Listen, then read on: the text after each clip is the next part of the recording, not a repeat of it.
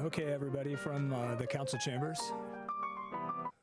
We are good to go when you guys are ready to start. We had a little technical problem here, but we're good to go.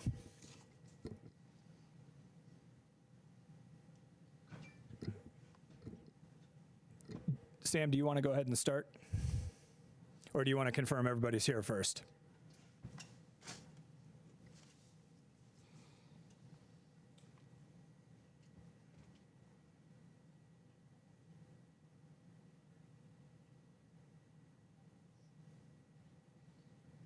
Hey, can you guys do me a favor and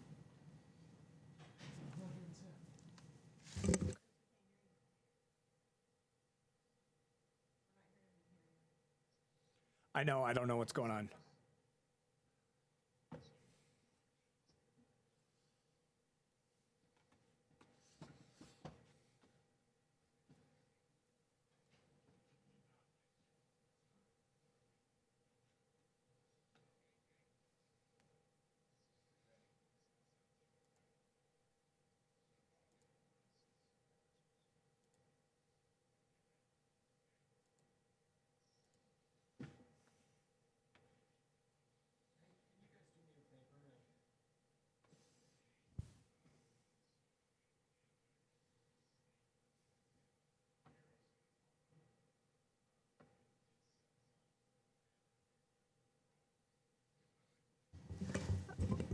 Do you want me to take official roll or just mark them all done? Okay. Councilmember Brockett? Friend? No, I am here. I don't know if you guys can hear me. I can't hear. Oh, okay, perfect. Yeah, I'm trying to work. I was just going to Okay. ask you guys to mute me. Thank you. Joseph? So, we're having kind of Nagel? a weird issue here in Chambers Swetlick? where Wallach? lost our team's audio. Sorry, so I'm scrambling. Weaver? Yates? But yeah, the bridge is active and everything, and all I need to do is Young? when to I see you, Mary. We have a quorum? then once Thank you.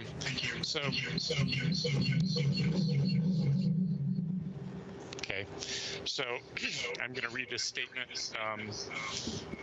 If people could silence and mute, that'd be great. So our city has been working closely with local, state, and federal officials to monitor and maintain community health and safety in response to the outbreak of COVID-19. So I'm getting a lot of feedback. Could we all check that we are muted? There we go. That's better. Today, we join the City of Denver and Mayor Hancock in addressing related and unsettling human rights concerns. Over 650 incidents of verbal harassment, verbal shunning, and physical assault against members of the Asian American community have been reported in the last month throughout our nation. We can assume that the actual number is much higher. Xenophobia all too often proliferates during times of great duress, and history shows that Boulder is not immune. Indeed, we are hearing from non-Asian, non-white members of our community who are also experiencing increasing acts of bigotry and discrimination. Stigma and discrimination against certain groups of people may be the anxious result of a need to blame others as we struggle to cope with our fears. Blame, however, breeds a dangerous contagion of more fear and anger. None of us are in complete control of our destiny, and this epidemic highlights the uncertainty of our life's course. This pandemic, this virus, with its indiscriminate power, reminds us that at our core,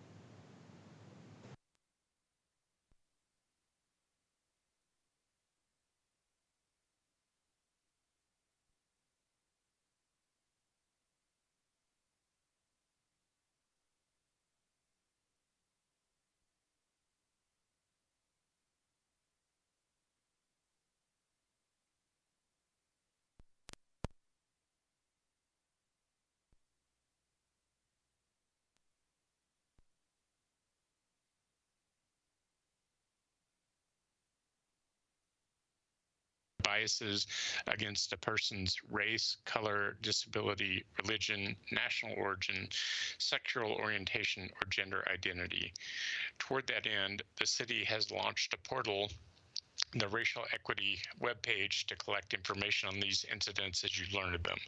Please report findings on this portal, https:/bouldercolorado.gov/racial equity, or contact the city's Office of Human Rights at 303-441-4197.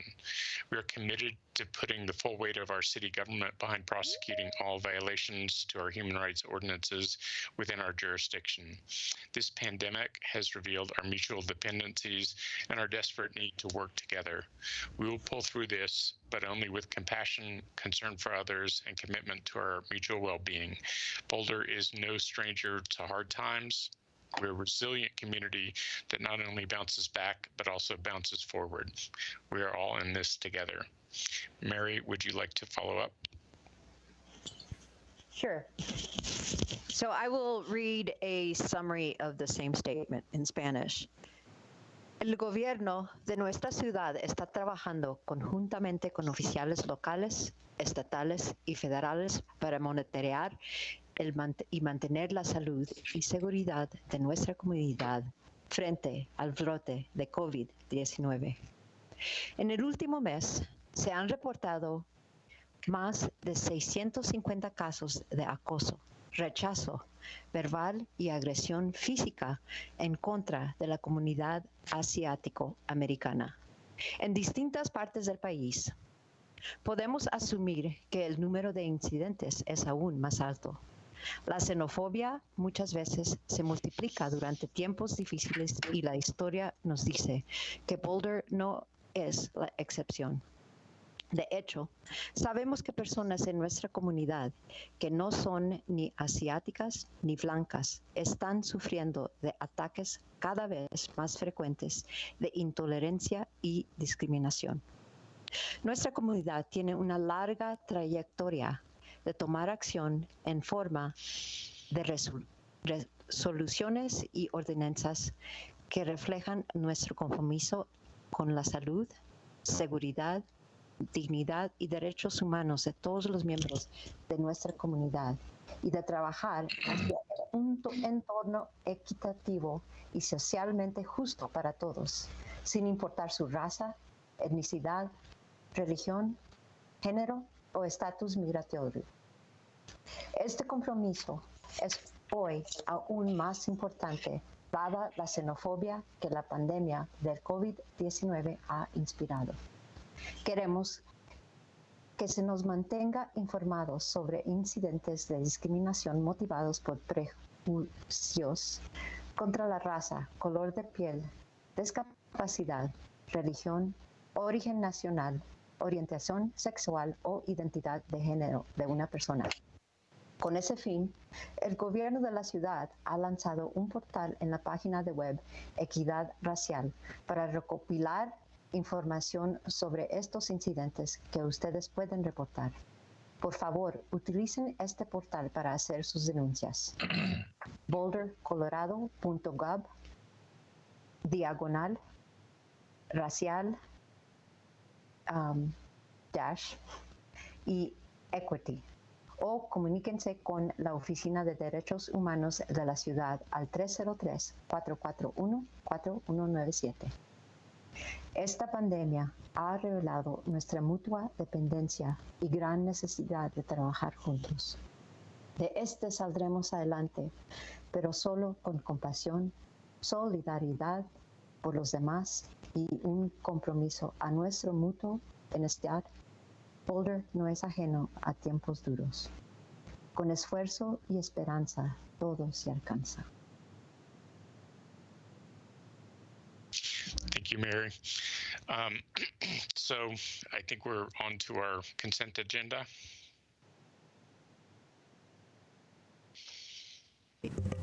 Can you hear me? Do we have a motion? So moved. Second. Any discussion?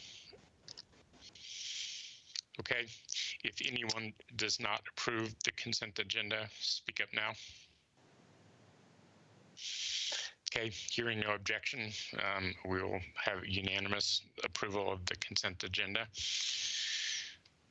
Sam, can I say one word? Yes. Just to call out that the consent agenda includes an extension of our oil and gas moratorium, which is a significant and important step. So to anyone who's listening at home, just wanted to mention that. Thank you. And do we need to do as amended with the updated end time? You know, I think so. Let me pull up my script. So, so we did roll call, and then, so yeah, we need to have a motion to add 8A and 8B. Can we have a motion? So moved. Is there a second? Second. Any objection? Talking about gas moratorium to do end time of 11:59. I'm sorry, say again, Tom. We need to amend the oil and gas moratorium. You got an errata sheet today, changing the end time from 12:59 p.m. to 11:59 p.m. There was a slight error in the original ordinance. I assume you passed it as amended. Yes. Thank you. And that's December 31st of this year.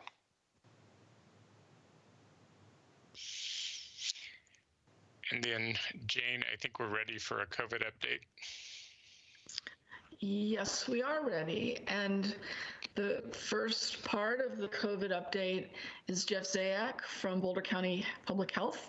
Jeff, are you on the line? I am on the line. Thank you so much. Take it away. All right, thank you. Thanks to council members, thanks Mayor. And what I'll try to focus on this week is changes from last week, so I'm not going through all of the same information over and over again. And the first place that I wanted to start tonight was just with our updated numbers. So this is as of today. We have a total of 170 confirmed cases, another 31 probable cases, so total combined of positives and probable 201. The average age continues to be right around 50 years old. It is 49 years old as of this reporting.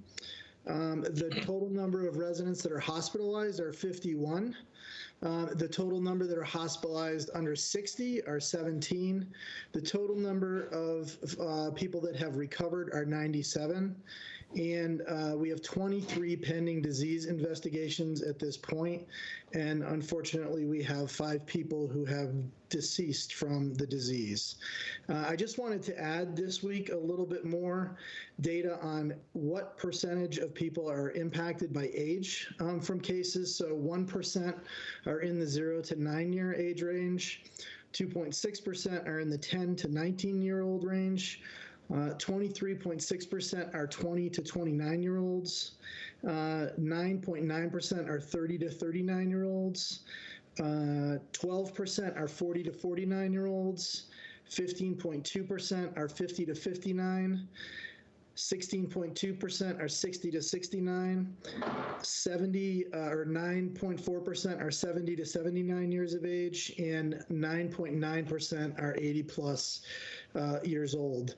So again, the disease does not discriminate. We know we have people who are at higher risk, but we do see impacts across the age range with this disease. The total, and I don't know if we can put those slides up. This would be a good time, and if not, I'll just talk right through them. Let me know if they are up. The first slide is up, I think. Okay, great. So it should be total COVID-19 case count. That's right. So you can see that Boulder has 83 cases. And I want to emphasize again here the importance, because we have limited testing throughout the county. I want people to understand that we shouldn't just take these case counts as exactly what's happening in our community. We know that we have community transmission.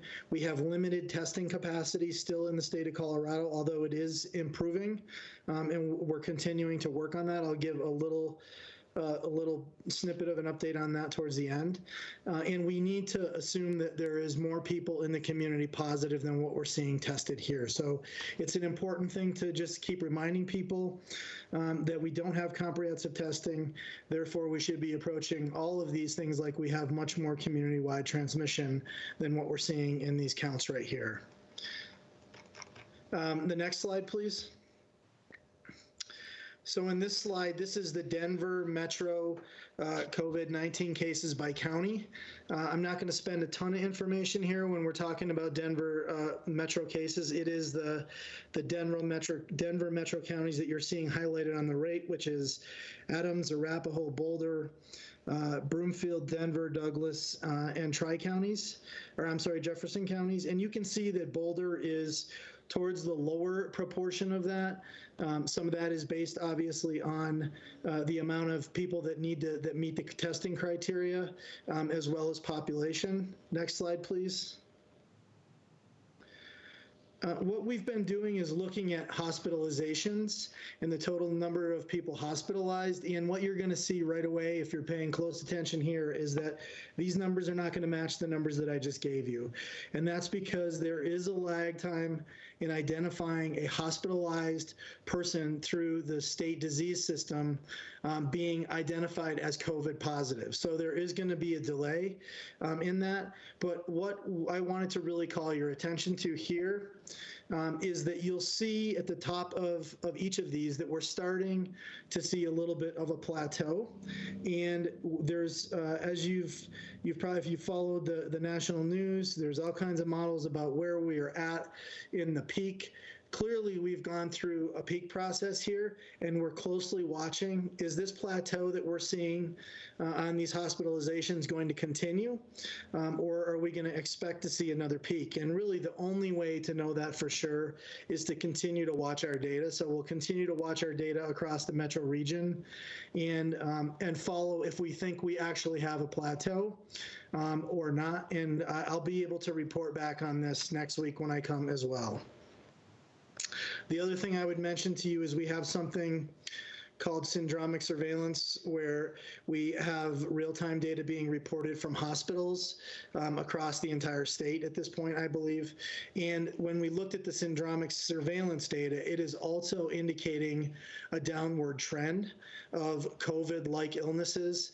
So there's two sources of data that we're seeing that is giving us a little bit of hope about potentially we've made a dent in with these orders in the amount of surge we're seeing in the hospitals. More to come on that as we move into the next weeks.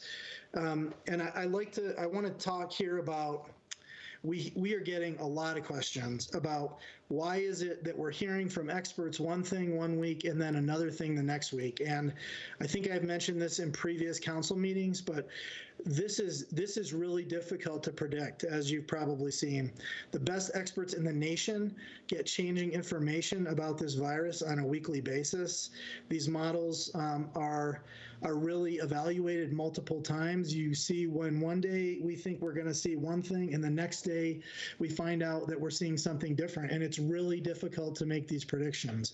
So the best thing we can do is continue to look at the actual data that we have and evaluate that actual data versus trying to do too much projecting when we know there's so much variation.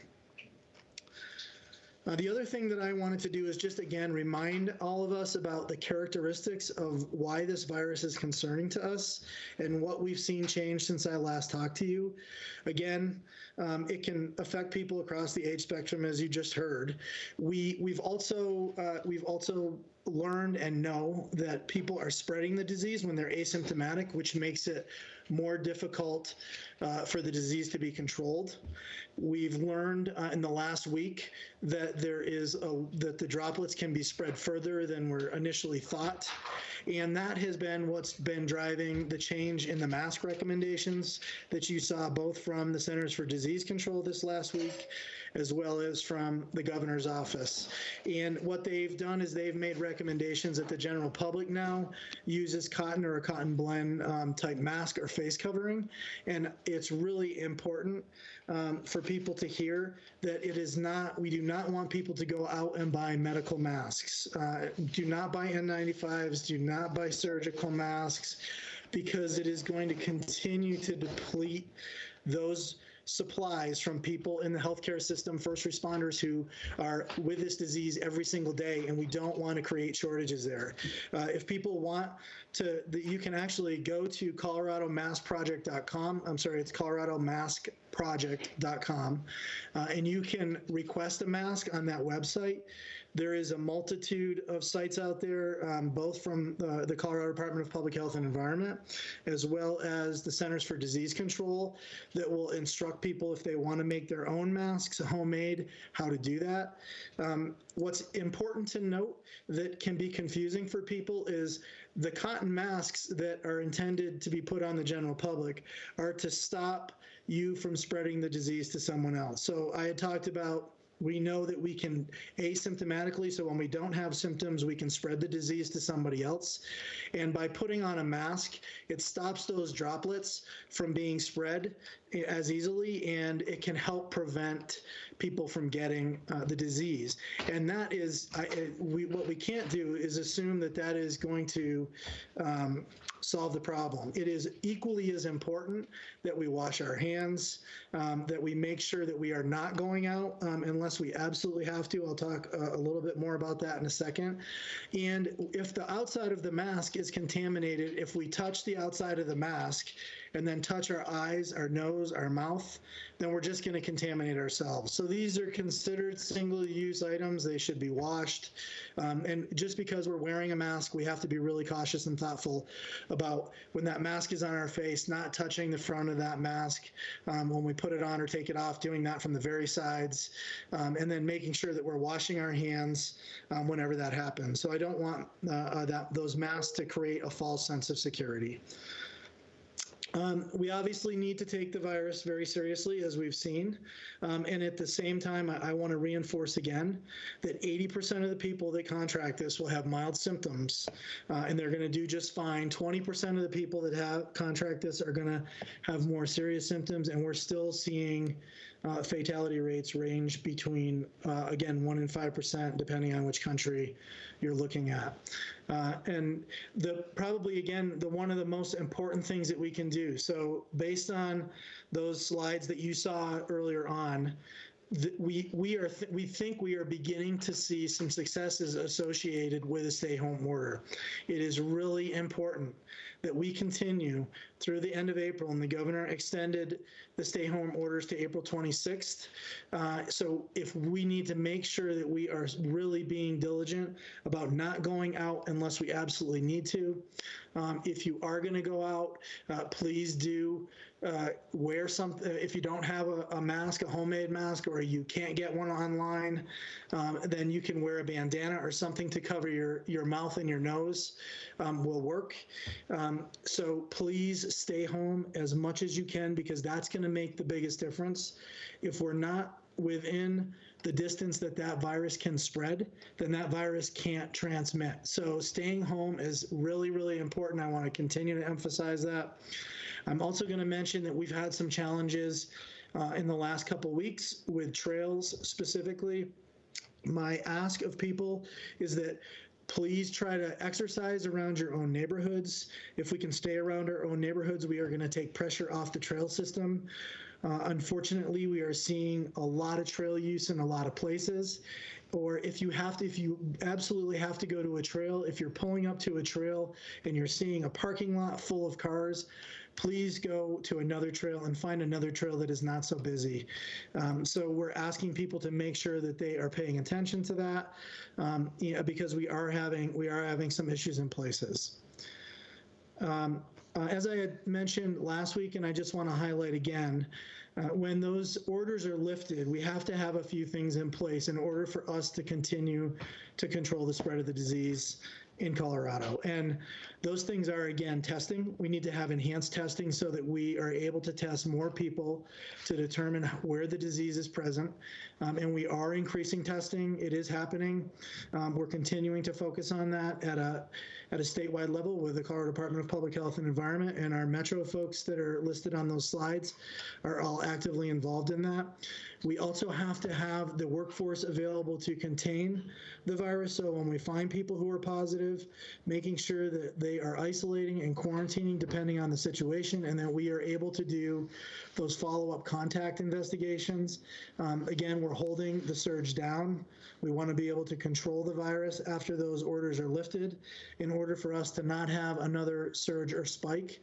And then the last thing is to have better surveillance and monitoring, which the state has taken a strong lead in and is moving forward at the statewide level. So again, my plea to everybody is to please stick with this, stick with the orders, stay at home if at all possible. If you have to go out, make sure you're wearing a mask. Be very conscious about that mask as you're putting it off and on. Make sure you're washing your hands. Keep your hands away from your face, and we'll continue to be able to move forward together here. I'll stop there. Jeff, thank you. I have a question from Rachel. Thanks, Sam. Thank you, Jeff, for all that information. My question is about your last point about when the order would be lifted. Right now, we're under stay-at-home order until April 26th. And so, you know, if we round to May 1st, and you've just given us a list of, I think, 4 things that need to be in place.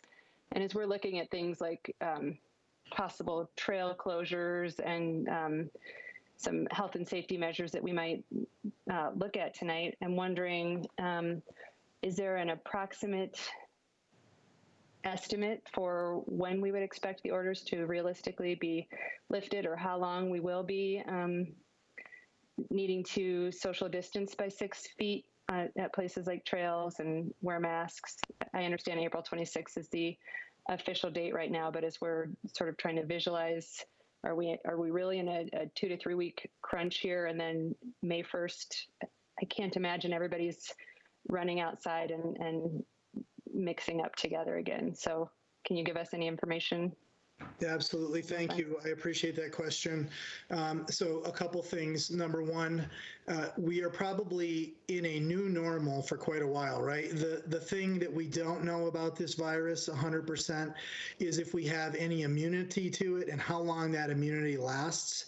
And that may take some time for us to actually understand. There is some research right now that's happening. So just because we've had the virus doesn't mean we have long-term immunity to that virus. And that is part of the challenges associated with this, is we just can't assume that because we've had it, that people can just go back to doing their normal things. We know that in the long term, what is going to help us the most is going to be a vaccine. And I can't predict probably any better than any of you can when we think we're going to have a vaccine in place. But once we have that vaccine in place, that will be helpful for us to really get back to what I would consider a new normal. And that doesn't even factor in all of the economic losses that we've had that are going to take years and years and years for us to climb out of. But from a public health standpoint, once we have a vaccine, we are probably getting closer to where we were before, or how we would operate with another virus or another disease that was in our community that does have a vaccine for it. In the interim, we are going to continue to need to social distance. So I don't see those messages changing, even with the things that we have in place that I mentioned with containment, surveillance, and testing. Those things are going to still have to continue, and we're going to have to be diligent about that. And in terms of the orders themselves being lifted, the governor's office is who we're following on this, that we are meeting with, as I think I mentioned, the researchers, at least in the previous meeting, that are influencing and working with the governor's office to determine when it will be safe to actually lift those orders. So we will be following the lead of the governor's office and participating in that. And we will be sure that we're messaging that as we learn new information. I appreciate that, and just want to clarify that I think I am hearing you say that it's not just we need to hunker down for 3 weeks and then social distancing is lifted, because I think we need to come up with plans that are sustainable if it's going to be a more long-term social distancing requirement. So just want to make sure I'm following that. And also want to say to everybody who's listening, the graph that's being displayed right now very clearly shows that we are flattening the curve, and I want to thank everyone for their part in that.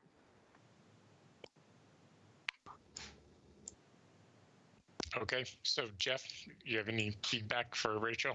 Yes, I just would add that I think your question was the purpose of flattening the curve for us right now is to make sure that we are limiting the surge on our healthcare system, that we are limiting the potential number of people, obviously, that could be impacted by this disease.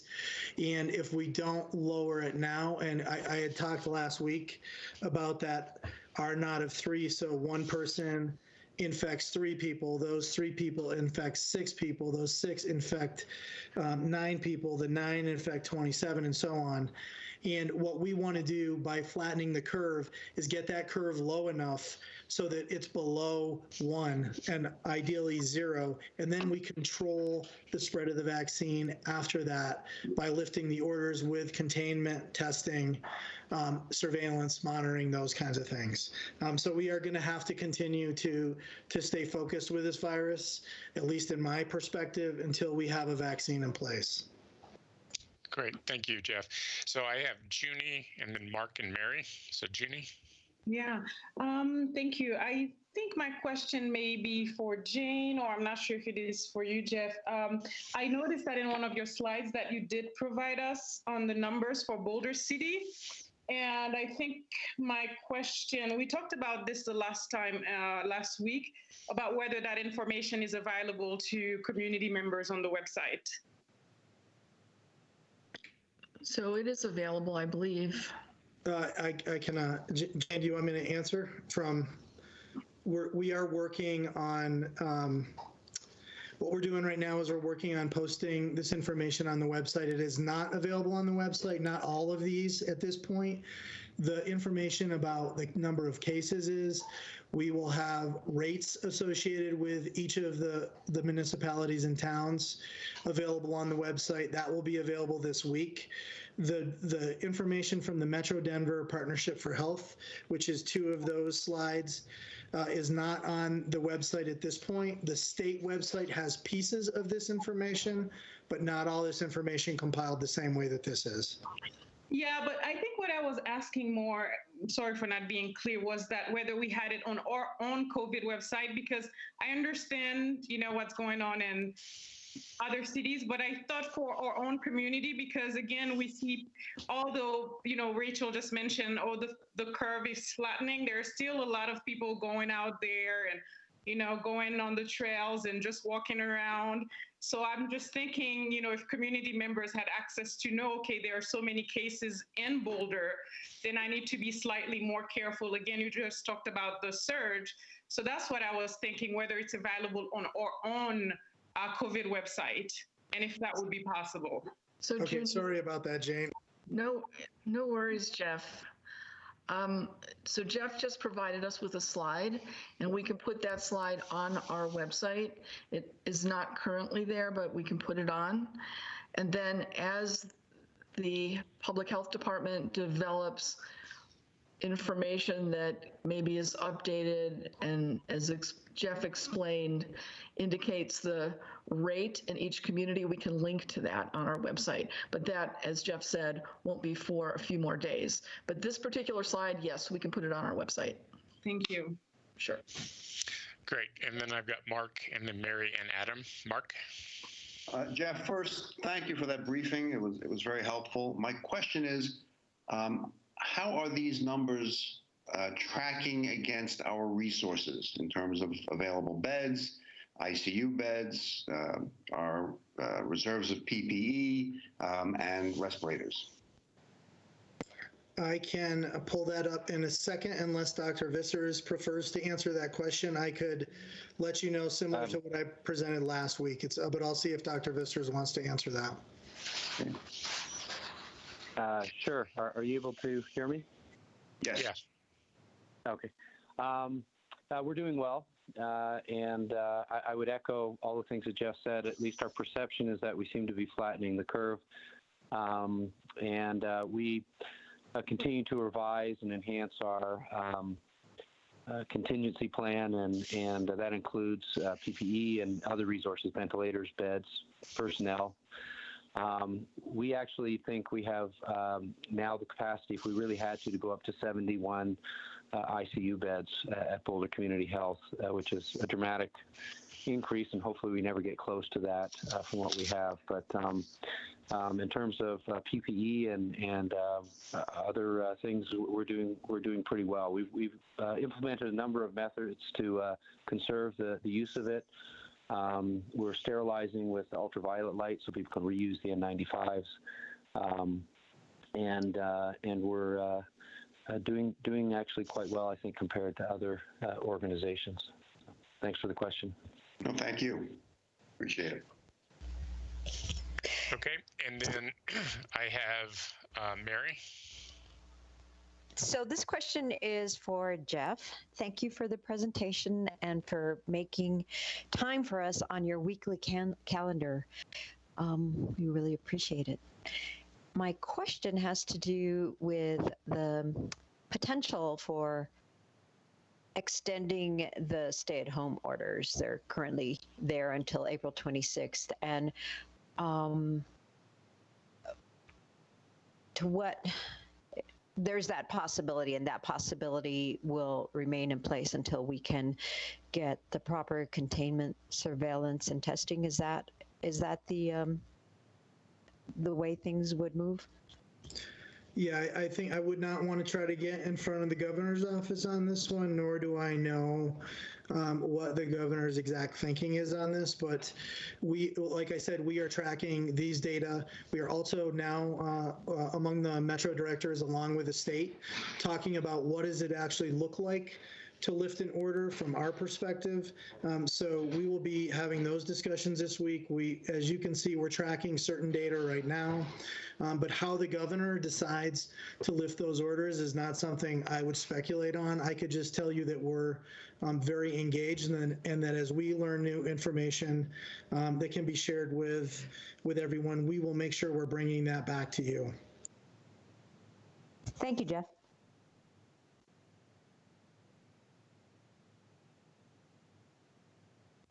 So I have Adam next, and then Bob. Thanks, Jeff. At the beginning of your presentation, you were presenting a breakdown of age ranges and who had tested positive in those ranges. Where or what was the data set? Was that all of Colorado, or was that just Boulder County? That was just Boulder County data. Okay, and just to remind me, was the highest range, the range with the most amount of people who had tested positive, the 20 to 29 age range? Let me look, hold on one second. Yes, that's correct. 23.6% of the total is in the 20 to 29-year-old age range. All right, thank you so much for that. I appreciate it. Thanks. Yep. And then Bob. I actually don't have a question. I just want to test my mic because it wasn't working on the other device. Can you hear me now? Oh, we can hear you. Great. No questions. All the great questions have been asked. And then do we want to move on to Rob? Sure. I think Jeff did an excellent job covering things, and I already highlighted that we feel pretty good about our contingency planning, our personal protective equipment. We continue to seek ventilators that are the ones that are ideally designed for critical care patients, but we have a number of alternatives that we're able to bring online should we need to do so. We have not had to do that so far. One other thing I would mention or emphasize is, and I say this really to reinforce the idea or the importance of the stay-at-home and the social responsibility that we've seen within Boulder. We are, I believe, seeing the impact. I am sure that the curve has been flattened or at least slowed significantly, and it has really given us that capacity. And what I'm hoping is that we end up seeing a lot less patients and losing a lot less lives because of it. So it's a thank you. I believe it is working, and also to emphasize the importance of continuing this, because we're not anywhere near out of the woods, and I think it's really too early to say definitively, but certainly it feels like we're making a difference and an impact. The other thing I did want to mention is sometimes we focus on this so much, and there's so much fear, is to understand that we're still having to take care of and are there to take care of people with other medical needs. And we are starting to be concerned about patients who are perhaps staying home or not seeking care that should be, and whether it be chronic diseases or acute flares or an acute illness. But the last thing we want is people with chest pain, stroke symptoms, other potential life threats, or even urgent, potentially emergent things to stay away from the hospital. We are managing the COVID patients very well. But we still have significant capacity, and we can manage the other patients safely, and we have a way to route the non-COVID patients or non-suspected patients in a way that they are not at all exposed. And I feel safer walking through my hospital than I do walking through a grocery store, at least before we implemented the universal masking. So I want to make sure that we don't lose in the message the importance of general health care and some of the other things that are important to the overall well-being and health of our community. I don't think I have much more because I think Jeff covered it well, but I'll certainly listen to some questions or take any questions. Thank you, Dr. Vissers. Any questions?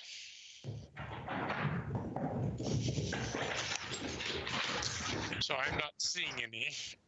Thank you both very much for your continued support of the city and your briefings. They are very helpful, and they keep us and our community updated. I wanted to turn it over to Chris Meschuk. He had wanted to switch something in the council chambers. Audio is going to cut out for about 2 seconds, and then we're going to have to redo the consent agenda vote because it's roll call. Okay, Sam, we should be back up and running. Okay. Lynette, do you want to do a roll call vote? Yes, please. This is the consent agenda, items B through G. Councilmember Young? Yes. Brockett? Aye. And do we want to say as amended? As amended. Councilmember Friend? Yes. Joseph? Aye. Nagel? Aye. Swetlick? Yes. Wallach? Aye. Reaver? Yes. Yates? Yes. It passes unanimously with the amendment to Ordinance 8392.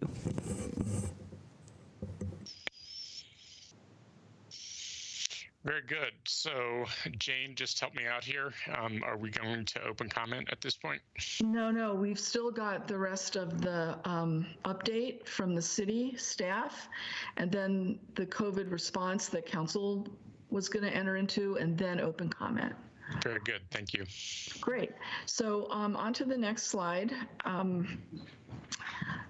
This is a quick reminder from me about our guiding principles. One, we want to preserve the healthcare system. We're in a state of emergency still, and we will be for quite a while. The stay-at-home orders are in effect, and preserving the healthcare system is our primary goal.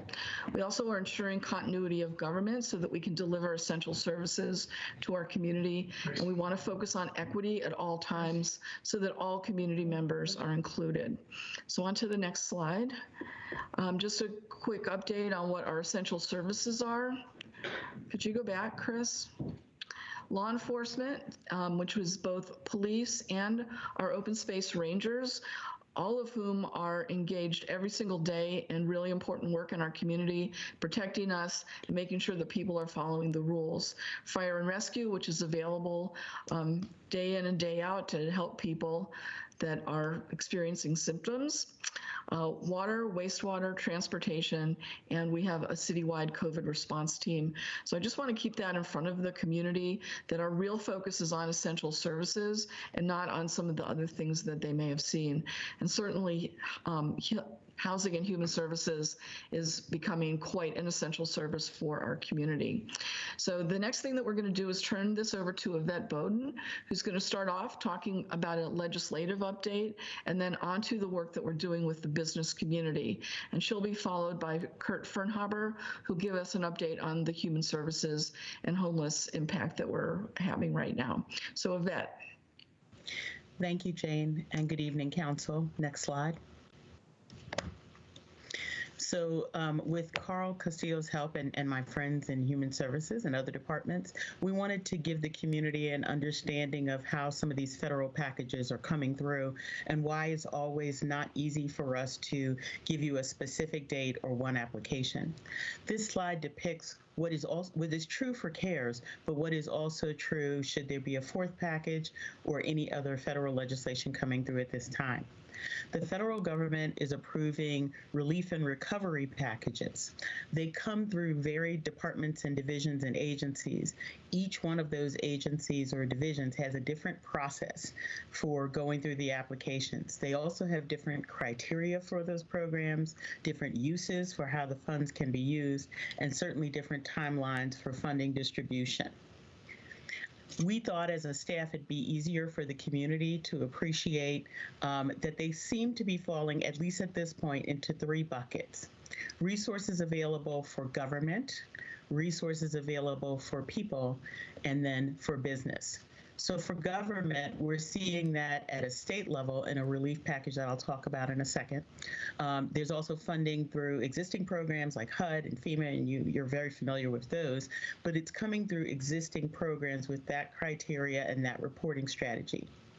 For people, which is where the emphasis has been in this immediate response stage, it has been everything from sick leave and free testing and job protection for healthcare workers to extended unemployment, the SNAP program funding increase, filing deadline extension for your IRS tax filings, student loan repayment, and then also the stimulus relief checks we heard about just recently. Finally, in the area of businesses, largely through the SBA and through banks, there are loans, grants, and you heard me last week talk a little bit about EIDL and EIDL Advance and those programs, as well as the Express Bridge loan. There are incentives to retain workers through the payroll protection program that we talked about last week, and that is prominently on the city's Business Resources webpage. Payroll tax adjustments, industry-specific relief, all still very much in the works. Next slide. So last week, Council had a couple of questions, and with Carl's help, we were able to kind of put together short answers. First, how much of the CARES Act funding is actually going to be coming to the city of Boulder? So the Coronavirus Relief Fund is, which a lot of people are referring to as CARES Act, affords $2.2 billion for Colorado for what is called, but not defined yet, necessary expenditures related to COVID. This does not cover previously budgeted expenditures of the city or the state government. Much of it has directly been allocated to the largest counties, largely based on population size, and that accounts for already about 50% of that $2.2 billion. That does include Denver and Denver County. It is unclear how much of that remainder is going to go to Boulder and how it will be allocated, and there are some conversations going on about that.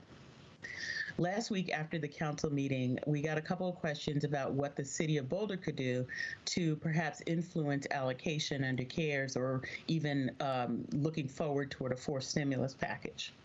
First, we're positioning around the need of mid-sized cities and dedicated funding that possibly could come direct, which will expedite the process, hopefully.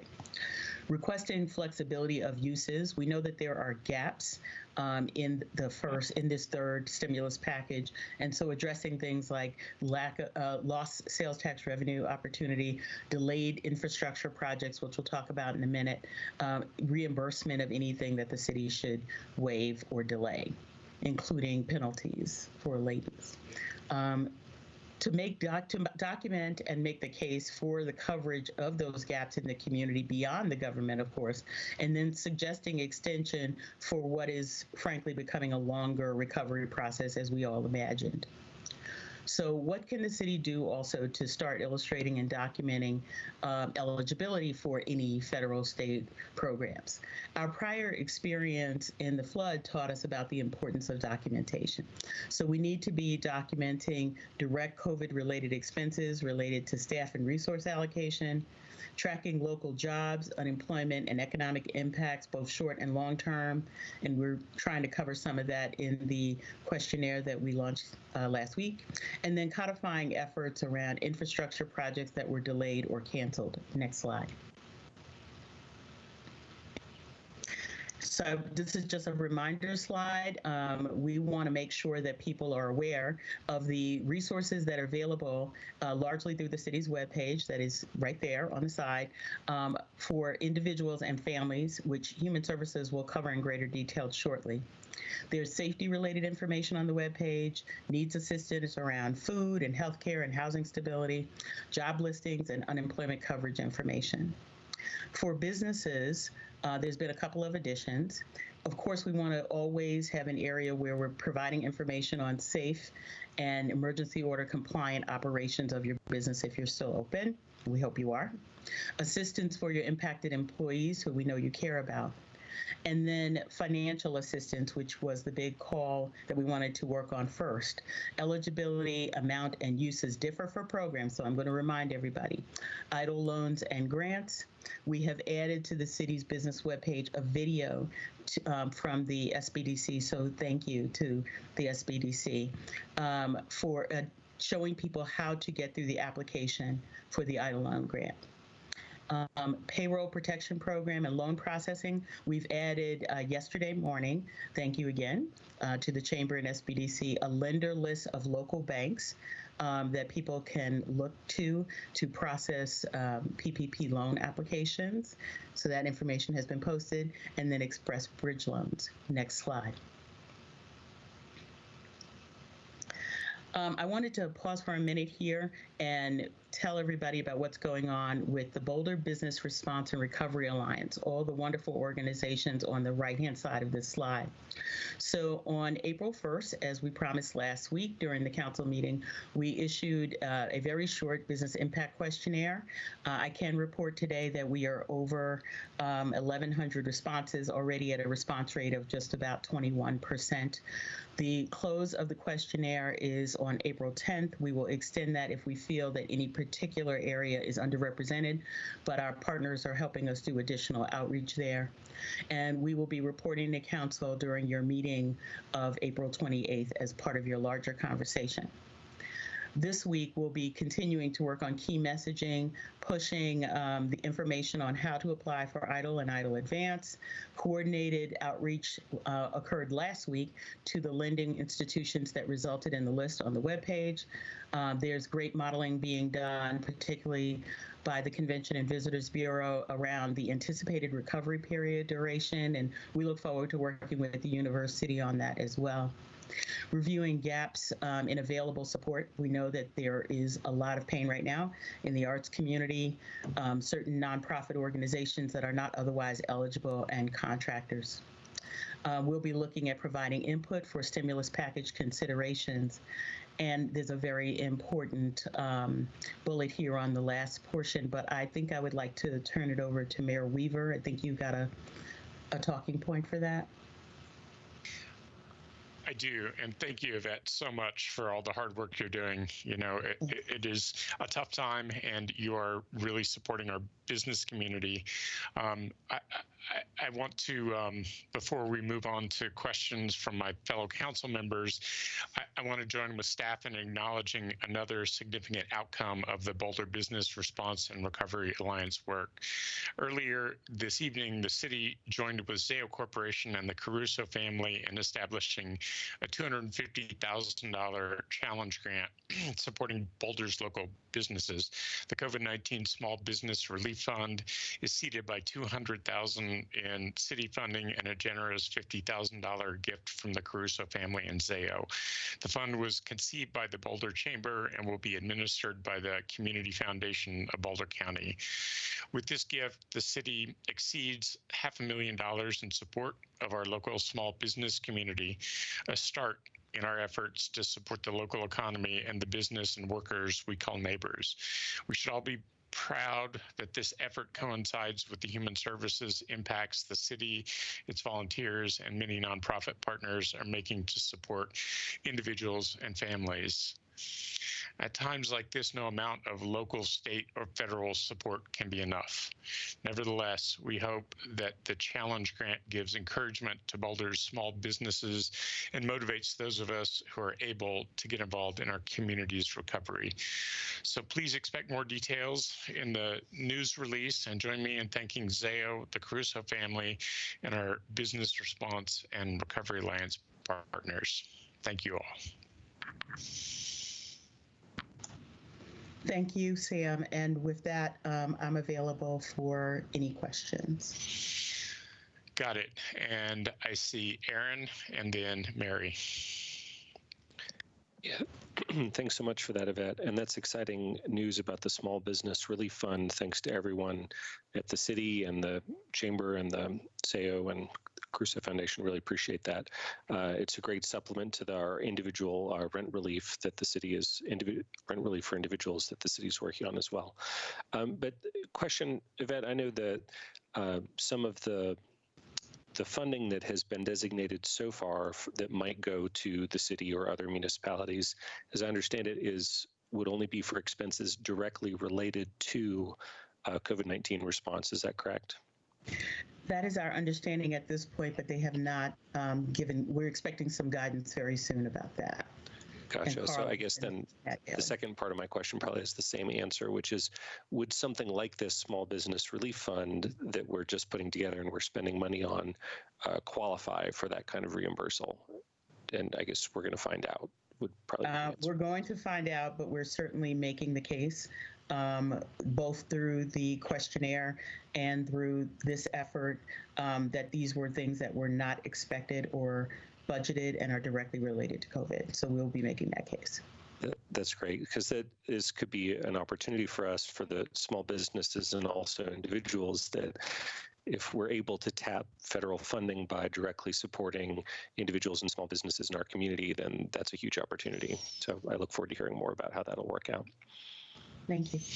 Thanks. Thank you, Aaron. Question from Bob. Thanks, Sam. Thanks, Yvette. Yvette, if so this $250,000 small business relief challenge grant is going to be administered by the Community Foundation, I understand. Is that correct? That is correct. So if members of the community want to match the $250,000 that's been provided by the city and Zayo and the Caruso family, how would they make matching contributions? So we're asking everybody to contact the Community Foundation or the Chamber with your interest in making a donation. The application period for this has not been opened yet. The city will be working with the Community Foundation and the Chamber over the next week to put out that application. Again, we recognize that right now there are businesses that are open. The intent of this small opportunity is to move a little bit more swiftly than we could in other areas. So people are out getting loans, we hope, and are out applying. Individual workers are out making use of the many resources my colleagues in Human Services will mention in just a moment. But right now, there are people trying to continue to serve the community, and they're open and they're having unusual expenses. And we wanted to be able to help them stay safe, stay open, and keep their employees. This won't cover personnel expenses, but it will do the non-recurring expenses that are specifically related to COVID. And the reason for that is we want to make sure that we're situating this grant to be able to link right back to any federal relief package. This is what's needed fast, it's what's needed most, and it's the beginning. So I thank you for that. Thanks, Yvette. Mary, question? Yes, thank you for that, Yvette, and thank you to the Chamber and the Caruso Foundation. Very generous. My question is about, is the criteria, or what criteria will be getting looked at for the disbursement of those funds? And will there be certain size businesses or types of businesses that are prioritized over others? What will that look like? So we know that the funds are limited and the gifts will be up to $2,500 each. The criteria will be put out by the Community Foundation and the Chamber. We hope by the end of this week, but we are certainly planning by next Monday. The reason for that is we want to be able to get the application ready and be able to move relatively swiftly with that. The sizes of businesses that are eligible are only between 2 and 50 employees. So we are looking for those small business, the smallest of businesses that are trying to operate, stay open, and be safe. And so that's where we're going to start. This is a beginning program, and we hope that this is responsive, especially as we continue to analyze the work coming out of the Business Impact Questionnaire. Thank you, Yvette. Thank you. Great. Thank you very much, Yvette. That was extremely helpful. Jane, do we want to move on to Human Services? Yeah, absolutely. It's time for Kurt Fernhaber to talk about what Human Services has been up to. Kurt? Good evening, Council. Kurt Fernhaber, Director of Housing and Human Services. So before I start, I wanted to highlight some of the staff at Housing and Human Services. As you know, I like to tell stories. I'm not going to tell one tonight.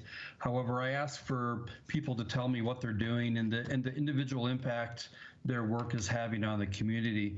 And it's pretty phenomenal, the individual work that city staff are having on direct individuals in our community, whether it's dropping off a prepaid card at a senior's house so they can, order some sort of food or special thing from the store because they can't go out, or helping someone, from getting evicted or getting their rent, or just different crises in the individual efforts. So I just want to, before I start, I just want to highlight the city staff, and you'll see that in the presentation coming through in different ways. So the next slide, equitable access to the internet. So that's a concern that we've heard from the community. We've been working closely with the Boulder Valley School District, who's actively working with households with students for low-cost internet options. And they are deploying hotspots in households that cannot access the internet, either due to lack of income or lack of affordable options where they live. So city staff are taking a similar approach and collaborating with the school district and supporting them. Our department is working with the library and our innovation and technology departments. So some of this is through areas that are covered in our city by Comcast. They have an Internet Essentials program with 2 free months of internet.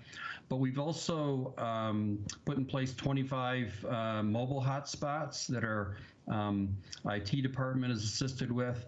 And then the Library Foundation, through their emergency grant, has 100 hotspots that are available as well. Next slide. So Housing and Human Services, Family Services. So our family outreach coordinators within HHS are providing bilingual support to families at Columbine, Creekside, Crestview, University Hill, and Whittier. And they've contacted over 147 households in the last couple of weeks and referred these families to services and rent, food, helping them with job loss, transportation, access technology, and health. Their highest needs, however, have been, and most consistent needs have been rent, food, and technology.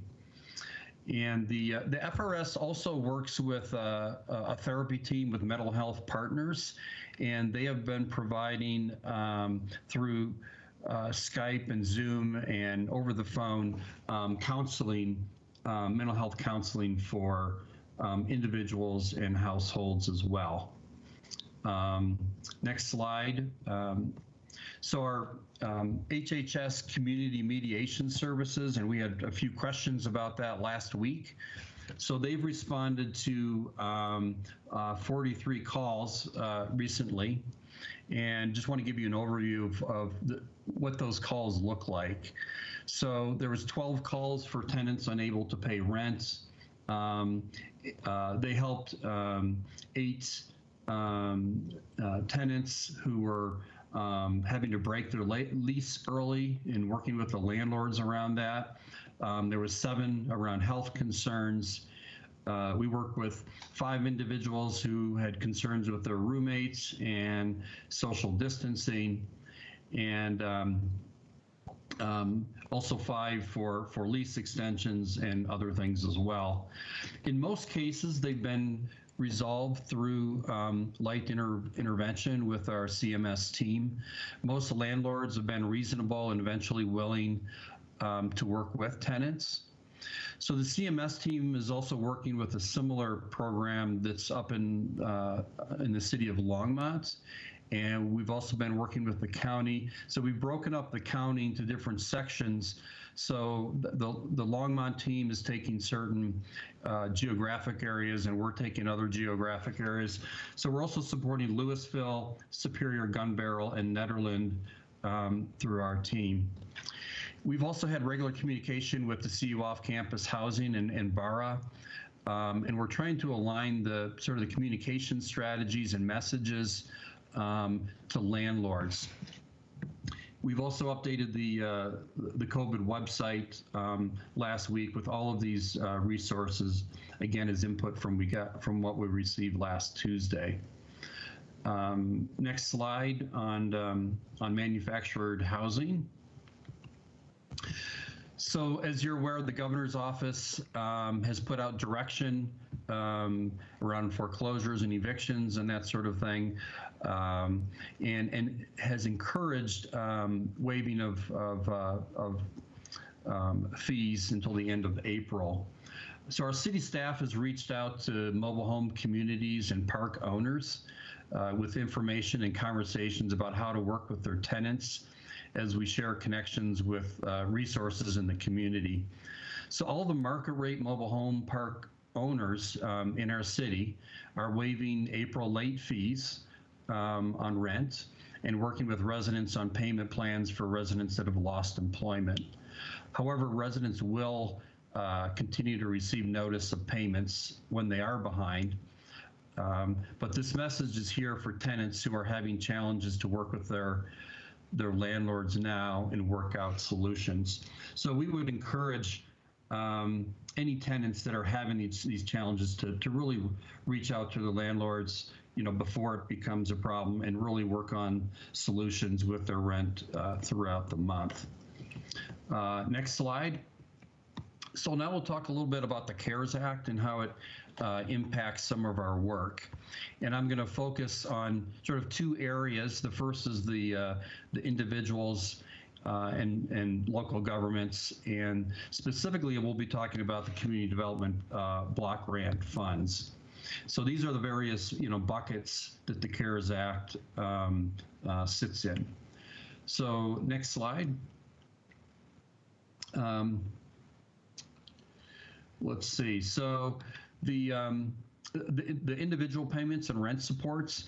So as the city and our government and service agency partners extend resources to meet the needs of the communities, it's critical for our community members to tap resources available to them as individuals. And that's really where one of the biggest pots of money sits.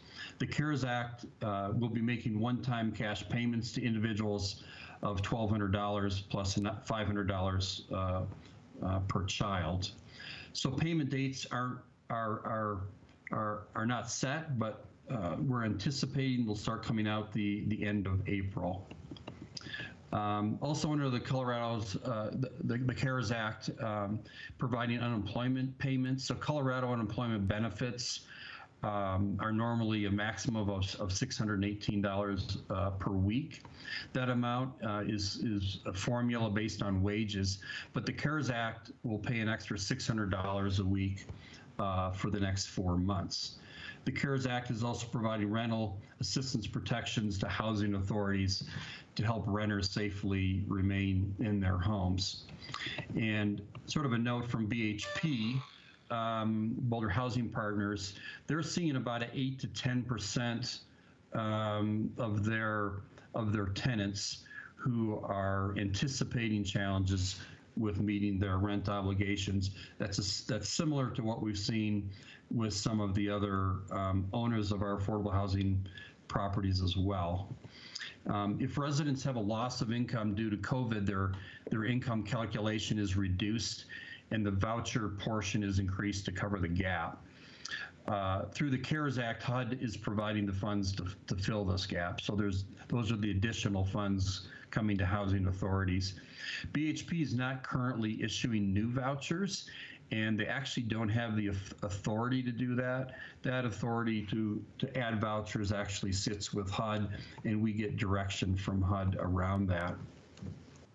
The City of Boulder, as you're aware, has a voucher program for permanent supportive housing for individuals that have previously been experiencing homelessness. And we're continuing to work with our local voucher programs to assist homeless individuals into housing.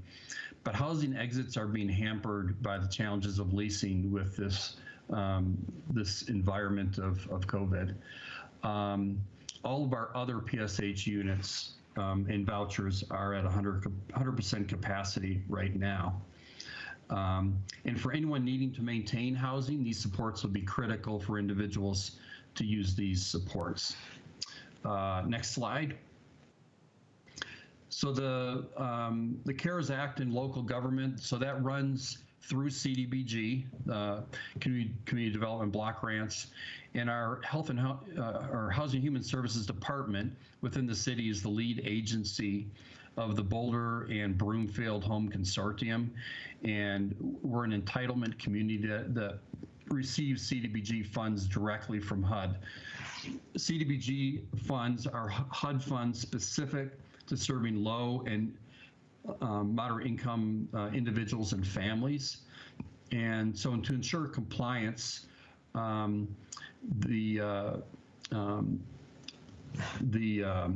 excuse me, so the benefits to the CDBG are through benefits to low-income persons, alignment with our 5-year consolidated plan, which I'll talk about just now, and utilizing existing programs or organizations. So the CDBG funds aren't necessarily easy funds to work with. The same rules apply that normally apply. So we'll really be looking at working with our local partners who have used those funds previously to implement some of that. So annually, I'm sorry, next slide. So annually, the city receives between $700,000 and $900,000 of these funds through federal appropriations. And we've got about 90,000 that was a carryover from last year. You'll see on the table. We have a press release going out either this evening or tomorrow morning indicating that we've been allocated $485,000 to the City of Boulder through the CARES Act, which will be available by the end of April. So in June, we'll receive our 2020 allocation, of which it's about 500,000, which can be allocated to support COVID activities. We also receive other CDBG funds of about 300,000, but those are for activities that are already designated in our city budget. So by June, the city will have received just over $1 million of CDBG funds to use for this. Next slide. So the consolidated plan, every 5 years, we do a consolidated plan for HUD. We're currently in the process of completing our consolidated plan for the next 5 years. But any CDBG funds must fall within our current plan. So to ease the access and expenditure of these dollars, the funds need to meet the goals of our existing plan. So the goals of the existing plan are to preserve affordable housing, reduce homelessness, increase economic empowerment of individuals, and then we have a rehab program as well as infrastructure improvements that support low-income residents. So in this time of COVID, we'll be prioritizing 3 areas, which are rental housing, homelessness activities, and economic developments. So that is the end of my presentation, and I'm happy to take any questions. So, Kurt, thank you so much for all you're doing. You know, it is an impressive response from your team. And so, you know, I can't say enough about how much you're helping people in this time of need. If you could go back 2 slides. Yeah, so I just wanted to understand, you know, there's 2 numbers there, 485,000 and 485,000. So what are those 2 and how do we get those? And do those involve the county or just the city?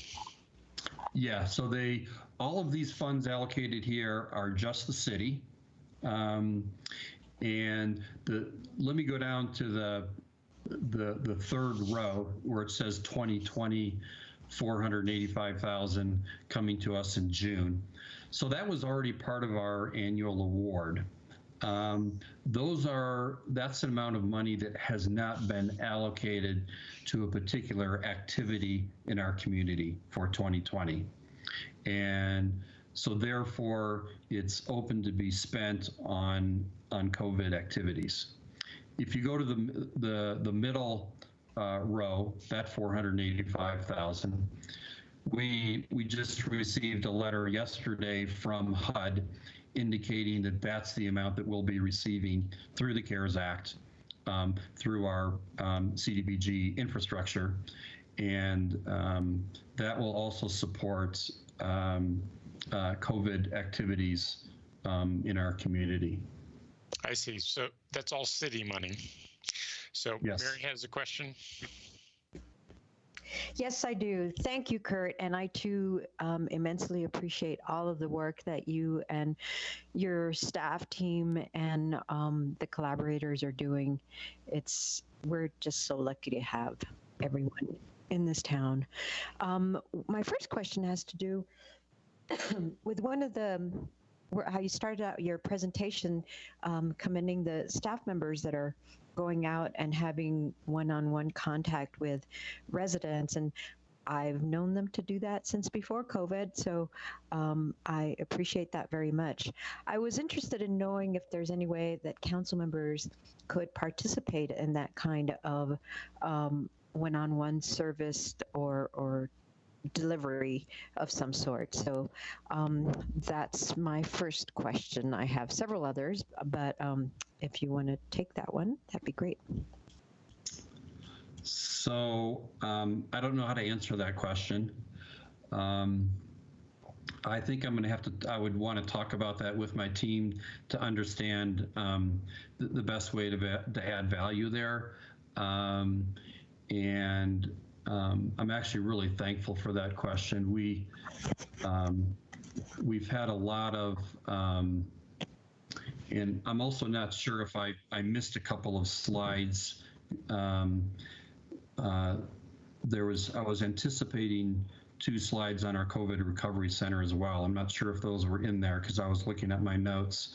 But that's another area to sort of volunteer. So there's areas to volunteer within the local organizations, and I would encourage people who are wanting to volunteer to work with sort of the existing infrastructure that we have, and that's the best way to do that. So thank you for. If I could just interrupt for a second, Sam, I noticed that there was 2 slides that I actually missed. Chris must have jumped ahead with me. If you would allow me to cover those as well. Please. Thank you. So there's 2 slides, and I apologize for that. So the COVID Recovery Center, as you all recall, is a place for homeless individuals to go who are receiving or are having COVID symptoms. So the slide says we currently have 16 residents. We had 17 today. It's having a significant impact on getting individuals out of the homeless system. Some big impacts since we spoke a week ago. One of the biggest impacts for me as an individual anyways is that we hired a CRC manager and assistant manager. Those were existing staff that were appointed to those positions, one from the county and the manager from the city. That's helped immensely in increasing our capacity through that organizational structure to support those residents. We've also partnered with Clinica, who's now providing support for providing prescriptions. Several of the individuals that come to the CRC have chronic conditions or mental health conditions, and they're helping with ensuring that those prescriptions are maintained for individuals that are staying there. The other thing that happened today for the first time is that we were able to transport 4 individuals from the CRC to Clinica to be tested for COVID. 2 individuals at the CRC have been tested. These are 4 additional individuals to be tested. This is a new development for us, and it's going to help us provide a better service and help us understand the impact that we're having and provide better care. Mental Health Partners has also become more involved in the CRC in providing mental health services, and they're figuring out how to provide these services in a better way in this COVID environment. And then you'll also remember there has been some community members that have reached out recently with a concern about drinking water. So we've ordered drinking water that will be given by bottles at both of our shelters every morning to individuals who leave the shelters. I believe that order either came in this afternoon or is going out tomorrow morning. Next slide. So again, this is sort of the impact. One of the ways that we're doing this COVID Recovery Center in such a cost-effective way is the volunteers and staff which are giving of their time to run this 24-hour service. You can see since it started, there's been 231 shifts and over 1,500 hours of volunteer time. Total of 53 community members have volunteered at the CRC, and that's been quite remarkable.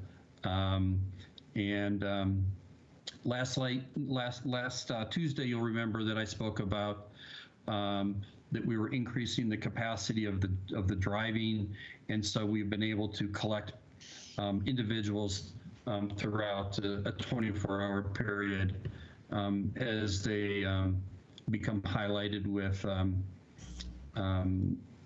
symptoms. So I apologize for skipping over those 2 slides at the beginning.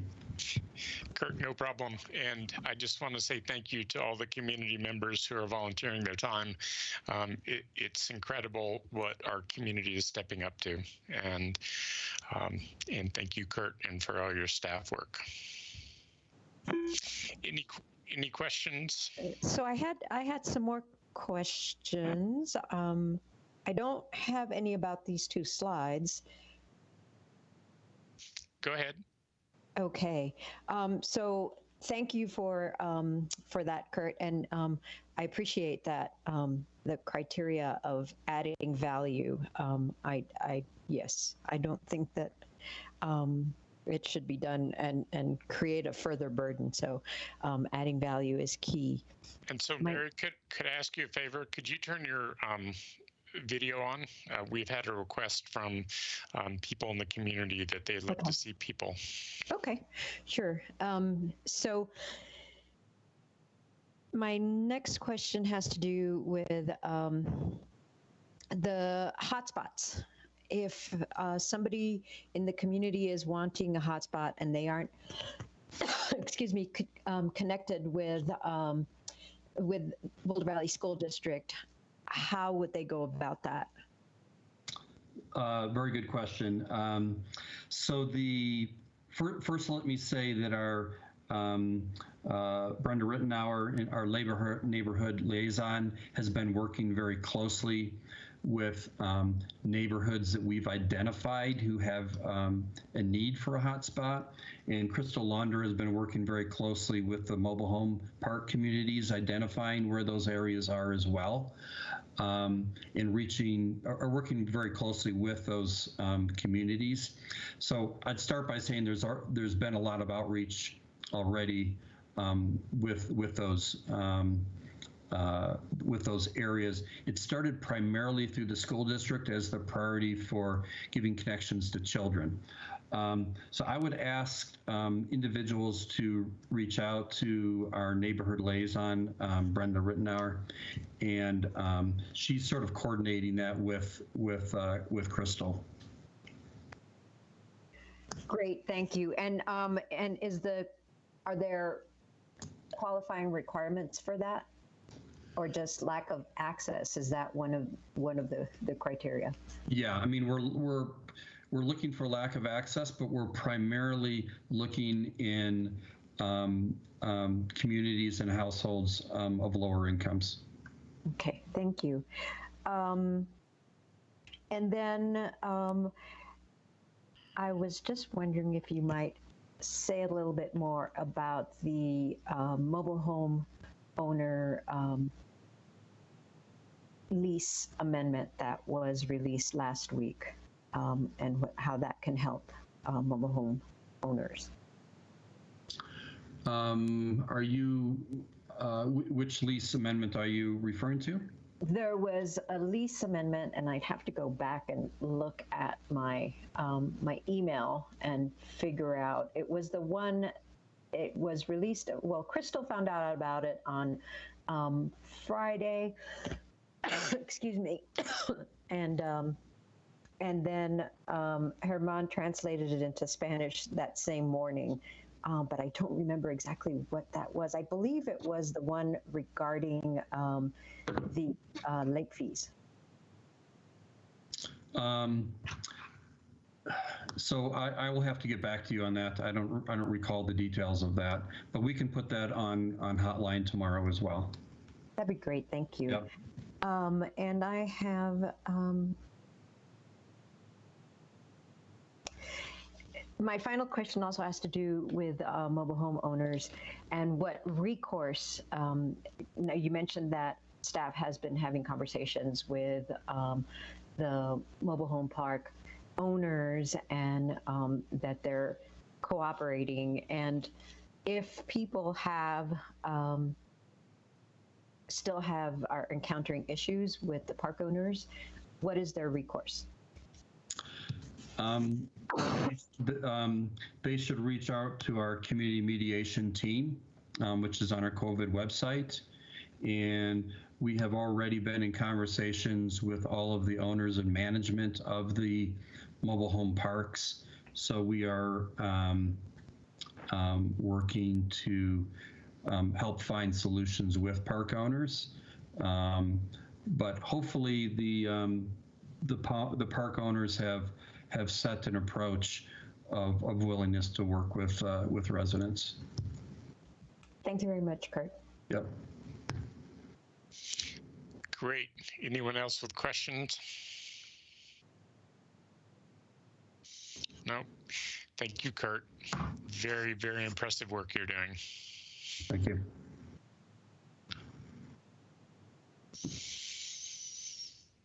Okay, Jane? Yeah, so the next thing on the agenda is what we were calling COVID-19 response. And that was an opportunity for council members to ask other staff members about questions and concerns that they might have about other matters that are happening related to the pandemic. So we're ready for your questions. Very good. So I have a few items that are on my list. One is trails and trail closures, and should we think about that? Another is how we can encourage people to do social distancing. Another one is ego car share. And another one would be the downtown bathroom and how should we deal with that?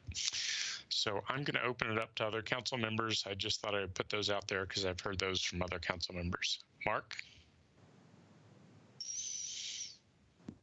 Sorry, I was muted. A couple of things.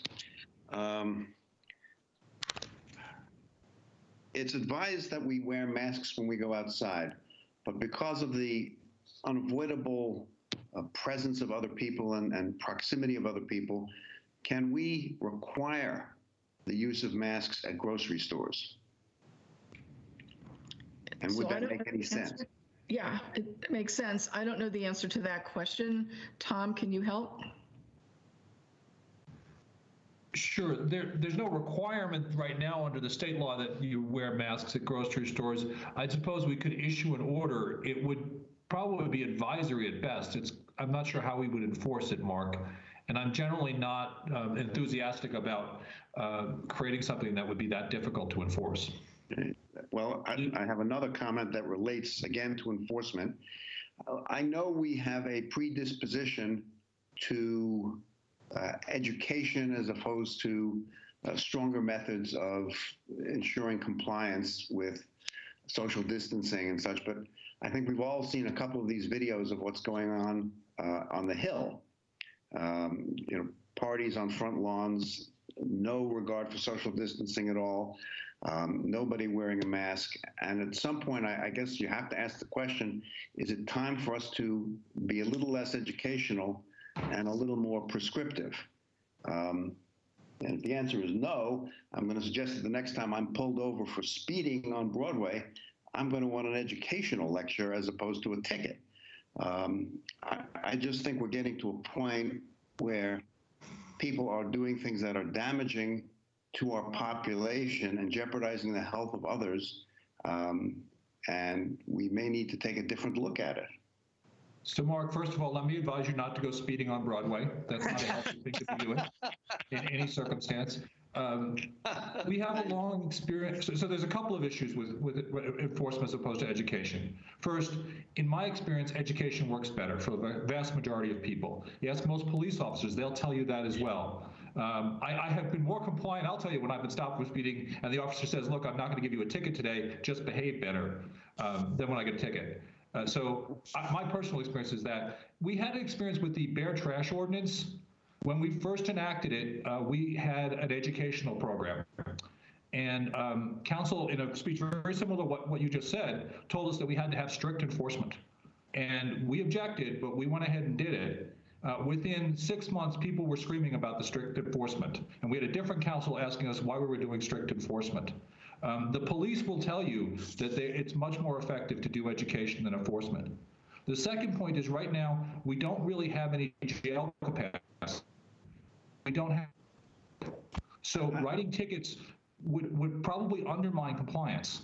If we give somebody a ticket that we can't enforce, we're not really sending any message at all.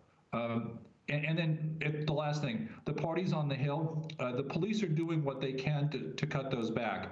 Under the state order, the gatherings under the language of the state public health order. So I'd be concerned about any strict enforcement. I think the police do a remarkable job of convincing people to change their behavior.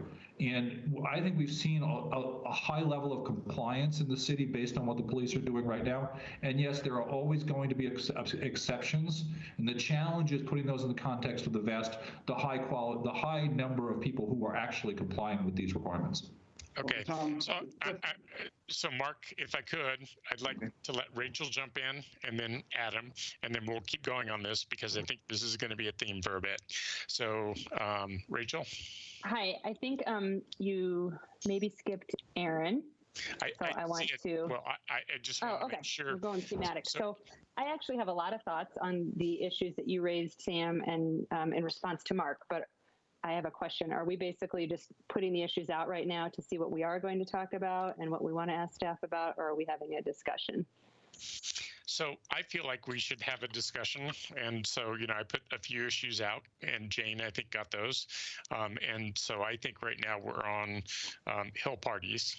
And so I think we should just go to town on hill parties. I'll go with hill parties then. I would like to see us do something if there are more tools that we have, and I don't know if that could be adding back an order of our own that does perhaps limit outside gatherings, or just are there any other things we can do? Because we are hearing a lot from people on the Hill that there are frequent violators that are not being deterred. The police come, they talk to them, they all smile, and then the police go away, and then the party resumes right away. So for those sort of frequent flyer violators, are there things that we could do to be more educational or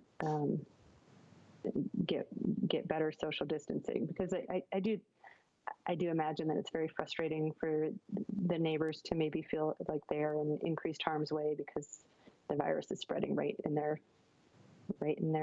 on their block.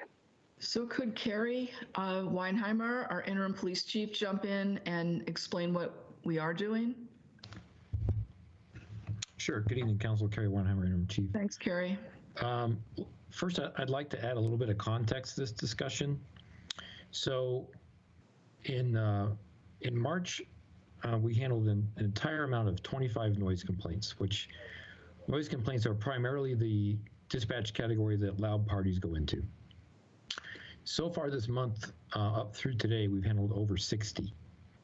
And they're not all on the Hill, they're throughout the city. So what I'm seeing is that with everyone home, people are becoming a bit stir crazy and noise complaints are going up, and parties in general are happening throughout the city, not just on the Hill. So it's not just about the Hill. Second, I've been in conversation today with Doreen Jokers, the chief at CU, and I believe Jane has been in conversation with Francis at CU. We're trying to put together a virtual meeting with some of the University Hill Neighborhood Association members, our command staff that deal with students in the Hill, and CU's command staff that deals with their students. And number one, hear their concerns directly, and number two, tell them what we can do and what we can't do. Part of what we're discussing, and this is preliminary, so I want to stress that, is looking at the possibility of reporting student violators through the University Student Conduct Office, like we do with other violations. So we're waiting to see if that's workable for CU, but that's one idea we're looking at, is that if we have students on the Hill that are not complying, that we, instead of citing them criminally, because as Tom had mentioned, I've spoken with him, I've also spoken in depth with Ken Kuffner at the DA's office. We're not sure how enforceable it is to cite someone for gathering their own front lawn. So we're looking at an alternative of possibly routing some of those through the Office of Student Conduct, which would have some different sanctions. So that's kind of the quick update on parties on the Hill. Great, thank you. Next to Adam, and then Junie. Thanks. So I appreciate that, Carrie. Thank you for the update. And I think that might be a strategy that might actually work, is if you actually get the code of conduct involved. I just wanted to point out that in the presentation on who's actually being affected most, the demographic of 20 to 29 was actually the highest by many percentage points. So it's not just anecdotal. Like, the evidence is bearing this out, that that group of people in particular is clearly not social distancing the way that they should be, and that we need to take more action in that regard. So I just wanted to point out that. Also, I wanted to add one thing I forgot. I've seen a draft of a letter I believe CU is going to send out to their list of landlords who have student housing off campus. It's about a 3-page letter, and it details all the things that we're concerned about social distancing, that house parties are not acceptable during this time, all those things. So I believe that CU is going to be sending that communication out shortly as well. Got it. Thank you, Gary. So Junie, Aaron, Bob, it looks like you have decided to skip. Is that correct? If anyone wants to speak up now. Okay, so I think there is a serious concern about gatherings more than 10 people, right? And I think the governor has given us clear directives about how unhealthful that is. And so anything that the police can do to let people know that, to educate them, and to disperse any gatherings, I think would be very helpful. Jane, do you want to weigh in here? I don't have anything more to add. I did talk with Francis Draper today, and I think CU is making a concerted effort to work with us, with our police department, with the landlords to make a difference on the Hill. So we will continue to work with them. Got it. And I heard what Carrie said about it's happening all over the city. And yes. So, I think we need to be letting people know that it's unhealthy for them to be gathering in large groups. So. Yeah, thank you. Anyone else want to weigh in on this? Okay. My next thing, and Jane, you tell me. Do you want to talk about trails? I do, yes. You might. So we have with us Dan Burke, who's been working with the regional directors of open space in Boulder County, Jefferson County, just across the Front Range, and he has a report on open space trails. Dan? Yeah, thank you, Jane. Thank you, Council. Everyone hear me? Yes. Excellent. Dan Burke, Director, Open Space and Mountain Parks. I do have a couple of slides. I would like to provide you with a quick update from Chris. At slide number 29 would be our first one. What I would like to do is just quickly focus on giving you a sense of what we're seeing in terms of visitation and compliance out on our system since we last talked. Quickly recap a couple of actions that we've taken since the last week to put in place to address compliance-related issues. To give you a little bit of status, as Jane said, about the other open space agencies in the region and what they are experiencing and how they're thinking about addressing it further, and additional steps that the department is considering to put in place if we don't see compliance and visitation trends improve from where we are at right now. So in terms of visitation summary, I can tell you that OSMP is still experiencing days in our system, like this past Sunday, for example, that resemble peak summertime numbers. It is somewhat weather dependent. We see a beautiful weekend day and our numbers spike. But I can also say that in the past week that we've also seen days that are either back to normal or even below normal in terms of our daily visitation for this time of year. And what is different than in typical years is visitation remains very robust during the weekdays, not just on weekends, which is would be typical of what we would see at this time of year, in which we would have very high numbers on the weekends and less on the weekdays. We're seeing very robust numbers throughout the week. It is also worth noting that we're experiencing these higher numbers during trail conditions that are often wet and muddy, which raises some other more ecologically based concerns for us. The reports from rangers and other field staff indicate that visitors seem to be more conscious and aware of the need for practice physical distancing than they were, let's say, a week or two ago. However, there remains a significant proportion of visitors who are still not putting this awareness into action. It should be noted, however, that there are certain trails and trailheads in our system where visitation numbers are not high and where distancing and other measures are more easily adhered to. But bottom line is, and overall, and Jeff Zach iterated this earlier, is more work needs to be done to increase compliance with distancing, and this continues to be a high concern for the department. So what are some steps that we're taking to address this? I mentioned last week that we've closed all nature centers, picnic shelters, picnic areas, and the like. We've actually closed several areas on Flagstaff. We're servicing and maintaining our trailhead areas on a daily basis now, as opposed to just a couple of times a week, which we normally would be doing. We are leaving gates open on our open space system where there's no active agricultural activities that are occurring, and in order to help visitors prevent from touching gates that others may have had to touch in order to open and close. We have continued to develop a lot of targeted public messaging and communication.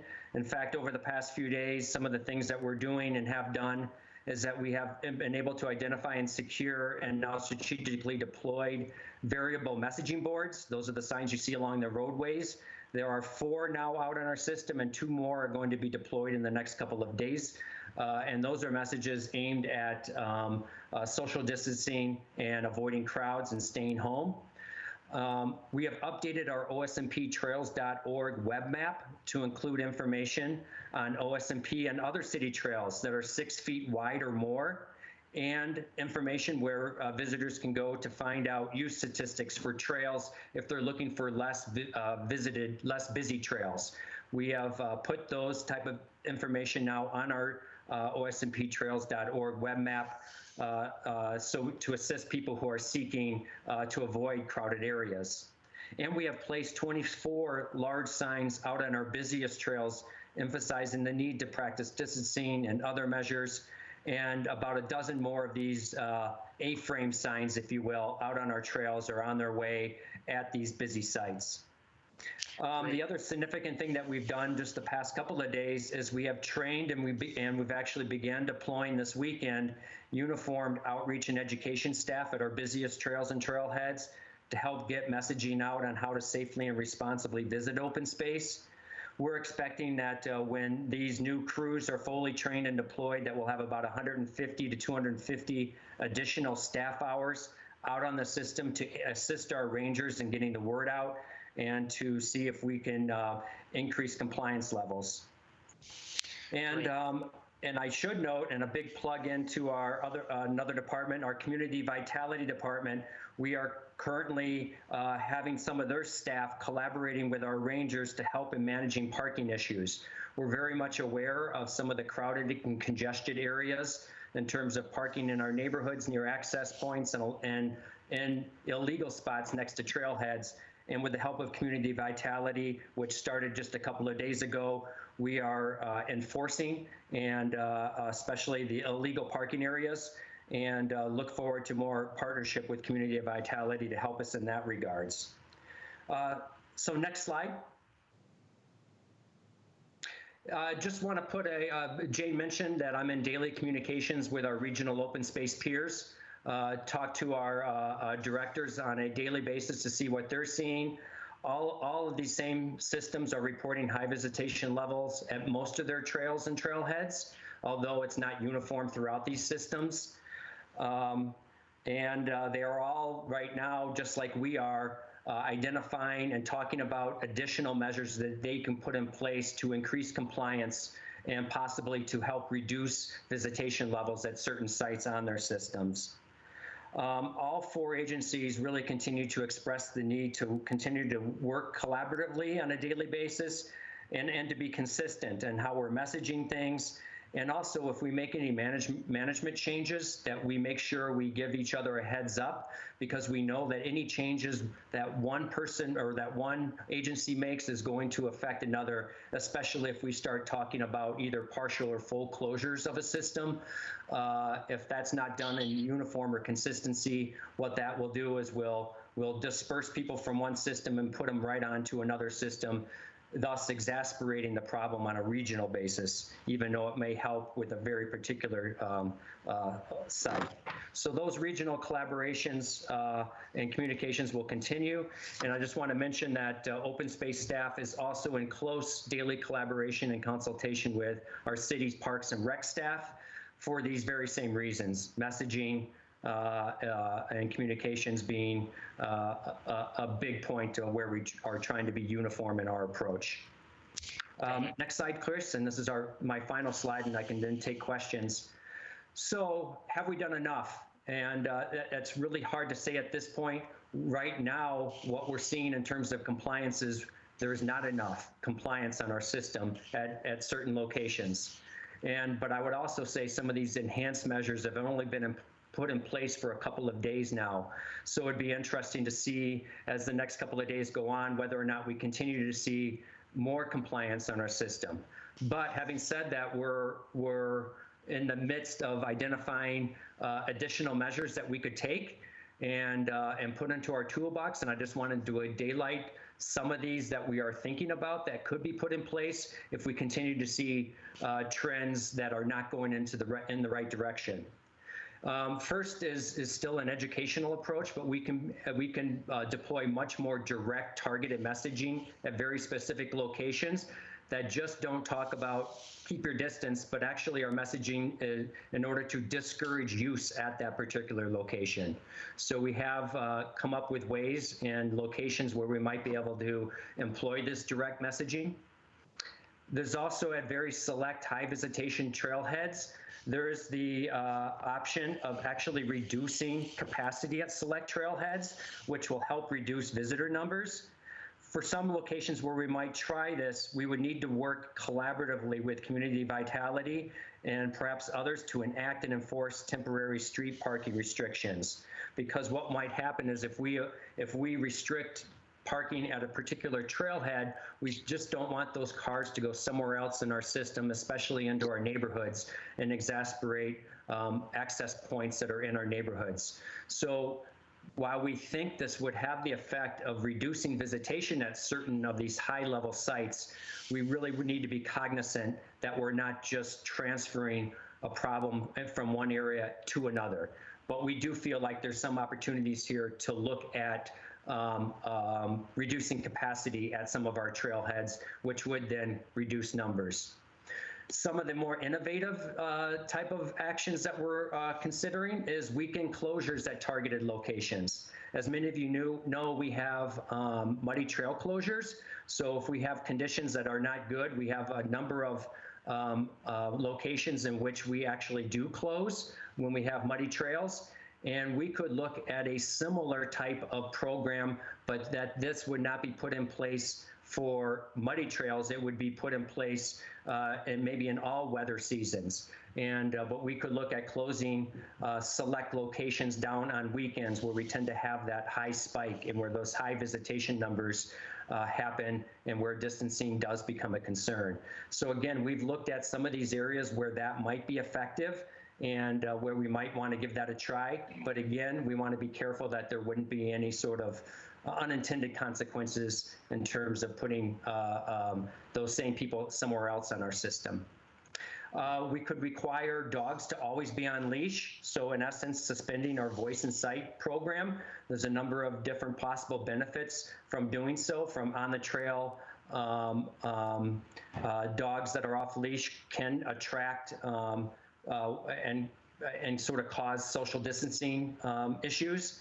And we also do know that our voice and sight program does attract visitors from other systems where dogs off leash are not allowed. So that could be something that we could look at as well.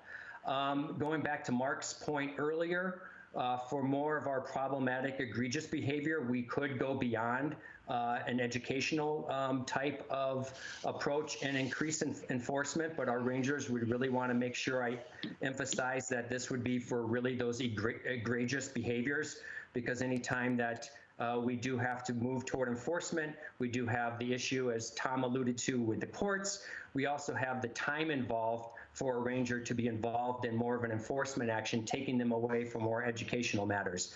But there is that idea of more egregious behavior we might treat differently. And finally, we are looking at establishing one-way directional travel on some of our popular trails. We've already identified 2 or 3 sites where we could actually give this a try in the next couple of days. If we felt that worked well and we were getting compliance on those, we have tier 2 and tier 3 sites in which we could give directional travel a go. And the idea here is if everybody's moving in the same direction, you wouldn't cross paths and to be more opportunity for social distancing. So I'll just sum it up. I just say that implementing some of these actions that we have not yet taken will take additional collaboration. They could take additional materials and infrastructure, such as actually closing down certain parts of a trailhead. And there needs to be enhanced notification so that we can, and so some of these things we're not gonna be able to put in place immediately, but I did want to daylight some of these possible next steps we could take to make sure that council is comfortable with some of these actions if the department feels that it's time to put some or all of these actions into place. So that sort of concludes a very brief update that I have what we're seeing over the last week, and I'm more than happy to entertain any questions that you have. We will have lots of questions, but thank you so much for thinking through this. You know, the open space is a gem and everyone appreciates it. And right now we need to make sure that people appreciate it in the best way, in the most helpful way. So I've got Rachel, Aaron, Junie, and then Mary. So Rachel. Thanks, Sam. Hi, Dan. Thanks so much for that presentation. I have a couple other thoughts for things we could consider that I will email to you for your consideration. And while this slide's still up, I would just reiterate, I have some concerns if we were to reduce parking capacity, that makes it so that the people who live closest to trailheads have the easiest access. And to me, that's an equity issue. Usually it's higher socioeconomic groups that can afford to live there. And so I would want to make sure that all Boulder residents have equal access. And so if we needed to reduce parking capacity, I wonder if we could at least start with city residents could all park or have access or options to park. So that's one thing. And then second, I'm sure that you saw the email that came in from Sierra Club asking us to close our open space, our trails today. Yes, I did. I wondered if you had, I can intuit your reaction, but if you had a specific reaction to that. And then also, I don't know if you were on the call earlier, but I was asking sort of how long are we likely to be looking at these changes and social distancing? And so I don't think it's a matter of we're going to be doing this for the next 3 weeks and then we're back to normal. I think that whatever steps we are doing are going to have to be very sustainable and possibly last for months. And so I want us to be mindful that I think if we were to do something very abrupt, such as close all of our trails, that there would be physical and mental health ramifications and ripple effects for people if they can't use them. And so I'm very sensitive to not wanting to take that away from people. And you mentioned egregious behavior, and I can imagine right now there are people who are intensely stressed out and might be not behaving as they normally would on trails or anywhere else because they've lost their job, they don't know how they're going to pay for rent, things like that. Like, I think it's a very stressful time. So I would still, as much as we can not increase enforcement, I'm going to be in favor of kind of being gentle with people right now. And then last, I just wanted to ask, I believe that we're supposed to be wearing masks when we're on trails. I saw Jane Brodegam had a nice Twitter picture with a mask on outside. So I think wasn't that nice? So I think that's the rule, and I'm not seeing, when I go out on bike rides and walks, I'm not seeing a lot of masks being used. So it applies to trails. It's also broader, but how can we increase compliance with masks? Yeah, great. Thank you. Well, thank you, Rachel. So our rangers, and this is anecdotal information, I receive daily log reports from our rangers, and now our education and outreach staff who are helping to increase our presence on the system. And they're estimating that we're seeing about 25 to 30% mask wearing, if you will. So yes, we're not even at the majority point at this point as far as people who are at least visiting open space wearing a mask. So we have a ways to go on getting that message out. I can tell you when the guidance came out from the governor's office on Friday that we actually had to pull our education and outreach staff off the system on Saturday in order for us to be able to make sure that they were able to get themselves masked up and ready to go back out on Sunday. So from a staff perspective, we have made those adjustments to make sure that masks are being worn out on the system. But yes, you're absolutely right. We're only probably seeing about 30% compliance with masks, and that could be part of that targeted messaging rather than broad-based messaging about, take care of yourself and social distance. There may need to be specific messaging about very specific subjects such as masks. Great. Anything else, Rachel? Well, I didn't know if Dan wanted to speak at all to the request to fully close trails. Yes. So just a couple of notes from that email that we all received is state parks are not closed. All of the open space systems, including our national forests, our state parks, and our open space systems are open. A lot of those same entities have closed campgrounds and shelters and picnic areas, but the systems themselves are open, state parks included in that, so there's a little bit of an error in that. In terms of whether or not we close down the system, I would tell you that we have experience in doing that in 2013 with very mixed results, but we have a way that we could roll out a closure. I would want to emphasize that it would be very, very helpful from a regional perspective that all the open space agencies try to act in one. And so I do have concerns of unilaterally closing our system. I would tend to say that I would like to give these additional measures that have just put in place the last couple of days a go. I would like to see if any of these additional measures could have an effect. But I would say that, if we're looking at trends not going or compliance not coming into what our expectations would be, that there's not many more tools in our toolbox that we can look at that would have a big effect that wouldn't cause a ripple effect somewhere else. So closure is something that on the sidelines we are putting together plans for how that would work and how that would be rolled out. It couldn't be done overnight. It would take a series of steps. We have, to give you an idea, we have 254 access points onto our system. So there's a number of ways. We have a very porous system. And so what we learned from 2013 is even if we did officially decide to close the system, is we know we're going to have a lot of non-compliance with that and very little ways that we're going to be able to totally enforce that. And I'd also say is it would need to be a rolling type of measure in which it would take a number of days to finally get to that point where what we could possibly do and to sort of put a closure in place would be done. That would be a number of different steps involved.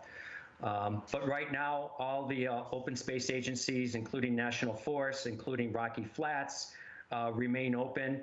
And I would say that it would be to our benefit to be in line with what all the regional partners are doing.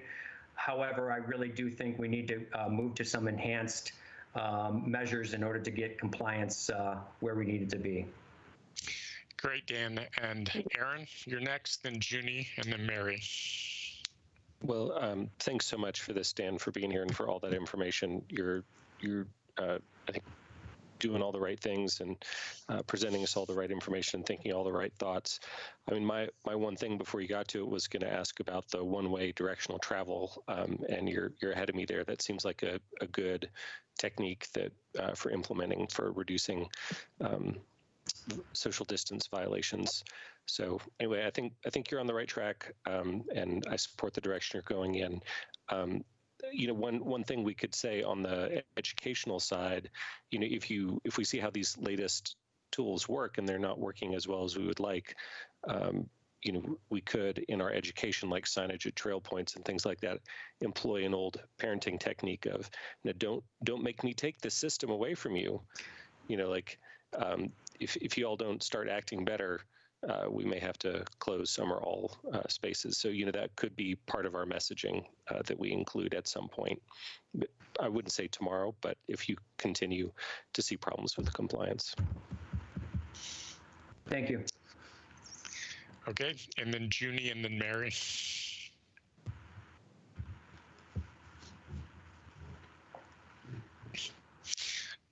Junie, could you turn your video on?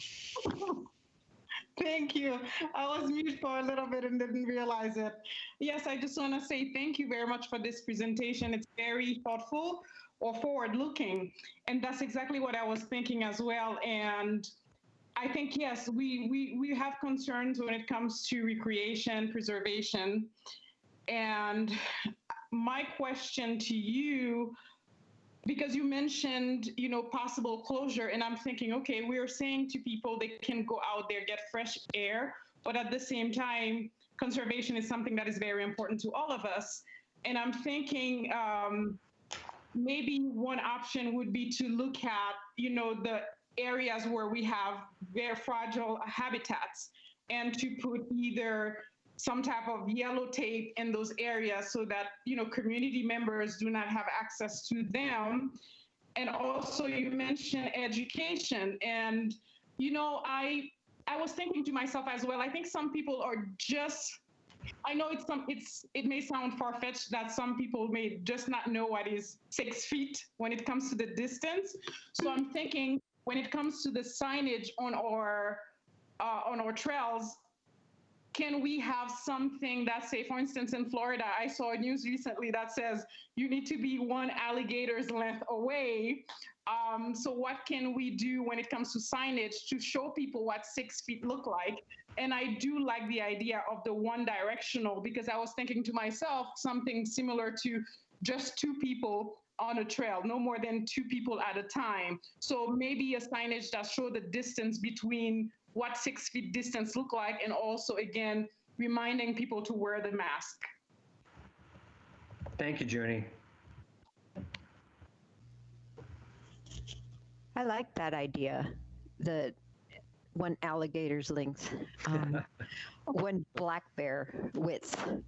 I have a couple of questions regarding a couple of emails that we received, a couple today on one of them, and then another one that we received earlier today. We received a couple about or offering help through the Public Lands Coalition, and I was wondering if how you might give consideration to that offer. Yes, I should mention that the more direct and targeted messaging, that is sort of a sub bullet point on there that I didn't message, or that I didn't discuss, was the opportunity to collaborate with our partner recreational based organizations to target messaging to their members, whether it could be Boulder Mountain Bike Alliance, could be the Boulder Climbing Community. There's a number of different groups.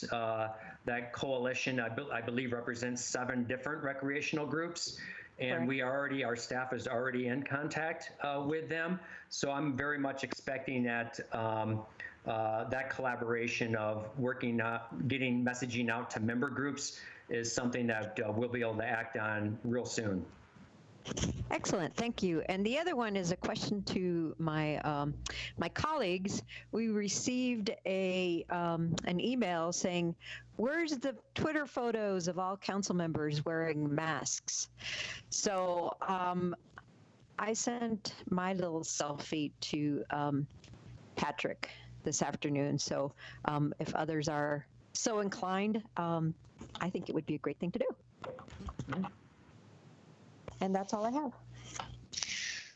Thank you, Mary. I've got Adam next, and then Mirabai. Well, I'll just mention that some of us have already tweeted out pictures of ourselves with masks, so I think it's a great idea.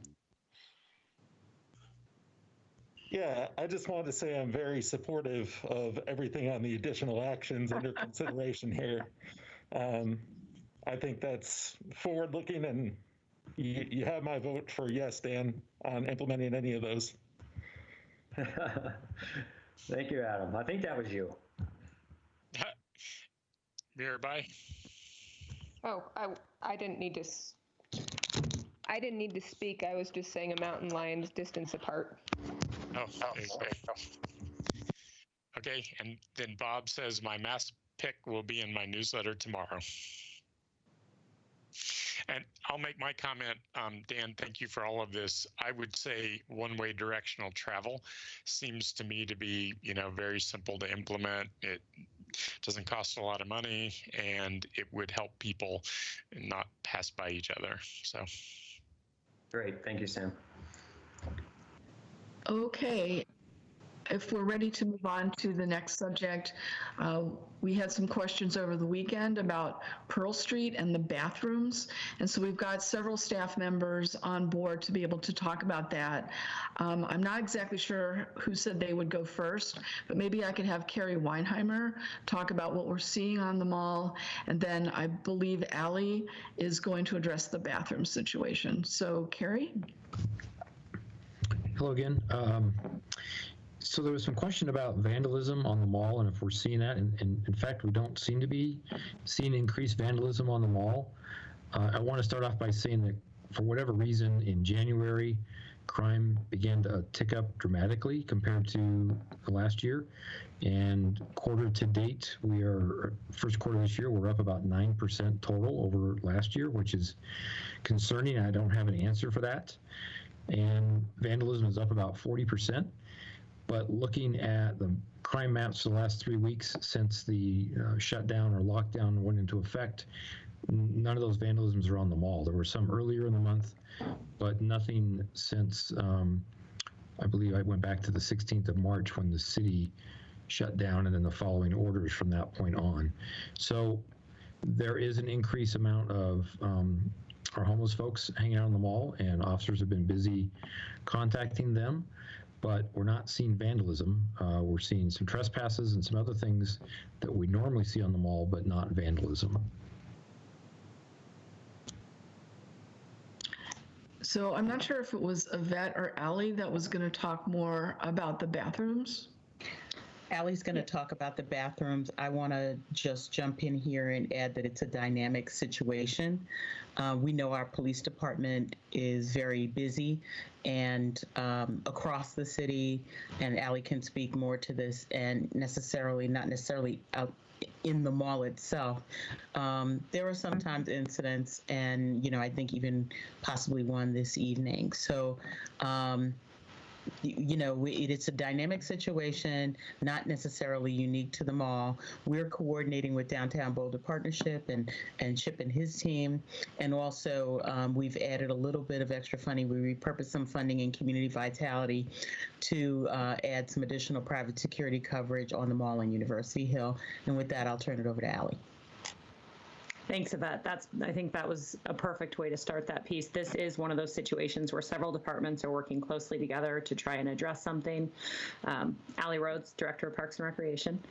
So the restrooms on Pearl Street, I'll just share, are regularly an issue, not just in this situation. And it seems to be, we know that in public spaces that positive use drives out negative use. And right now, unfortunately, or I guess fortunately, people are staying at home and complying in the areas on the downtown mall. And while that certainly has impacts on economics, it's people doing the right thing and resulting in not the opportunity to drive out that negative use. And so those restrooms, we believe anything we do will be a Band-Aid fixed. The real long-term forward-thinking solution will be when we can address an infrastructure change with that restroom. And so Yvette and Chip and I are coordinating. We actually had money allocated this year to do some studying to consider updates to the mall. And we are going to explore repurposing that money to get designs that might do permanent changes to those restrooms that would mitigate some of the negative behavior that we see on the regular basis. So short term, the Band-Aid fix could be to explore some portable restrooms. We did that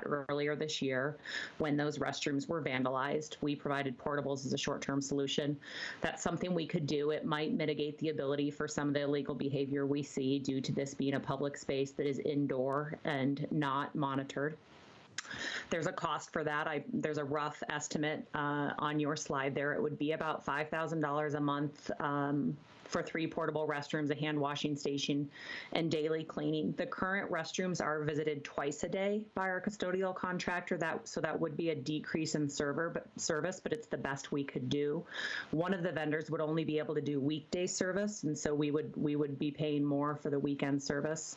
I will note that we contacted our team 6 vendors, 2 of which were not interested due to a history of vandalism. And then I just have to share that there is a concern with any restroom in a public space where there's not any ability to monitor. We have had issues with individuals having some kind of a medical away in a portable restroom, and no one can see that. So that's the biggest concern with this being a solution. But as you can see, if that's council's interest, it certainly might be the interest for downtown. We can make it happen. So any questions from council?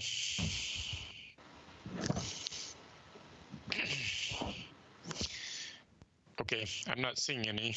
So, I guess my comment would be, maybe it's a question, how would it be any different if there were portable restrooms than what's there right now? Sure. So what's there right now with the restroom stalls, one, they can't be locked from the inside. We have keys, PD has keys, so you can access the facility, whereas a portable restroom can be locked from the inside and you can't access it.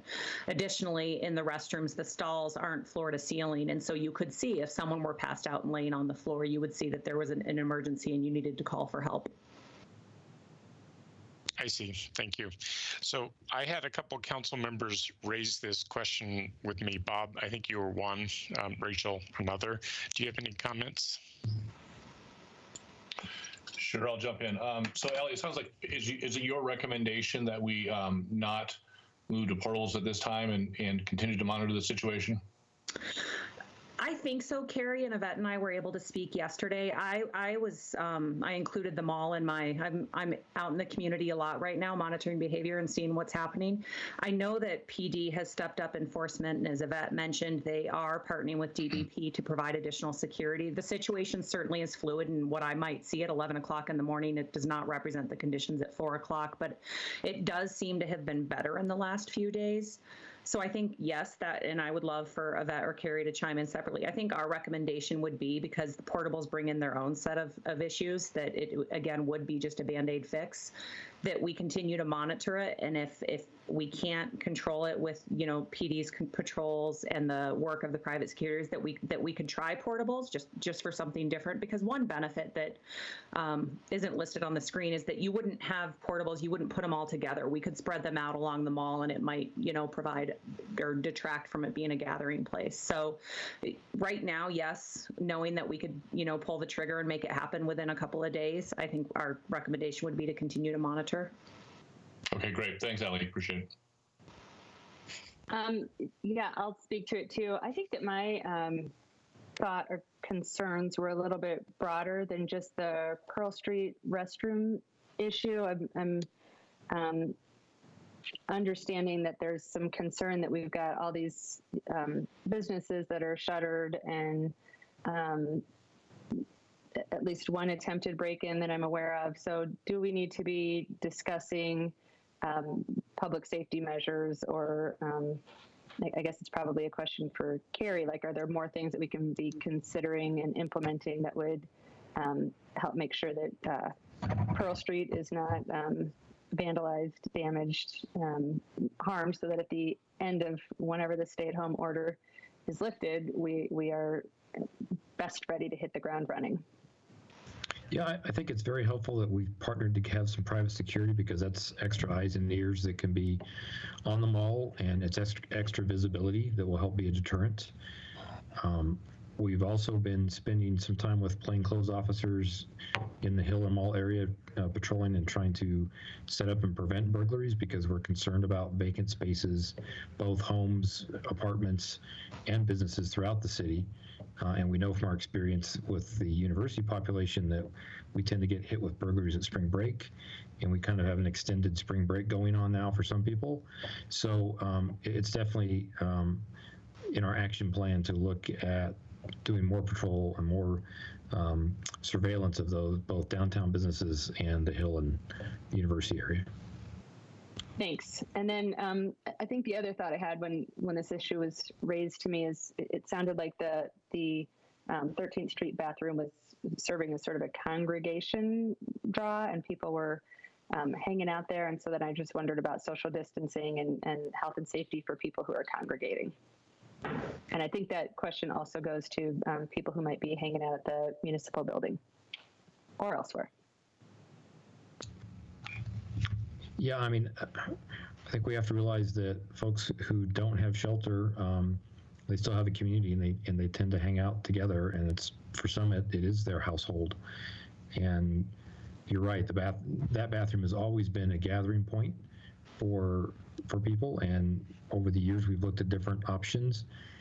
I think Allie's point is well made, that I think if we went with porta potties, we're probably trading one set of problems for another, with maybe some upside, but also some additional downside. Are we like offering masks to people maybe who don't have an easy way to get them, or other education and resources? I don't know I'm who not that sure goes to. Kurt Fernhuber is still on the phone. I have heard mentioned Wendy Schwartz is leading our community services, that element of the response team, and I know that's an element that team has discussed. And is Kurt still on? I am still on, but I don't have an answer for that. Yeah. I will go ahead and admit, like, I'm not crafty. It's been a little tricky for me to, and I've got facts and who are crafty, and if that's a need, maybe we can connect some of those folks with this as a need, so we can follow up on that. Thanks.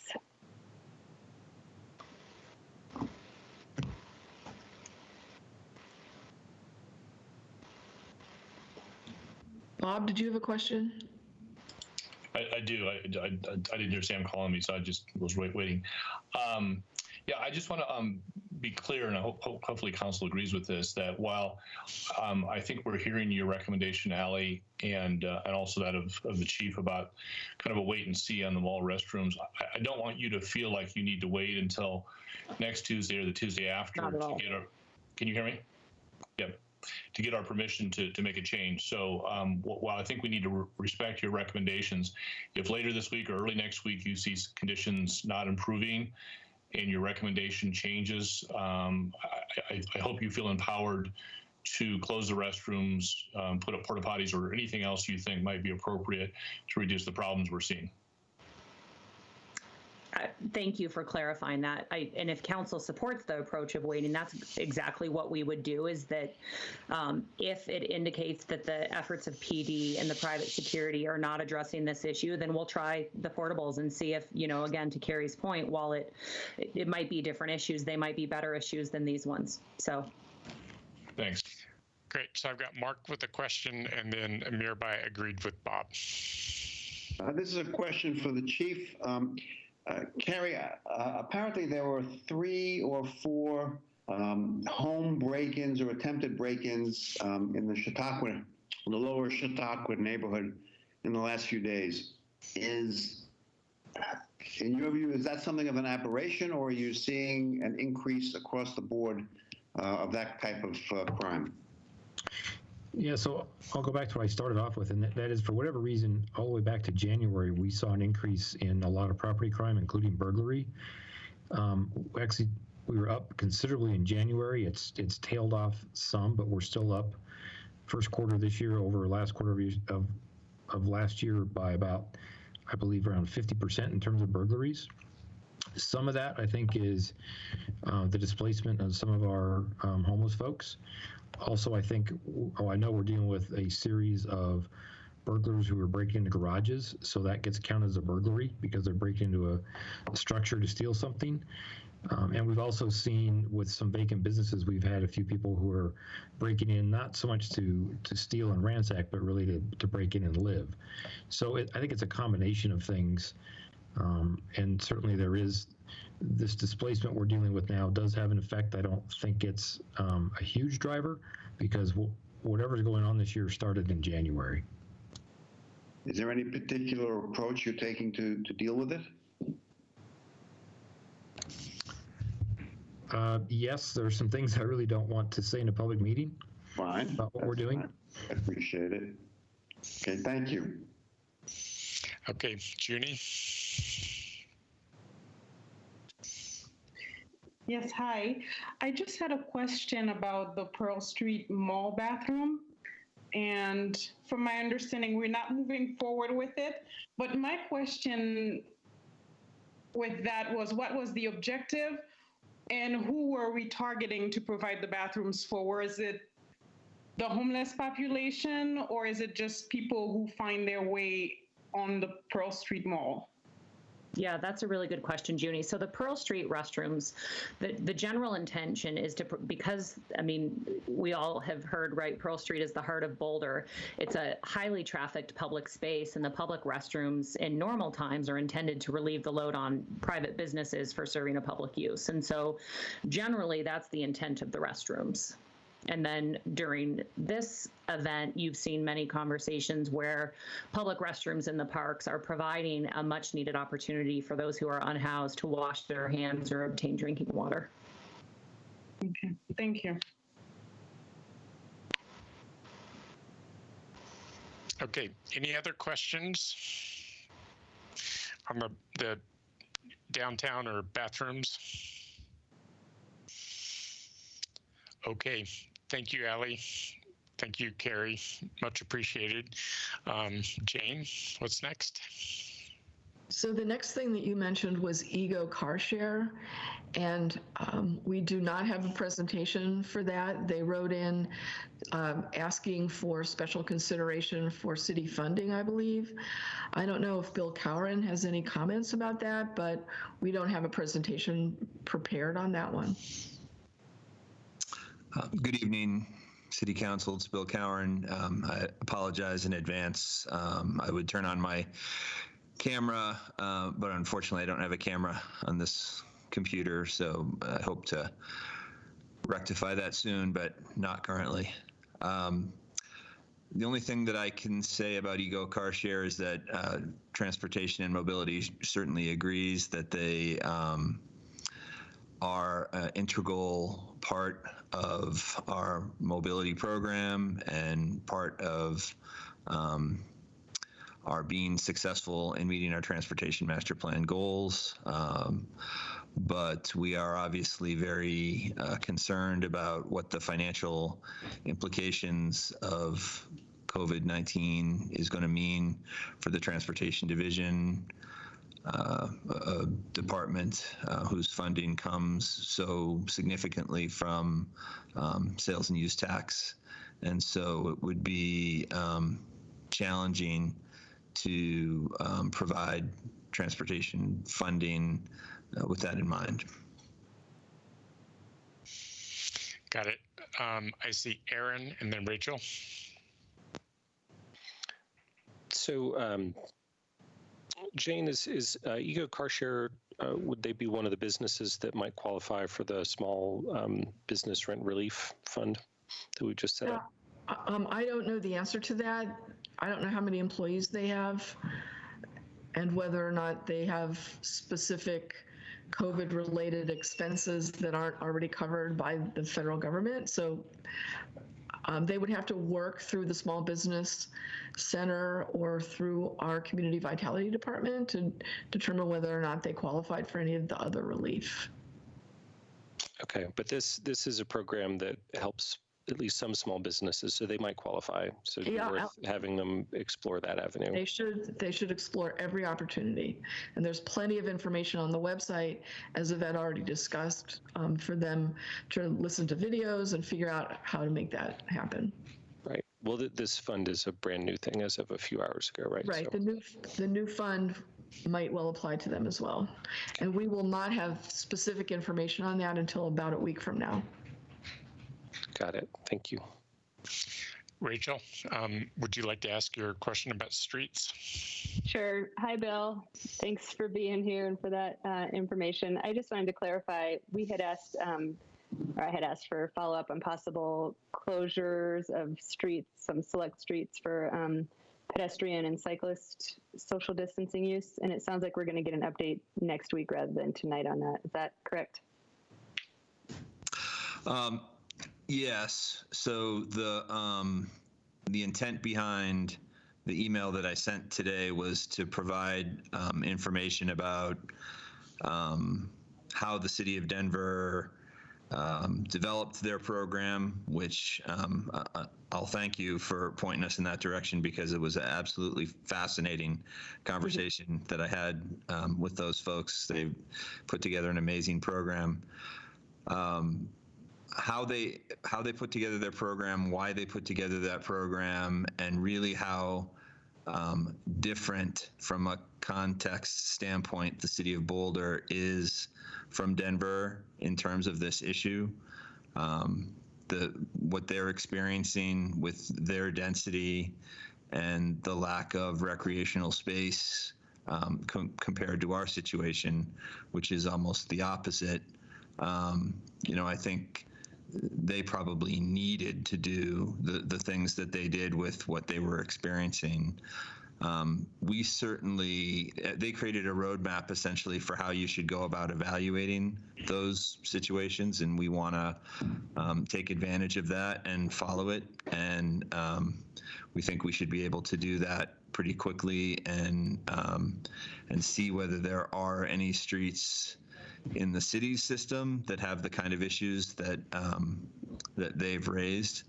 To be frank, I think that is unlikely, but certainly if that is the case, we will want to respond to that. So yes, we will do that, and then we will respond back to council, and we hope to do that at the next council, prior to the next council meeting. All right, I thank you for beginning the research and continuing with it, and I look forward to the final update. Thanks. Aaron? Yeah, thank you for that, Bill, and for reaching out to Denver. Really appreciate you doing that. And just to throw in the point that, I think it sounds like they provided a great template for how to evaluate the possibility of success of a program like this. Is that, we could look at it a little bit differently in Boulder, just with the point being that we were just hearing about how our open space system is being heavily used. If we had some more in-town options to get outside and still be socially distant, that might help with that issue. So just to encourage us to think, tailor it a little bit to our current situation and not just the exact metrics that Denver used. Okay, any other thoughts? Great. Jane? So I believe that those are all the issues that have been brought up in the last week. So I think we may be ready to go on to open comment if you feel that way, Sam. Yeah, no, I do. I would just say that we'll put a plug in for social distancing. So as the governor says, the further away we can stay, we need to stay close to each other with phone calls and with video chats and so on. But we need to be very careful about transmitting this disease. So I would just put in one more plug for remaining safe and 6 feet away. Okay, so I think we have one more. So Aaron has one, and then Adam, and then Rachel. Yeah, I just wanted to come back to what Mark was saying earlier about masks in grocery stores. And I understand the issues about increased enforcement, but I wonder if we might see if we can work with some of the grocery stores and pharmacies to add some educational signage to help get the word out about the need for masks and social distancing. So just put that out there to city staff. I know you all are working super hard, but that might be one area where we could help remind everybody as they walk in a grocery store or pharmacy about what we're recommending. Okay, and then I've got Adam and Rachel. Yeah, we already touched on this last week, but I still just wanted to mention that I have some concerns about construction crews and construction sites and proper social distancing being implemented at those places. And I realize we have plans in place and we're trying to implement them, but I just wanted to point that out, that that's still a concern of mine, at least. Great. And one of mine, I think the chamber was bringing forward some best practices. Jane, do you have an update on that? I don't. Okay. If you could look into that, and maybe next week we could hear about it. And so then, Rachel, you have a question about broadband? I'll jump in here. Rachel contacted me via email recently to ask what's going on with our broadband system. And I have asked our IT department to prepare a memo. But since you're bringing it up today, I will tell you sort of a big overview, which is that we have started working on the broadband system. It's going to take 2 years for it to be built. The first segment is going to be in North Boulder, and I believe that we are close to starting on that particular segment. But it's going to be 2 years before it gets built out. And so her question was kind of in the context of, can we provide broadband to our more vulnerable populations? And of course, we've already addressed that tonight with the hotspot conversation that we had. And then Rachel's second question was in a phone call with me today, wanting to know if our new police chief was actually going to come to Boulder. And the answer is yes. Her first day is April 20th. Got it. Thank you very much. And then I will read what Yvette said. We can look into that with the chamber. I think that's relative to the best practices for construction. Yes, Yvette?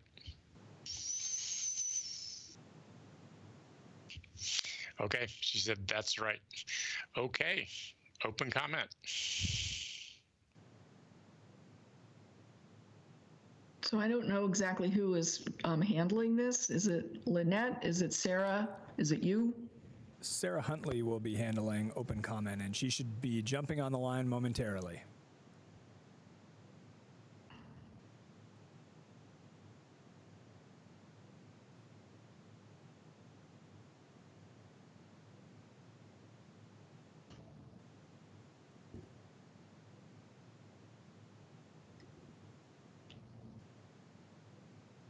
Can you hear me, Dave? Can you hear me, Dave? We can hear you. So Bob has a suggestion for a 5-minute break. I think that's a great suggestion. So why don't we get back on at like 8:50? Sorry, 8:45.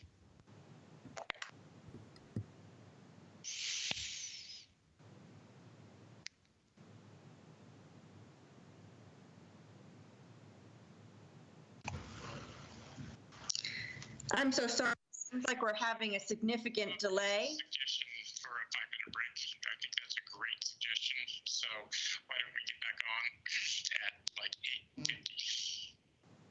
Sorry, 45. Okay, just to clarify, can you hear me now, Sam? Yes, I can hear you. Okay, terrific. I'll come back on when you're ready for after the break. Okay, so 8:45. I'm so sorry. Seems like we're having a significant delay.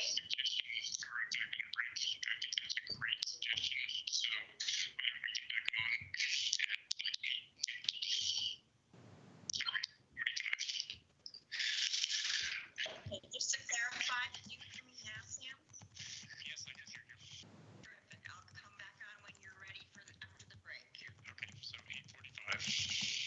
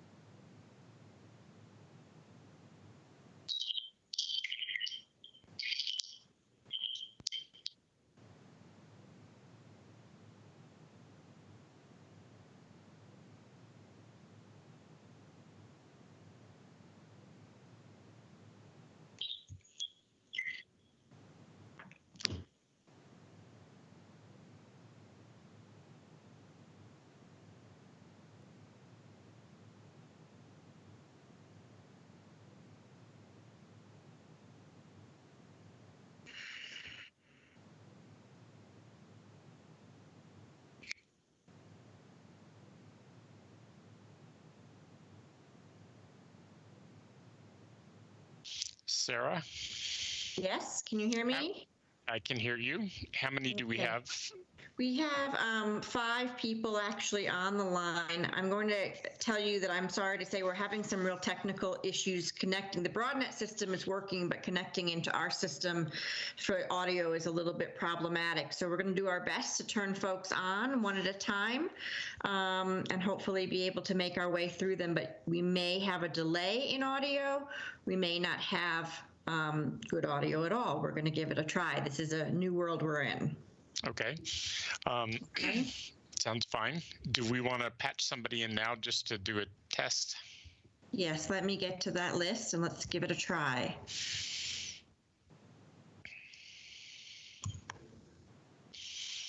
William McGrew, can you hear me?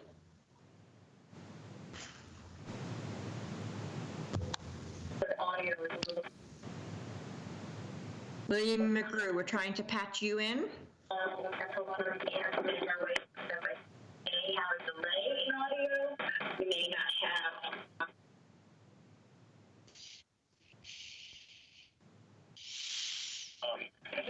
Sounds fine. Do we want to patch somebody in now just to do a test? Yes, let me get. So Sarah, if we want to cut around this, if you want to have them call my cell phone, I would be happy to take them one at a time and just put it on the speaker. We're trying to patch you in.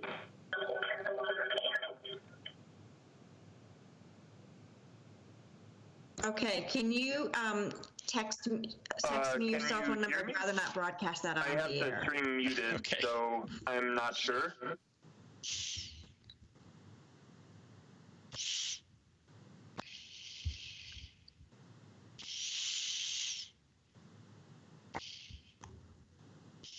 He was muted on his phone. It sounds like we might be able to give him another chance to start speaking. Mr. McGrew, can you speak?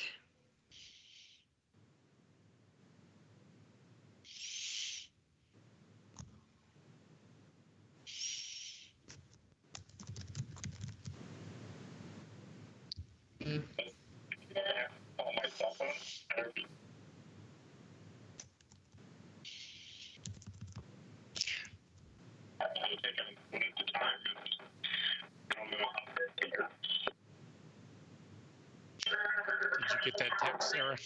Yes, I did. I'm communicating it now.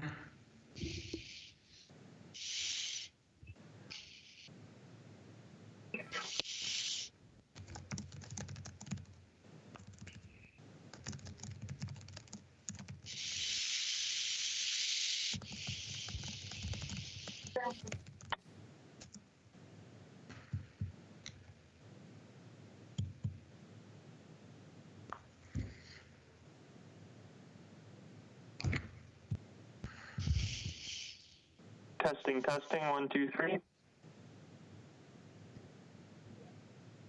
That came through. Sarah, can you jump on the phone and with the screener and just tell them when to go? I think the issue is the loop back to BroadNet. So it seems like there's a substantial delay for the video.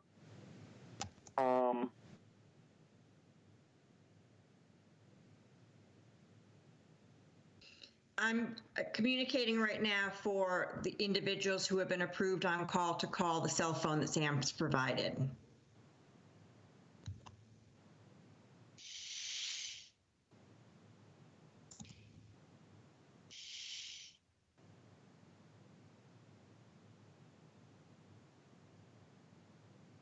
So this is Will McGrew. I'm just going to read my prepared statement because I think it will play with a time delay.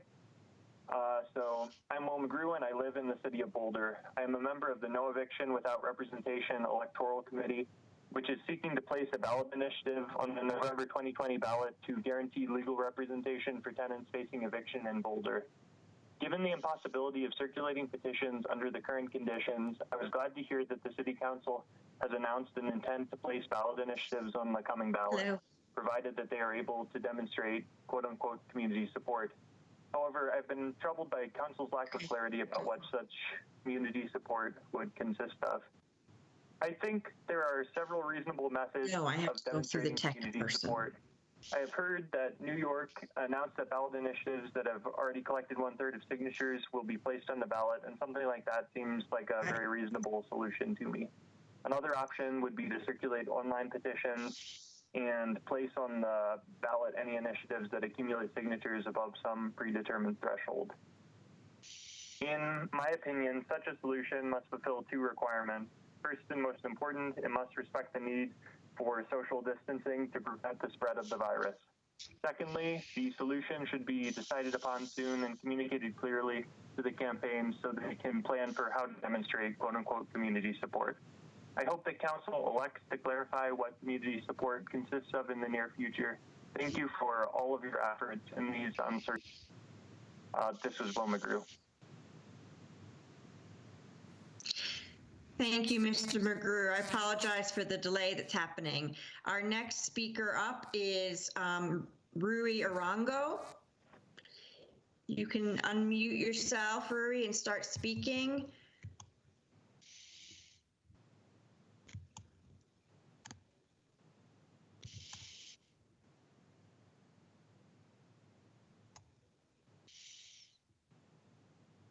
You should be live now.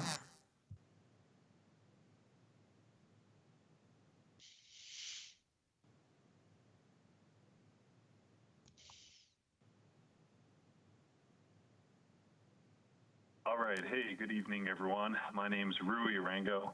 I'm a resident here in Boulder. I'm also the campaign manager for the No Eviction Without Representation ballot campaign Will just talked about. It's sometimes referred to as newer. So basically, I will sort of echo a lot of what Will was saying.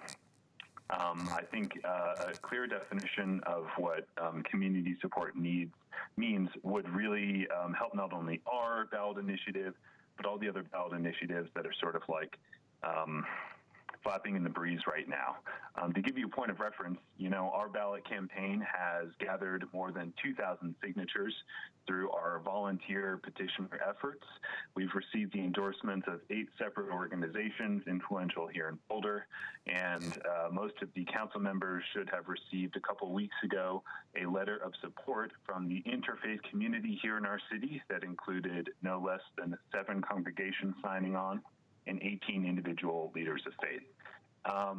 So if that happens not to qualify for community support, I would just urge the council to, as quickly as is possible, please define what that community support means.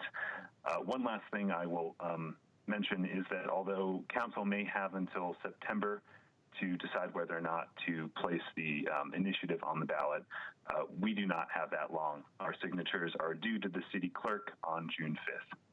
Thank you. Thank you. Our next speaker will be Patrick Murphy. I'm queuing him up now.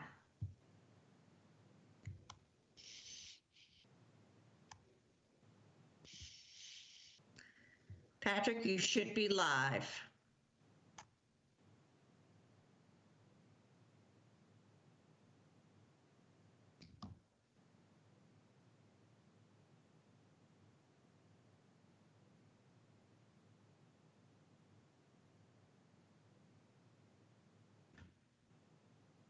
Mr. Murphy, can you hear us? My name is Patrick Murphy. I live in Boulder. This is the continuation of the 24 articles of the Muni Naughty List. Article 22. So we got stuck with no vote or exit ramp on a Muni for 3 years, 2018, 2019, 2020, thus highlighting the de-democratization of the Muni monopoly. Article 23. There was no item in the 2019 Muni project schedule for dealing with FERC stranded cost. The ridiculous Boulder response regarding this stated the FERC process was part of 2 other processes that were scheduled to be completed by December 2019. Is this not ludicrous? Article 24, October 2019. The condemnation process has only been partially approved, and facilities inside substations still need to be resolved. This will either add to the condemnation cost or the separation cost. This will add to the true cost. This concludes the 24 articles of the Muni Naughty List. Will I be here next Christmas with the 3rd edition of the Muni Naughty List? How long will that list be? What will we discover in 2021? How fast we can reduce carbon with Plan B, or how insane the cost for Plan A? Failure to critically review is wasting time and money. Lost time and lost money are forever lost. End the Muni. Let real carbon reduction begin now, not 5 years from now. Concluded, or should I say commenced. The Muni is running out of money again. You need to put the Muni to the test on the 2020 ballot, or once again raid the now depleted general fund, or put the End the Muni initiative on the ballot. Time for Plan B. Thank you.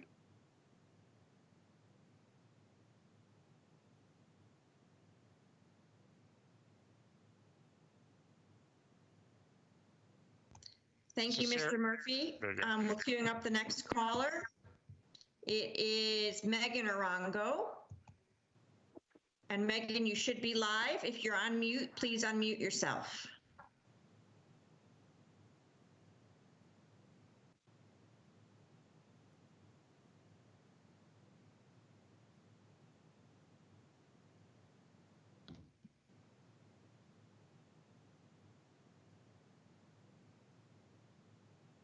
Megan Arango, can you hear us? You're on live for open comment, please.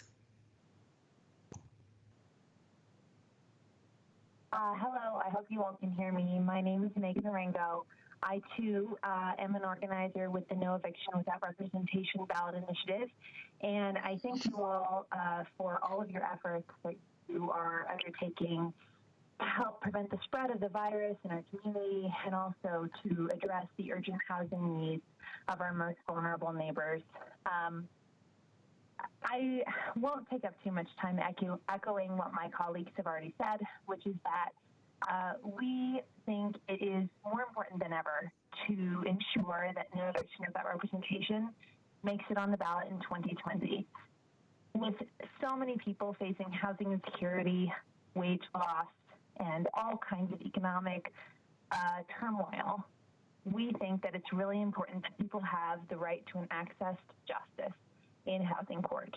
So I will simply reiterate that we are working hard. We care deeply about making sure that our neighbors are safe and housed, and we hope that you will join us in supporting NEWR and letting us know exactly what community support looks like so that we can continue our organizing efforts. Because we are still working, even though we made the call before the shelter-in-place order was ever issued to pull our canvassers and to pause our signature gathering efforts. So thank you again for your consideration. Thank you all for your time and effort, and we look forward to being in touch. Thank you very much. Okay, our next speaker is Jen Bannon. Jen, I'm turning you on live now. Please unmute yourself and speak.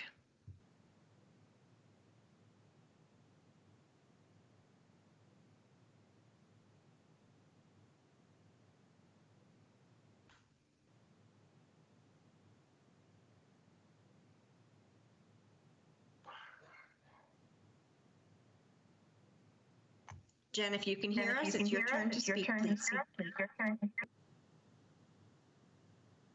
Okay, great. Thank you. My name is Jennifer.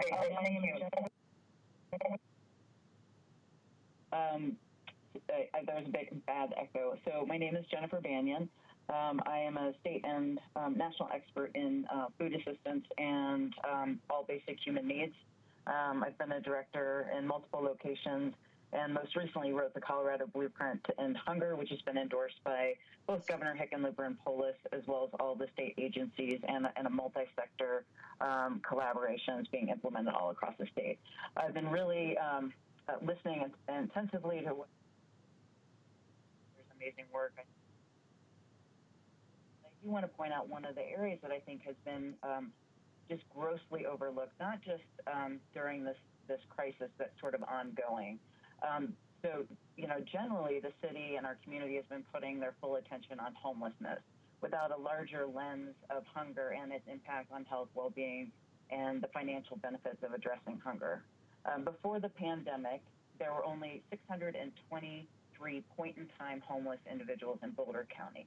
At that same time period, there are 35,000 food insecure residents in the county. So 1 in 9 overall, and 1 in 8 children in our community is hungry. Now, we have one of the strongest nonprofit sectors in the country, but we have not been framing the issue of hunger, and we haven't been looking at how we could put significantly more investments into the community through organizations like Community Food Share and Community Food Rescue, who can then distribute it out to the nonprofit partners who are serving folks on the ground. I also want to say that I have no contracts with anyone in Boulder County, but I do know how to fix hunger.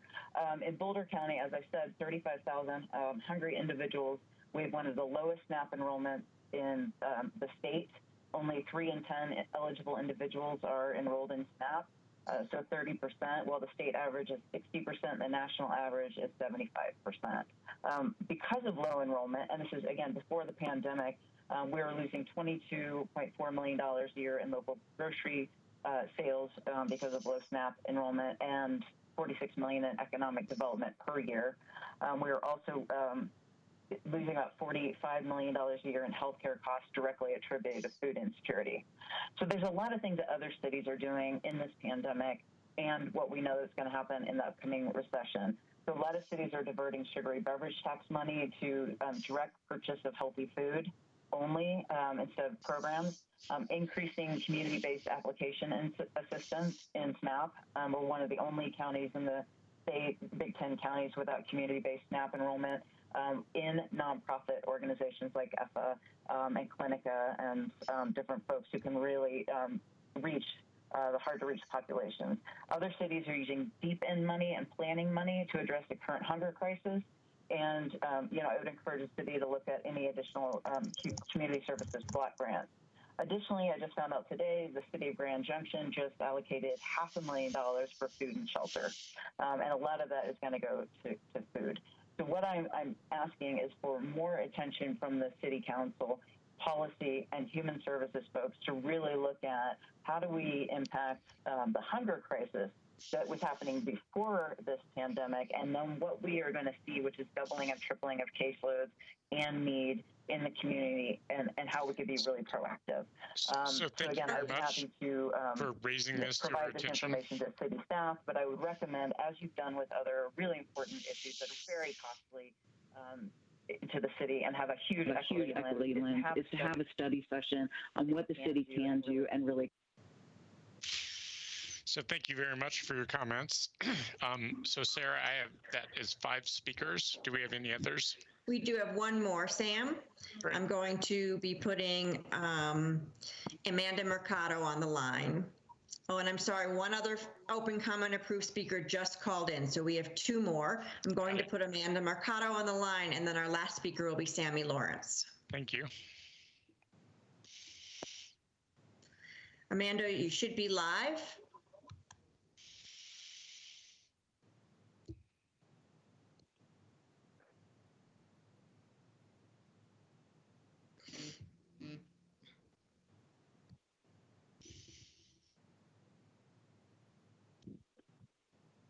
Amanda, you're live. Up for open comment, please.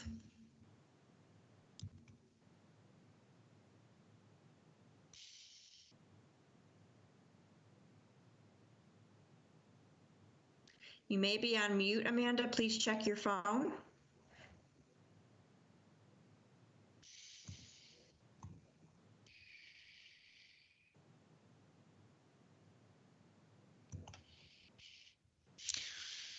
Okay. Amanda, I'm going to skip you and come back from after the next caller in hopes that we can resolve your audio issues. So Sammy Lawrence. Sammy, you should be live on the phone. You can be heard now for open comment, please.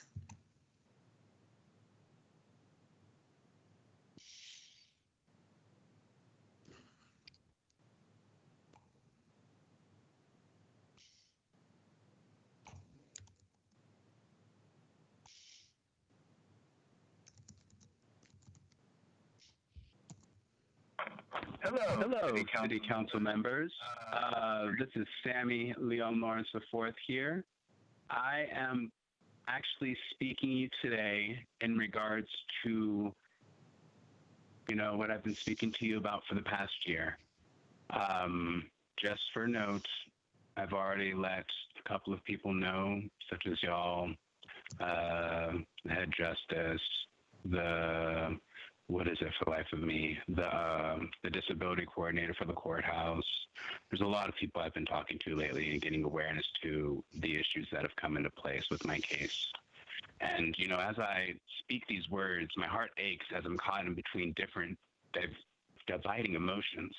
Each emotion fighting amongst themselves as if it was an experience of an Inside Out movie-like experience. And yes, that's the Disney movie. And as I was saying, I'm caught between these many different emotions.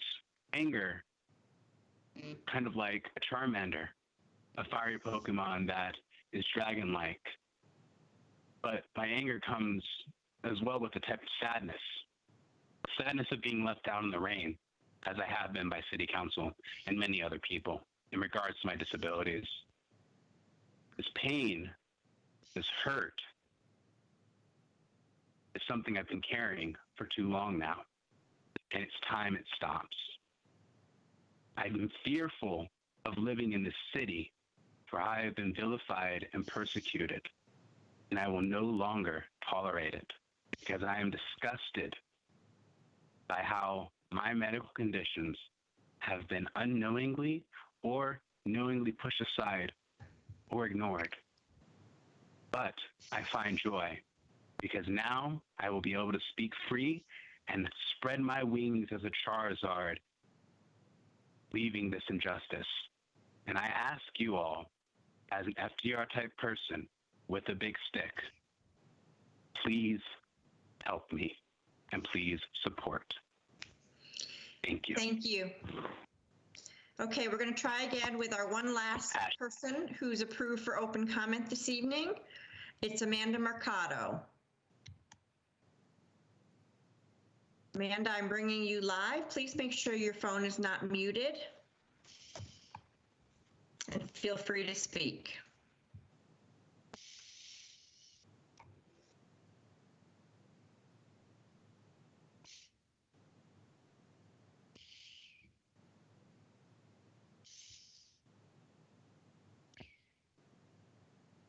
Amanda, you are live.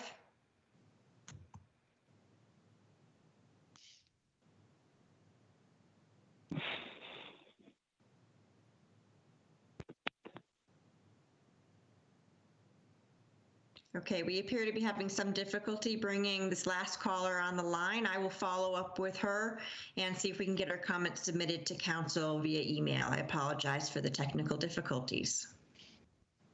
Thank you, Sarah. Okay, Jane. Hi, I don't really have any follow-up. I do think that the one speaker talking about food insecurity is not fully aware of all the work that we already do. Honestly, we don't have time in this period to provide you a memo about all the work that we do on food insecurity, but if you'd like to receive something like that later in the year, we can do that. Great, thank you. Tom? So I don't have anything, Sam. Got it.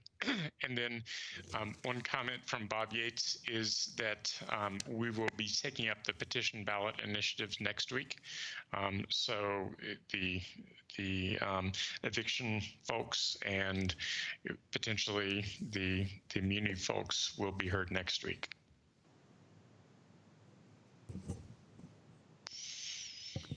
Okay, are we ready for public hearings? Yep. Okay, your only public hearing is second reading of ordinance 8389, designating 2440 Kohler Drive as an individual landmark. All right, good evening, Council. Marcy Cameron, Historic Preservation Planner. It's good to see you all. Let's see. Oh, too fast. Okay, so the hearing tonight is quasi-judicial, so I will go through that procedure. Your response has been registered.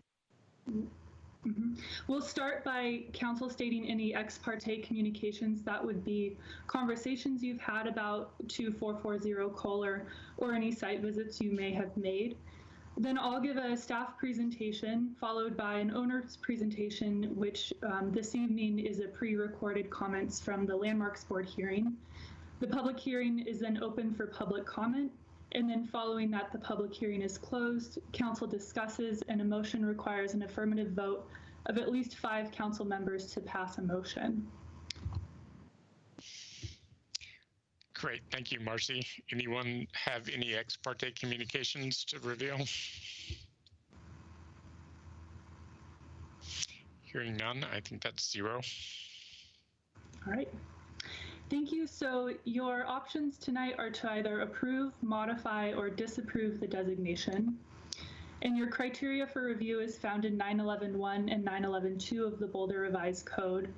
And that asks, in balance with the Boulder Valley Comprehensive Plan, will the designation protect, enhance, and perpetuate a building and site reminiscent of past eras, events, and persons important in local, state, or national history? Or will it provide a significant example of past architectural styles? And will the landmark boundary maintain an appropriate setting for the building and site? The location of the subject property at 2440 Kohler Drive is located on the south side of Kohler in South Boulder, just west of where Kohler Drive and Stanford Avenue merge, and that's in the Highland subdivision, which was platted in 1952 after the Boulder Turnpike was dedicated. Your response has been registered. For the background of this application, the property's owner submitted a landmark designation application back in October, and in February, the Landmarks Board voted unanimously to recommend designation. So going through the criteria for designation, I'll start with architectural significance. The house was designed by G. Norman Wells, and it was built in 1967. Wells was a local architect who worked both independently and for several larger firms. When he first came to Boulder, he worked for the firm of Heinzman and Kindig before establishing his own private practice. In the later years of his career, he worked for the Rocky Flats Facilities Management, and he lived in Colorado until he passed away in 2017. The building is also architecturally significant as a unique example of the modern prairie design from the post-war period. It was inspired by the architecture of Frank Lloyd Wright. The owners who own the building today commissioned the house, and they were inspired by their time in college in Madison, Wisconsin, where they were familiar with Frank Lloyd Wright's designs. And later they went to California and toured new mid-century homes and brought back ideas when they designed their own home. In 1980, the house was featured in a Daily Camera article, and it highlighted the quality of construction, detailing elements of the house's design, such as the carefully chosen orange tone brick, which was laid with an intricate interlacing pattern at all corners, and the use of glass, which emphasizes the visual flow of spaces. In terms of its historic significance, the property is associated with Don and Alice McDonald. Don worked at the NIST Boulder Labs as a physicist specializing in cryoelectronics for just over 30 years. In the 70s, he served as the chairman of Plan Boulder, working alongside other activists to help protect Boulder's scenic views and open spaces. Presently, he's involved with the Nobel Plaza project, whose goal is to create public art installation that will commemorate Boulder's own Nobel laureates. Alice McDonald advocated for the equal treatment of men and women in public school education during the feminist movement of the 1970s and 1980s, a campaign that was spurred by the absence of female authors in her high school daughter's mandatory reading materials. She also served as a member of Boulder's Library Commission for 7 years, from 1979 until 1986, during which she and 4 other women raised $13 million in funds. The money she helped raise went towards the construction of the Boulder Public Library, and a plaque with her name on it can be found in the atrium of the building. These slides are getting ahead of me. And then in terms of its modern architectural movement, the property is located in the Highland Park Addition, and subdivisions like these were developed out of the need for affordable housing and quick development due to the influx of returning servicemen, as well as the mass of students flocking to the University of Colorado. The house at 244 Kohler is unique in the neighborhood because it was designed by an architect and influenced by the national trends that the McDonald's brought from their experiences living in Madison and California. And then in terms of environmental significance, it's integrated into its landscape. All right.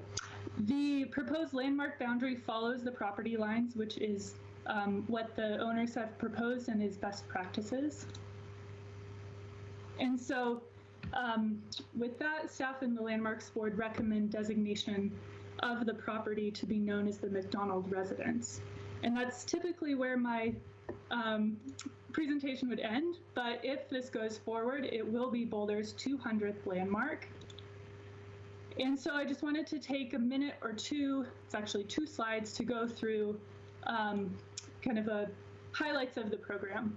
So the program was established in 1974, and over the last 46 years, the city has recognized 10 historic districts and nearly 200 landmarks for a total of 1,400 properties. While this may sound like a lot, it accounts for less than 4% of properties in Boulder. Though that percentage is small, these landmarks are some of the most iconic and are the fabric of the community. In these times where we're all in new territory, they also provide stability and, for me, hope and also resilience. One that stands out is the Boulder County Courthouse, which burned down in 1929 in the midst of the Great Depression. Rather than looking to the past, civic leaders of the day chose to rebuild in the Art Deco style, which was very modern and forward-thinking. Landmarks are also the buildings we pass every day. They shape our lives and are the backdrop of our memories of Boulder. They stand witness to these historic events and will continue to stand for future generations. There are also tangible links to our past and tell the stories of those who came before us. Hannah Barker in the center feels particularly relevant today as an educator, a businesswoman, and community leader, and she passed away during the influenza epidemic of 1918. Or Emma McVeigh, who's on the right, whose husband was a charter member of the Allen Chapel of the African Methodist Church, and whose children were part of Colorado's musical history. Their daughter Hazel played the piano in George Morrison's band. Genevieve graduated from CU School of Music, and Kenneth conducted an orchestra in Denver. So my last slide is to highlight a project that we've been working on. It's a story map of the first 25 landmarks in the city. It's something that you can explore the buildings and their stories from the safety of your own home. And it's available at bouldercolorado.gov/historic preservation. So with that, I'm happy to answer any questions. So I'm going to speak up here and say thank you, Marcy. That was super meaningful and super helpful. And other council members? Yeah, Marcy, thank you very much, and happy 200th landmark after the vote. Mm-hmm. Thank Mark. you.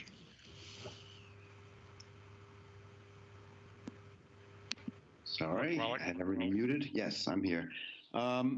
Marcy, can you describe in a little greater detail what characterizes the modern prairie style architecturally? Happy to. Also, maybe I'll start by saying that architectural historians create the boxes to then put the styles into.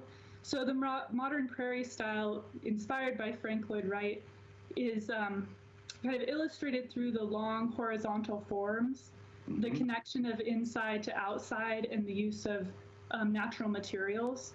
So I think it's a very related to Wright's Prairie style, but a little bit later than his own houses. Okay, thank you.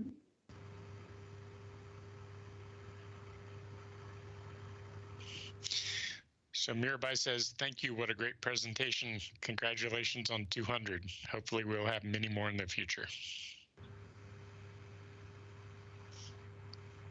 Any other council questions?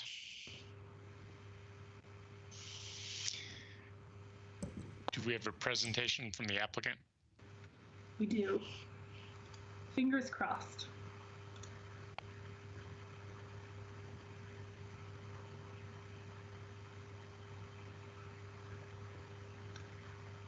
And there's a little bit of quiet at the beginning, so I think it's working.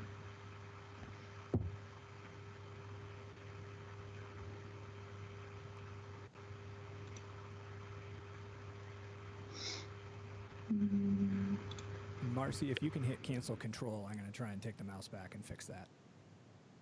Oh, I think it's playing. Do you want me to keep going? I need to unmute it, so if you can pass the control back.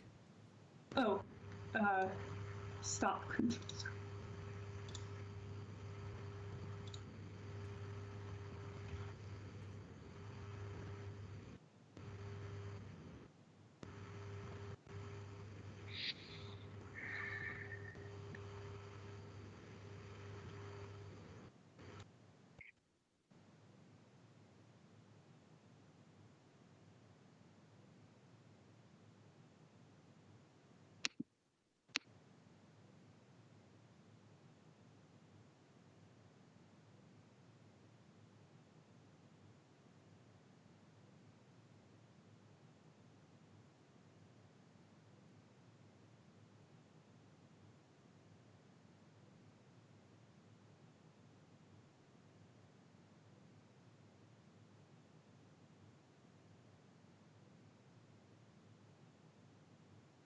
Maybe, maybe not.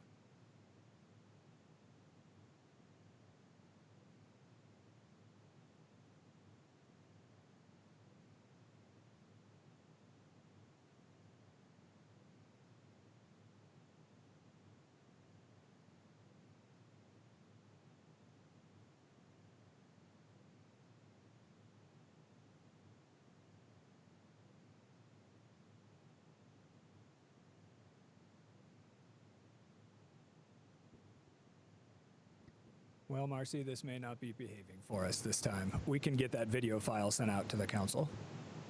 Okay, do you want to try plan B, which is playing it from my desktop, or shall we move on?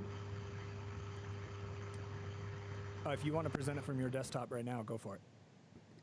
Let's give it a try.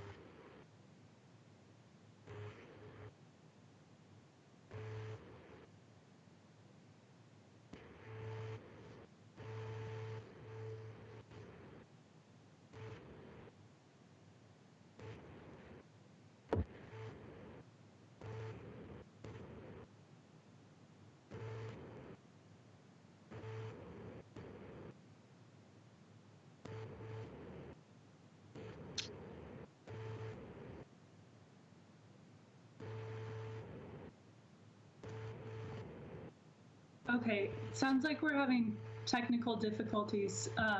So it's the owner, Don McDonald, talking about Kohler Drive not being paved when they first purchased the property and how they picked the site and then came back 6 or 7 years later. So we'll get that out to you all in a different format.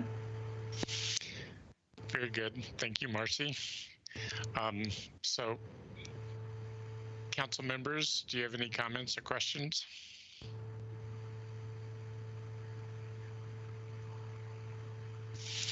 So do we have people for public comment, Jane? We do not have anybody on the line for public comment. Okay. So I would be happy to entertain a motion. So moved. Second. Who was the motion made by? Mirabai. Thank you. Okay, so we have a motion and a second to adopt ordinance 8389, designating the property at 2440 Kohler Drive to be known as the McDonald Residence as an individual landmark under the City of Boulder Historic Preservation Ordinance. Would anyone like to speak to the motion?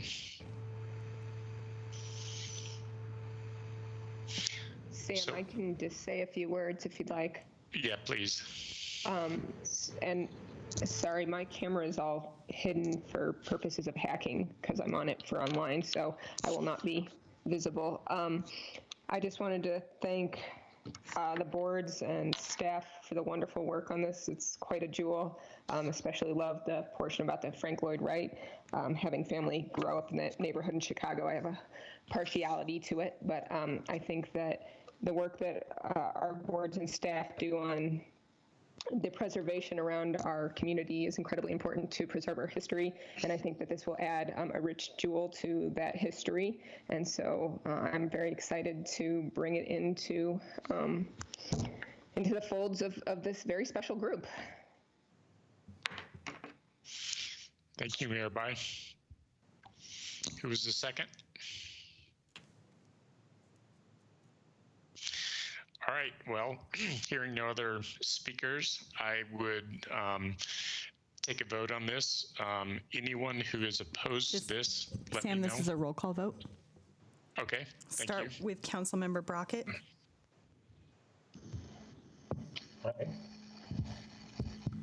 Friend? Yes. Joseph? Nagel? Aye. Swetlick? Yes. Wallach? Aye. Weaver? Yes. Yates? Yes. Young? Yes. The motion passes unanimously.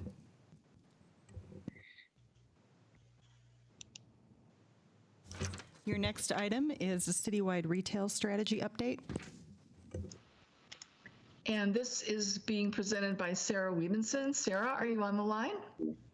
Yes, can you hear me? Yes. Try to get closer. Thanks, Sarah. And I think Yvette is going to start things off. Sure. Council, we appreciate you this late evening and at this very busy and unusual time. Sarah and I have just 6 slides for you on a very important topic, especially now with all that's going on. So we wanted to start by recognizing the numerous city departments, community members, partners who have contributed to this strategy, including our colleagues from other departments. Much has changed since this project began in 2018, and we have included information in both your packet and in the presentation on what the city is doing to provide immediate support for businesses, and particularly our retailers and small businesses due to the coronavirus emergency. Next slide.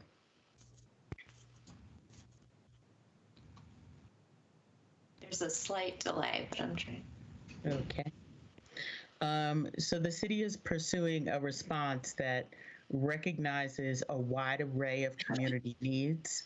We're working closely with partners to identify economic impacts that connect organizations and individuals to what they need. And you've heard me over the last couple of weeks talk about many of these things, but as they relate to retail, 3 types of needs: those for the business owners, the employees, and of course for the community. Online resources in place already to connect business owners and impacted employees to rapidly developing local, state, and federal assistance programs. You know that we're doing a business survey that we'll talk about on the 18th, and ongoing outreach to businesses across all industries and our community organizations in identifying opportunities to match needs and resources. Once again, there's our favorite webpage to provide those resources. And with that, I will turn it over to Sarah to go through the content of what we know will be a changing strategy. Sarah.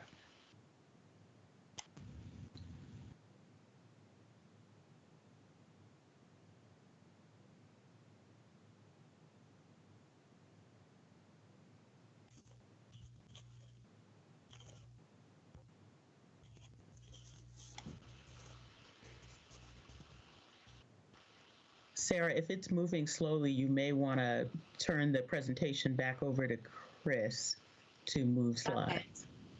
Yeah, let me just, there we go. Chris, I'll hand it back to you just so there's no more delays.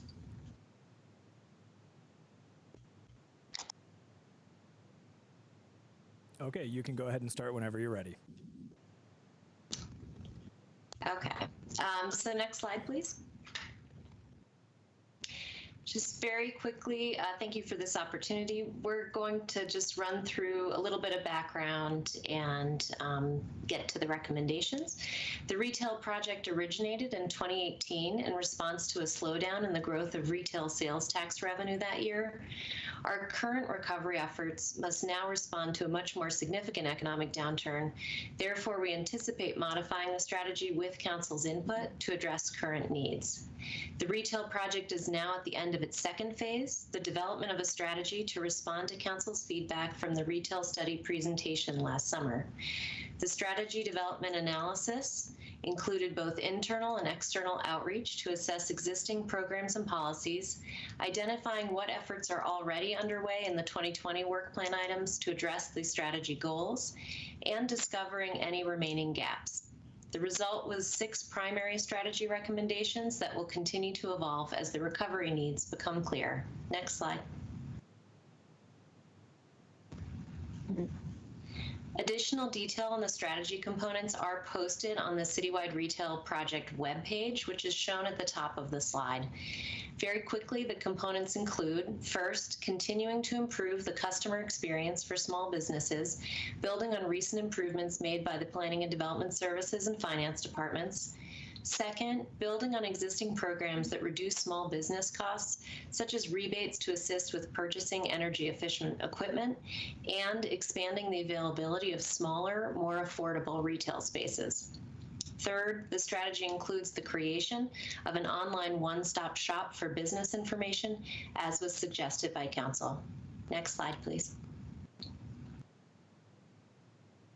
The remaining strategy components align with existing departmental work plans to expand walkable retail access throughout the city, to advance efforts to make Boulder more affordable and inclusive, and to continue to monitor our retail base, including revisiting key benchmarks of the retail project in another 5 years.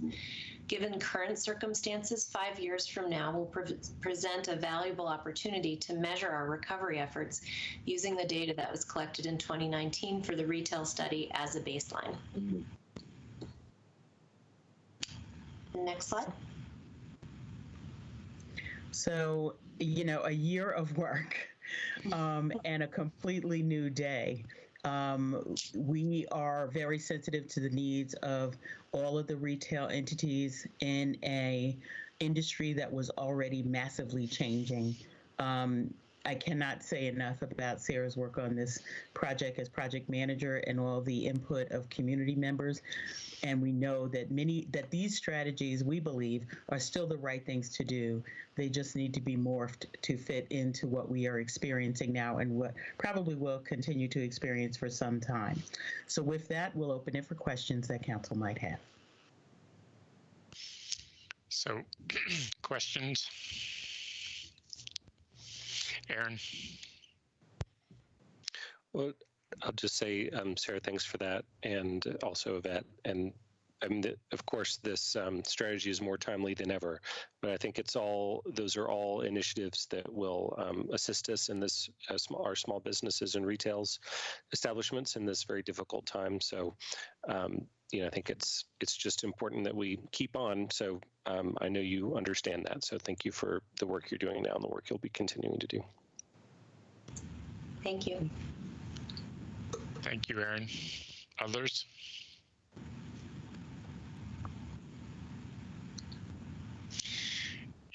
I wouldn't take the lack of commentary to be a lack of interest. We're all trying to wrap our heads around what's going to happen over the next 2 to 4 months. And so anything you can help us understand about, how we can get our retail businesses back on their feet will be super meaningful to us. So I'm afraid that we're all kind of stunned at the moment because we're not quite sure what we need to do. But I think, bringing forward the business relief that is being put forward at the federal level. So Yvette and Sarah, to the extent that you can help our small businesses figure out how they can get through the next few months would be super helpful. And I have a question from Mark. Once again, I was muted. Sorry. On the 28th, I guess, when we're discussing this for our financial situation in greater detail, will you be tailoring your recommendations more specifically to where we are today? For instance, the development of East Boulder is something that's going to take quite a while, no matter how we approach it, and seems to me to be less critical right now than strategies for, as Sam said, getting the businesses back on their feet, getting people employed, and pushing whatever money we get from the feds and the state out the door to the proper recipients. So will you be sort of tailoring your final recommendations more along those lines? I think with the community's continuing input and council direction, of course, what I would say is, we do have about a little under 1,200 responses so far, and we look at the data every day. And Sarah is part of our team, and Jennifer Pinsino is leading that effort. And as we have been looking at the responses come in, I think that we can anticipate several new things happening in our retail space, and we'll be working with our colleagues to look at that. I'm imagining that there will be some degree of vacancy, things that don't return. But in the work that we do, economic stability is critical in this sector and otherwise. We are probably going to see some anomalies that result from the restaurant industry as different than other retailers. We will definitely be looking at people who want to reconsider spaces or sizes of their staff. And as those things change, we may find more opportunity than we think to be a partner with our local retailers. Sarah's done an excellent job, and the rest of the team is right alongside her in trying to be creative and thoughtful, and we look forward to summarizing that memo for you ahead of the 28th. But yes. Yvette, that was precisely what I had in mind, and I thank you and Sarah for the work that you're doing. Thank you. All right, and thank you to all the retailers and community members that helped us get this far. We appreciate your time. Yes, thank you all. And Mary Young says, agree with Sam, I assume, about, the thanks to you, Yvette and Sarah, for all the work you're doing. It cannot be an easy time to be doing these kind of studies. So anyone else, any other council members? Thank you so much for the work you've done. Thank you. Thanks. Your next item is recommendations from the Engagement Committee.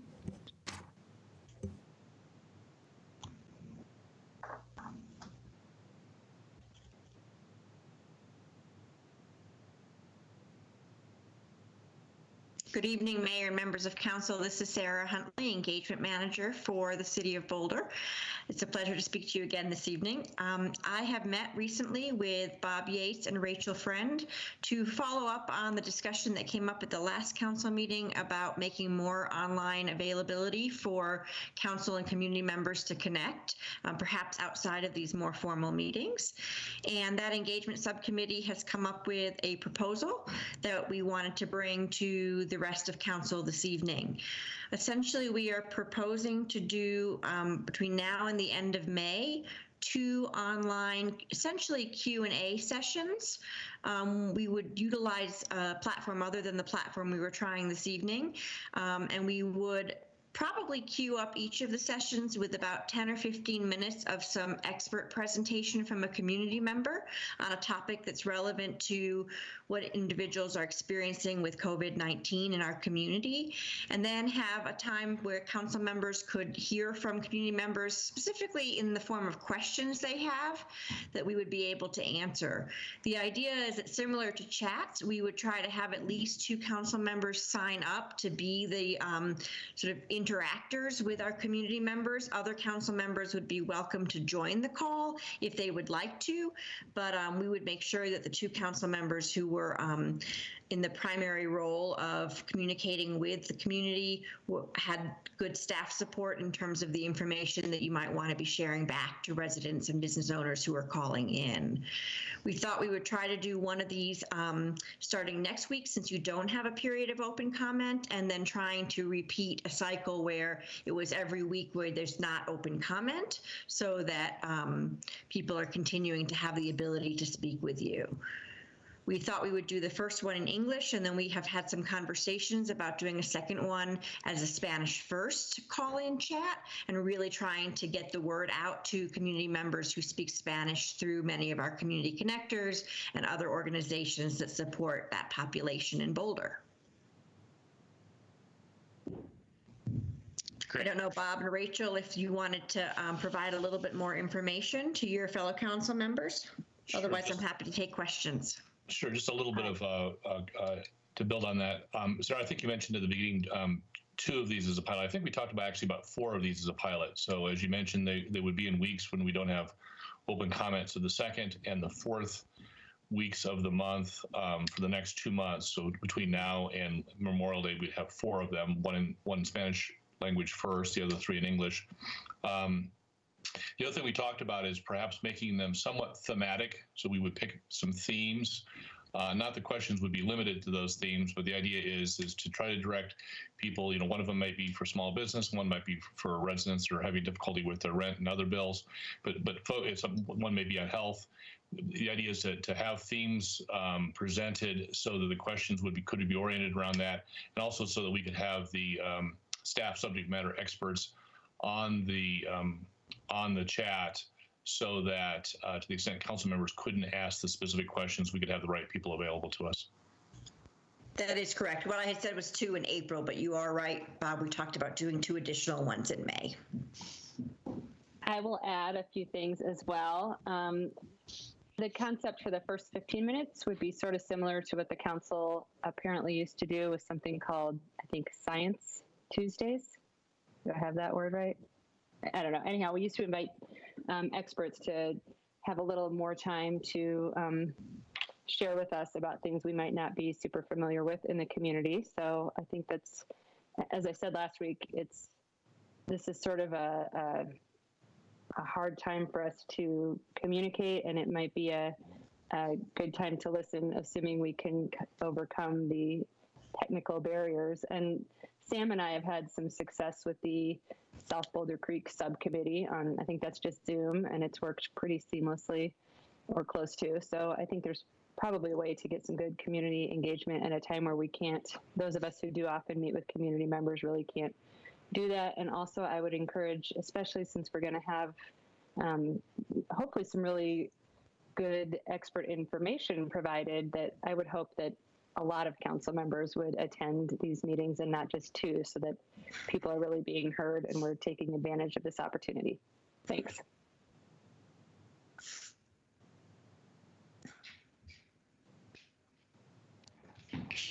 Well, I'll just weigh in. I think this is a great idea, Rachel and Bob. And, I think that we should have as many council members as we can.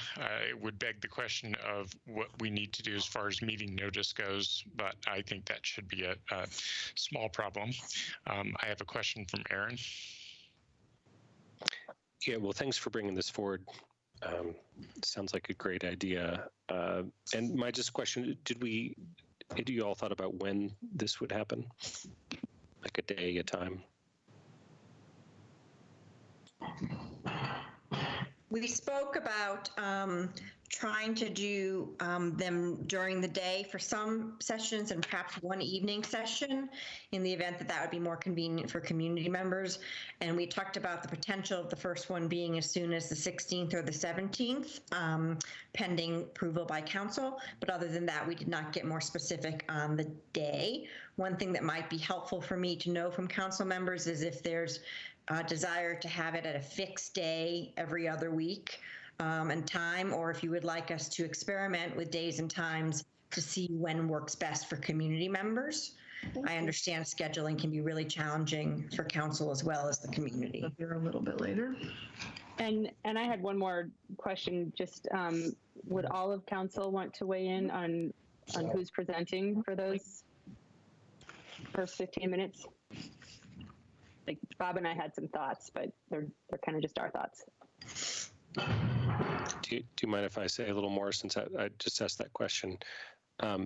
Just in terms of speaking to times, I mean, we found with other forms of engagement that there are times that work better for some people and times that work better for others. So, you might mix it up in terms of when you offer it to get different groups, but also you could tailor it. Like if one was about individuals trying to make their rent, that might be an evening thing. And if one were about how small businesses were trying to make their rent, that might be a during the day thing when people were more at work. So just things to think about. And Rachel, to your question, I don't know that we want to have a committee of 9 deciding who presents, but I'm interested in your and Bob's thoughts.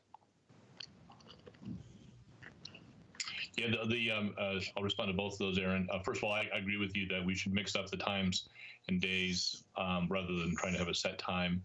That may also make it easier for some council members to participate in some. As Rachel mentioned, I think we don't, at a minimum, want at least 2 council members to be committed. And I think Sarah's going to, if this gets approved tonight, Sarah will circulate some sort of doodle poll or something like that to find out who would like to sign up for the first 4 of this pilot over the next 2 months.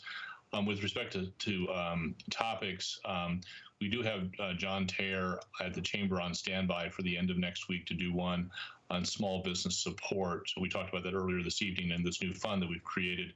So we felt that might be a timely one, and John's happy to do that, to talk a little bit more about not only the support the city will be providing directly through that fund, which will be stood up over the next few days, but also generally on the CARES Act and how they can apply for things.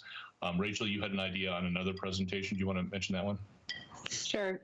Sort of moving into the health and safety aspect, I had previously been approached by CASA, Court-Appointed Special Advocates, which is a group in Boulder, provides a lot of supports for at-risk kids and some additional wraparound services for juveniles and homelessness and things like that. So I thought they might be a good one. And then also, I think Sarah had highlighted the possibility of doing one that was specifically targeted to kids. So, sort of children could call and ask questions. And I don't know who the guest speaker would be for that one, but I thought that was a fantastic idea. We got to get Jeff and Paige for that one. Sing some songs. We've also talked about seeing if somebody from one of the organizations that really supports our Spanish-speaking community members could be the presenter for the Spanish session. So we'll be doing some outreach if council is in fact interested in moving in this direction. Great, and I have a question from Mary. Thank you, Rachel and Bob and Sarah. So I have a question for Sarah, and when would it be possible to leverage channels that are already in existence. So, for example, what I'm thinking is KGNU has a radio program on Sunday afternoons called Pasa la Voz, and I'm wondering if we can leverage that. That's already has a listenership in Spanish and a call-in program to target that particular community. That's an interesting idea. We were anticipating using a Zoom platform, but of course then we'd have to get people to come to us. The idea of using an existing KGNU call-in program is an interesting one. I'd be more than happy to speak with them to see if they'd be willing to partner with us. At a minimum, perhaps they would at least be willing to publicize the Zoom session for people to call in on. But I would be more than happy to reach out to them and see if they would be interested in collaborating. Yeah, I think that would be if it's a channel that could work, I think that'd be good to leverage that particular. Did you say it's on Sunday afternoons? It is Sunday afternoons. I believe it's at 3 or 4, something like that. Okay. So we would obviously need some council member participation, but I'd be happy to reach out to KGNU. It's a great idea. Thank you.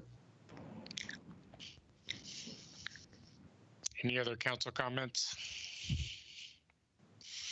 Very good. Thank you, Rachel. Thank you, Bob, for bringing this forward. I think, it will take a little time as we figure out what the community needs to hear about the most.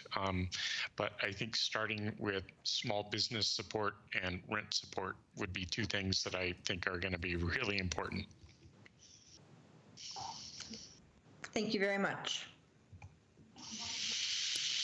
Okay, your next item is appointment of the remaining board and commissions.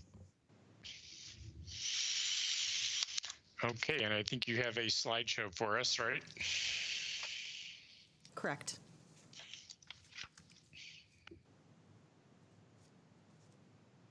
So we can start with the Beverage Licensing Authority. And then Michael Christie was appointed to a board last week, so you have one candidate here. So I'll move that we appoint Matt Califano. Second. Any objection? Super. Next.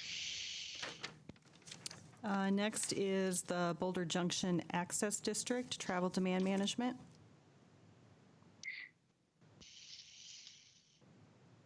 Okay, and we appointed Tom Kuntzman, right? Correct. So you've got 2 seats.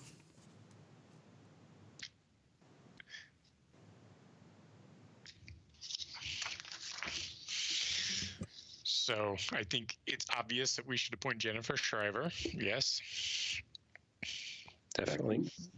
Yes. To the 5-year term. And I think we would leave the 3-year term open for further applications. Yes. Yes. Was she a resident? I know there was some restrictions on the seats. Just wanted to verify.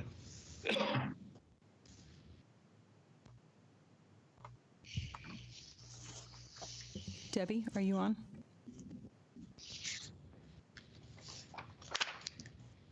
I'm looking right now.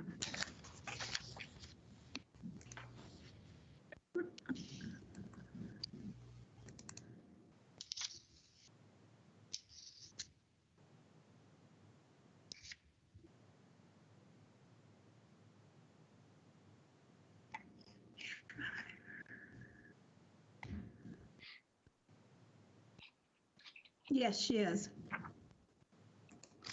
She is a resident. Perfect. One down, one to go. Next.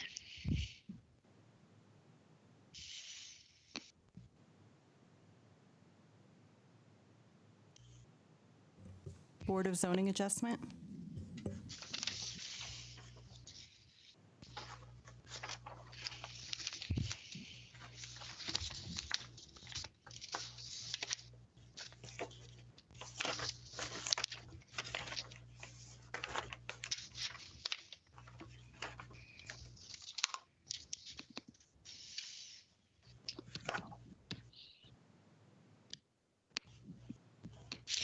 So could you answer how long has David Schaefer been on?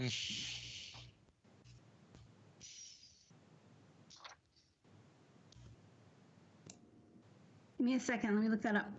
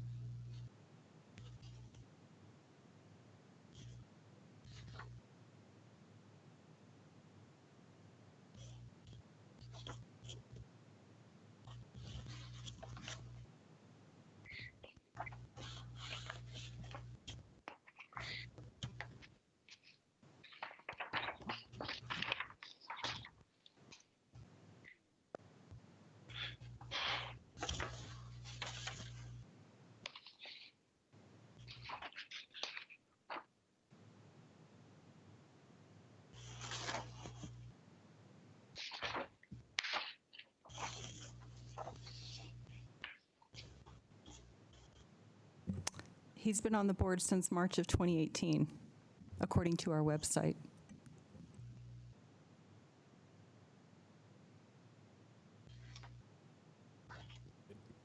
Sorry, Sam, you were muted. I would nominate him for a 5-year term.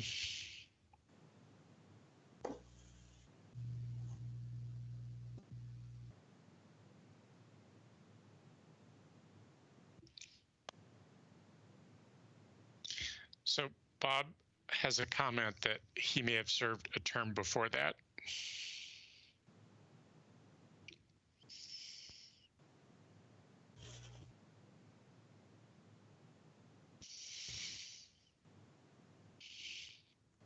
And Bob also nominated Elizabeth.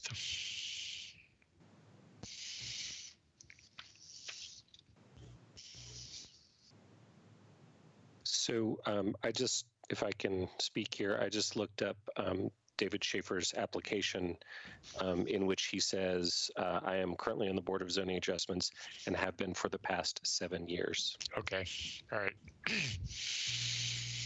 Yeah, he also sent us an email apologizing for missing the interview, and he says in his email to us, my name is David Schaefer. I've been on BOZA board since 2013. Got it. So do you want to speak to Elizabeth, Bob?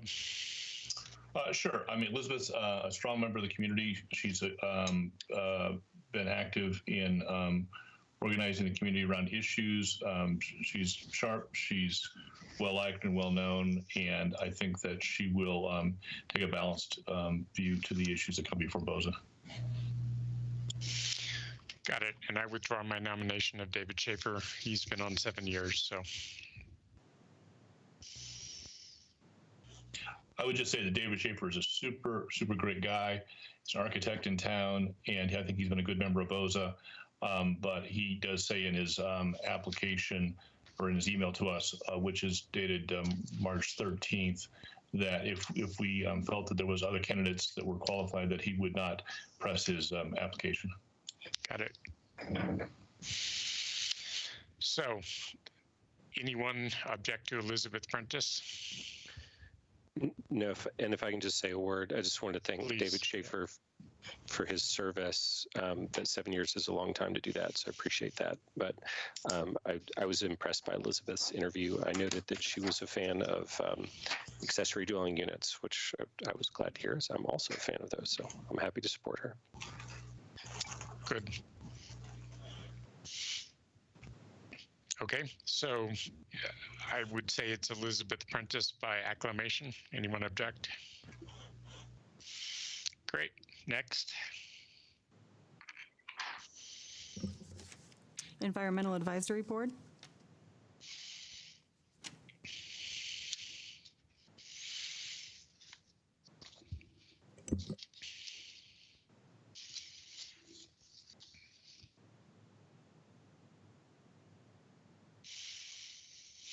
So Bob nominates Susan.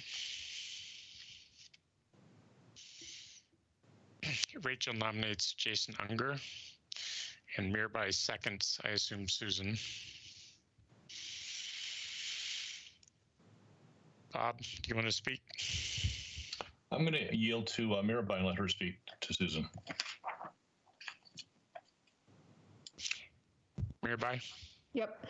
So I wasn't at the interviews, but I think that Susan has been a longtime resident. She's run for council a few times, and though not successful, I think that she's going to be and has shown herself as a strong community member.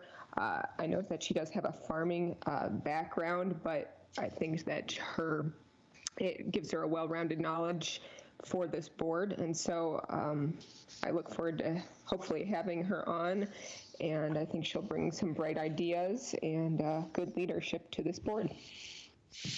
Got it. Rachel? Sure. Can you hear me okay? It sounds like I'm echoing. Maybe that wasn't me. So I thought Susan had a fantastic interview and application, and I enjoyed getting to know her on the campaign trail. And I think would also do a fine job on this board.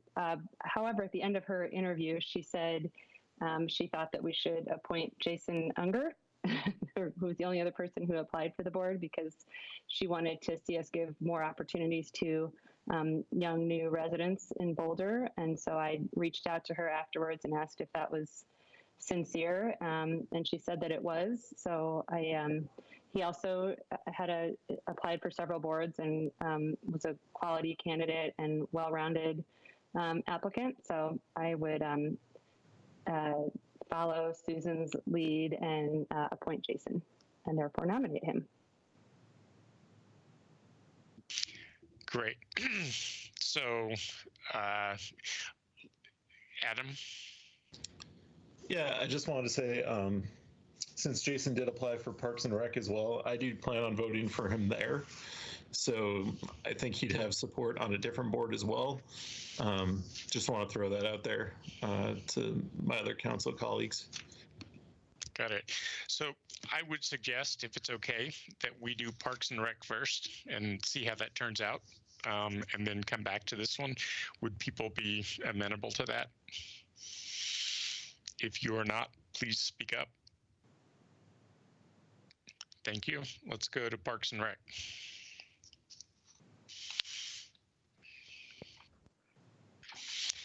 Okay. So Bob nominates Tara.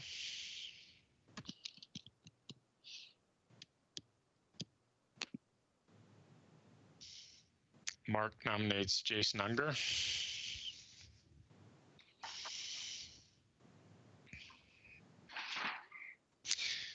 Okay, so there are 2 spots for Parks and Rec. I only see one, Bob. So I see one resident to a 5-year term. Let me look. Parks and Rec. Point 2. Yeah, no, I see 2 5-year terms in my handout.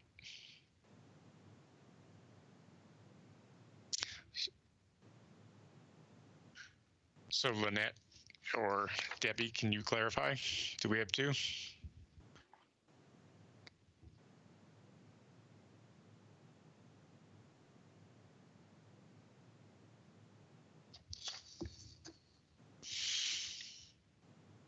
Lynette, Debbie? Yeah, let me take a look, Stan. Okay, I think we have 2. I think Bob's right. And they're 2 5-year terms.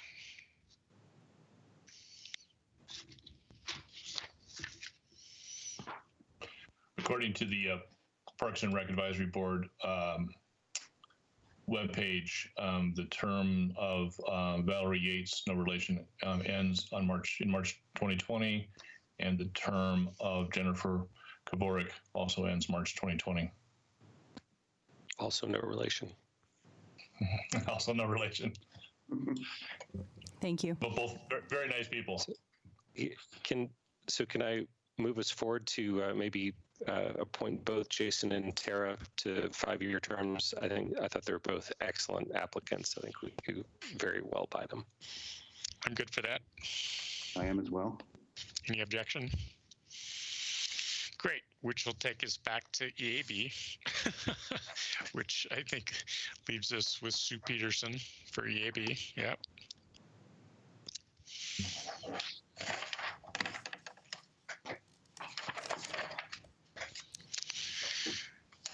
Any objection? Okay, who's next? Housing Advisory Board. Great. So we have 2 seats here, one 5-year and one 2-year term.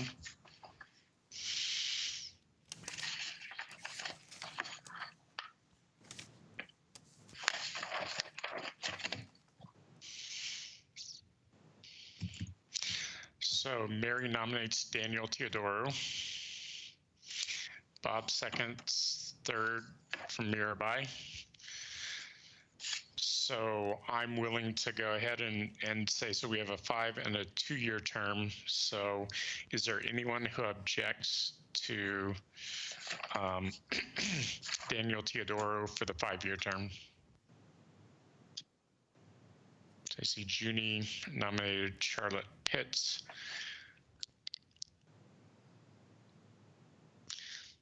So I have 3 for Daniel right now. I'm going to vote for Daniel as well. Is there anyone that would not like Daniel to get the 5-year term?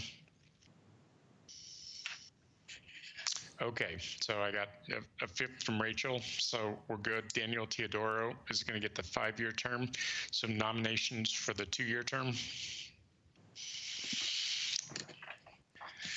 Okay, so I've got Karina nominated. I've got Harold Whitkin nominated. I've got 2 for Charlotte Pitts. I've got 2 for Livovich. Okay, so it looks like we have one to talk about here. Let's see. Mirabai, you nominated Karina. I'm just going to go down the list here.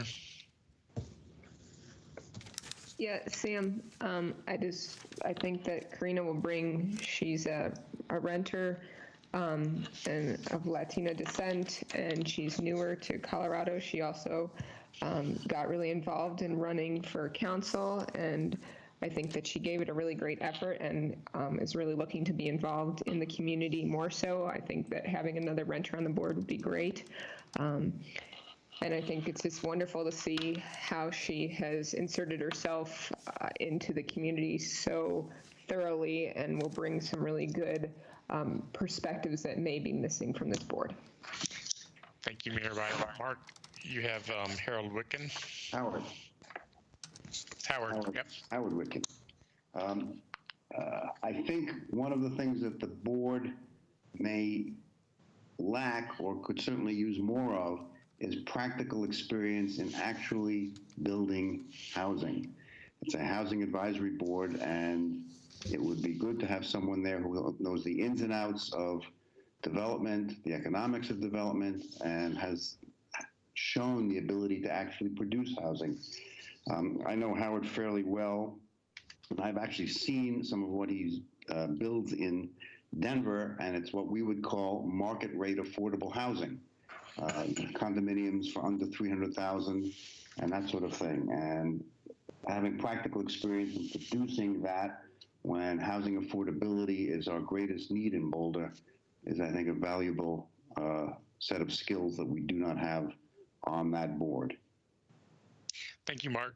Mary, Charlotte Pitts. I believe Junie nominated her first.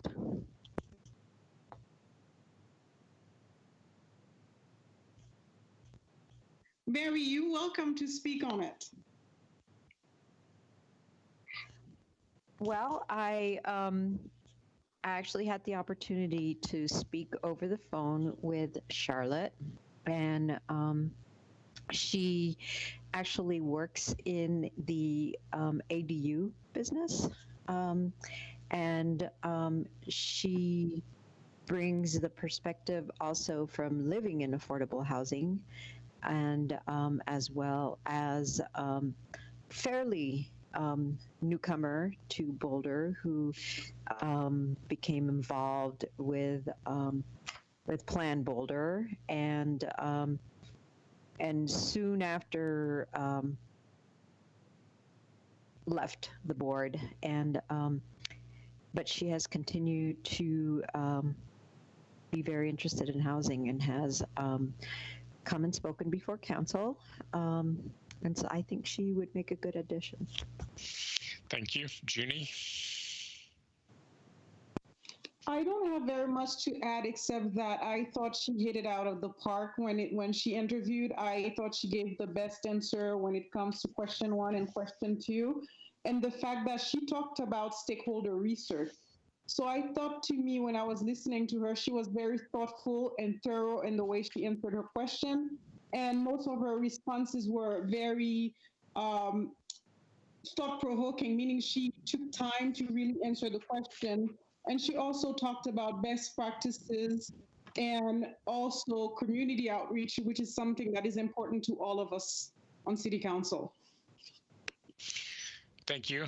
Adam, Jennifer Livovich? Sure. I'm going to quick follow up on Mark's comment, just since I know a little bit more about the board, having served there. We do have 2 people with development experience on the board already, one which we just reappointed for a 5-year term. So I don't think that is lacking on the board. I will just say that much. I got to meet with Jennifer, and I was really impressed. She has lived experience with homelessness. She knows more about housing at every level than any person I have met outside of the city government. And I think she would bring a really, really interesting perspective. That being said, I really, really appreciated Charlotte's perspective too, and I'd be willing to support her. And I really appreciated Christopher coming out and talking, and I think he's a perfect example of why we might want an ex officio position for college students or grad students on our boards, especially these important ones that affects students a lot. Got it. Thank you, Adam. Rachel? I'm going to echo a lot of what Adam just said. I first met Jen Livovich after she spoke at the memorial service last December for the people who'd passed away who had been unhoused in Boulder. And she spoke so eloquently and from the heart, and I learned as she was talking. And then she came to my office hours not too long after that, and she is so intelligent and knows the issues facing the Boulder community in terms of homelessness and affordable housing and rental housing, and just has this really, really wide, vast array of knowledge that I was taking notes in my office hours of, she was sort of educating me.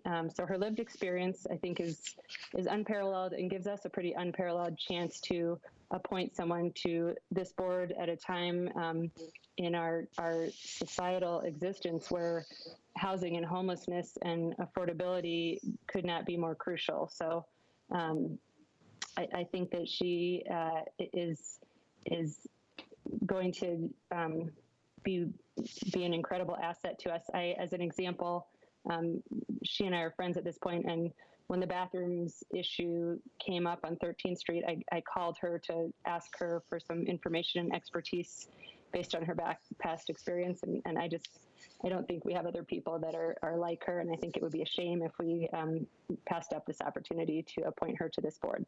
Thank you. Great, and I'm going to slot Aaron in because he wanted to comment after Rachel and then Bob.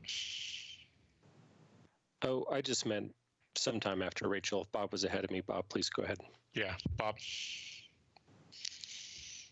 Well, I had seconded Mark's nomination for Howard Witkin for all the reasons that Mark eloquently said, but I'm with Adam that Rachel Pitts was a close second for me, and I could also get behind her. So I will probably end up voting for Charlotte. Great, Aaron. Yeah, well, this is a tough one for me because I think we have some really excellent candidates, and I would be thrilled to put either Charlotte Pitts or Jennifer Livovich on the board. Charlotte impressed me with her professional experience and her experience living in affordable housing and then some of the sharp perspectives that she brought to housing issues. I've been extremely impressed by that from her. I am going to vote on this round for Jennifer Livovich. I think she has a unique combination of experiences and knowledge that's really different from anything I've seen before, and I think the city organization could really benefit from if people, as folks have mentioned, her lived experience of homelessness, but also, she has educated herself to an extraordinary degree on the current system of services for housing and affordable housing and homeless transitional housing, and also human services support for folks, where I've learned a lot of things from her about details that I wasn't familiar with. And so she's also working on getting her degree right now. So I've been just really impressed by her. So I'm gonna vote for her on this round. Got it. So I have 3 nominees. I have Jennifer Livovich, I have Charlotte Pitts, and I have Howard Witkin. Sorry. Anyone else I've missed? Okay. You missed Karina too. Oh, Karina. Thank you. Yep. Okay. So Lynette, what do we do here? If you want to vote one by one, you would start from the bottom. Got it. So let's do Howard Witkin. Please weigh in. Then Charlotte Pitts. Then Jennifer Livovich. Then Karina Joka. Kulka. Thank you. So do you want to have people vote in please order? Vote. Or just everybody votes? Vote. Yeah, just vote. So Rachel, am I understanding you're voting for Karina? No, you're voting for Jennifer. Okay. So we got 1 for 2. All right. Junie for Pitts. So we have 1 for Witkin. We have 1 for Karina. We have 2 for Jennifer. We have 3 for Jennifer? 3 for Jennifer, yep, and 3 for Charlotte, and I'm going to vote for Charlotte as well. So that means that we are going to have a runoff between Jennifer and Charlotte. Correct? No, I thought Charlotte has 4. If you vote for Charlotte, she has 4. 1, so I see Bob, Mary, and you. And me, so that's 4, and so 4 is not a majority. You need 5 votes. It's not a plurality. It's you need 5 total votes for somebody to appoint them. Right. So, so I think we have a runoff between Jennifer and Charlotte. Is that correct? That's right. The bottom vote getters drop out, and there were 1 vote each for Witkin and Karina, so they both drop out, and the remaining we re-vote on. Yep. So we're voting right now. We're going to do a re-vote for Jennifer or Charlotte.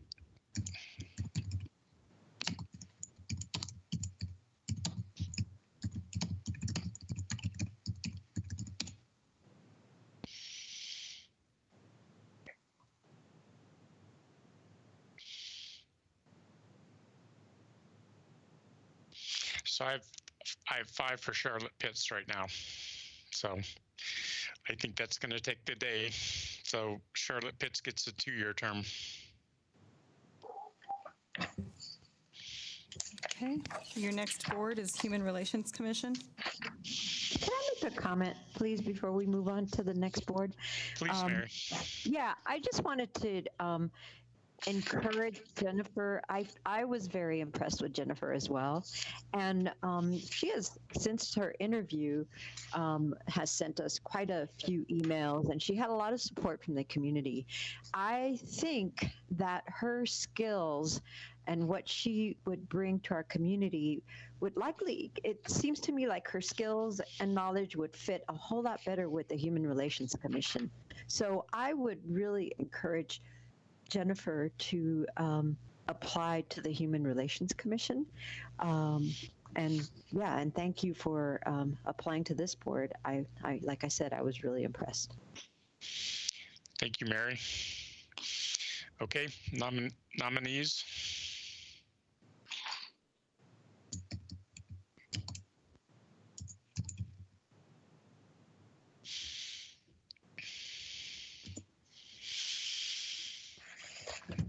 Okay, so I have Jean Hilaire from Aaron and Bob.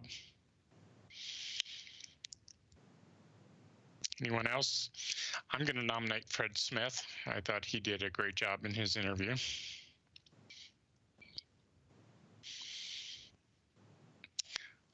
Okay, so time to vote. I think we have two nominees, Jean Hilaire and Fred Smith. So go ahead and vote. Can we say something? Sure, please. Well, just I was really impressed with Jean Hilaire's application and his interview, and his connections to Haiti, and a great speech about the problems that folks, people of color and minorities have in the community, also people experiencing mental illness. So I think he'd bring a great perspective that'd be really helpful for the city on the HRC. Thank you, Aaron.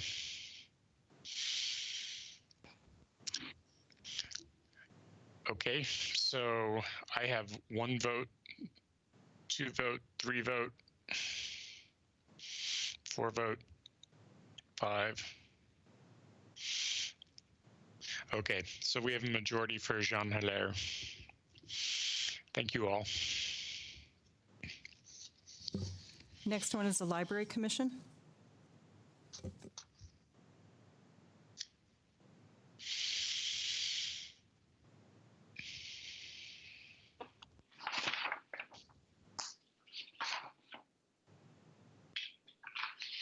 Okay, so I'm going to nominate Scott Steinbrecher, and then we have a nomination for Benita.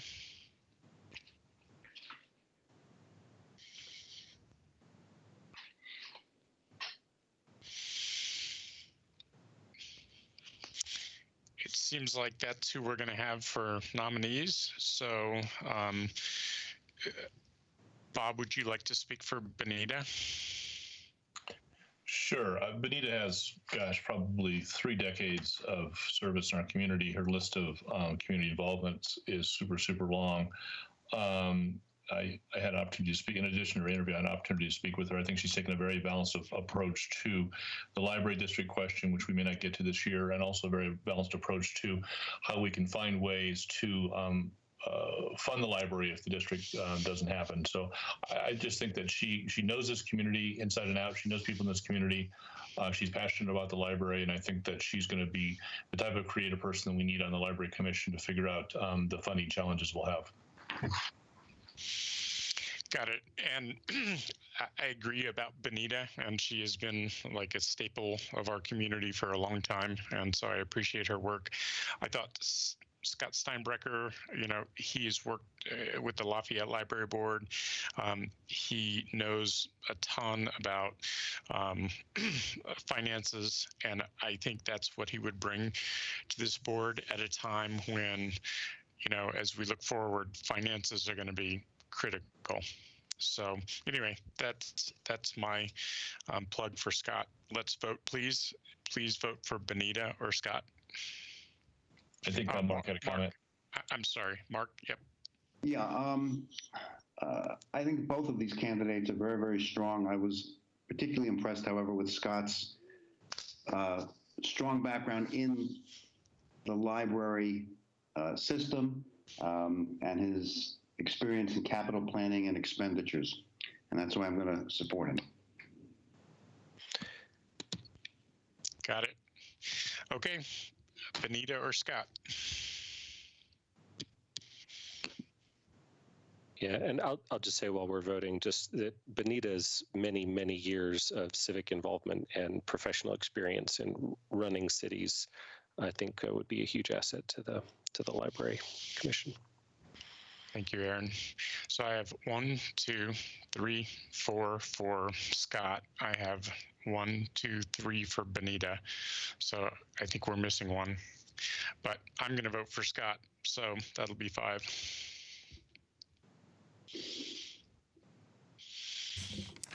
Okay, your next board is UCAMC. And we have 2 applicants for 2 spots, right? That's correct. So how long are the two terms? A 5-year and a 4-year.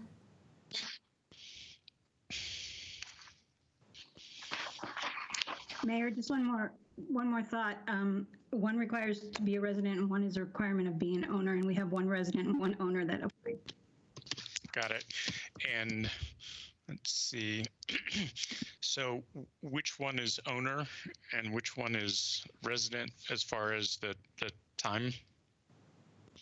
So the 5-year term is for a resident and the 4-year term is for the property owner. Got it. And who's the property owner? Gwynedd? Andrew Shoemaker. So he lives in UCAMC. I don't know, does he own a property there? I believe so. I believe that's what I found out. I can double check that.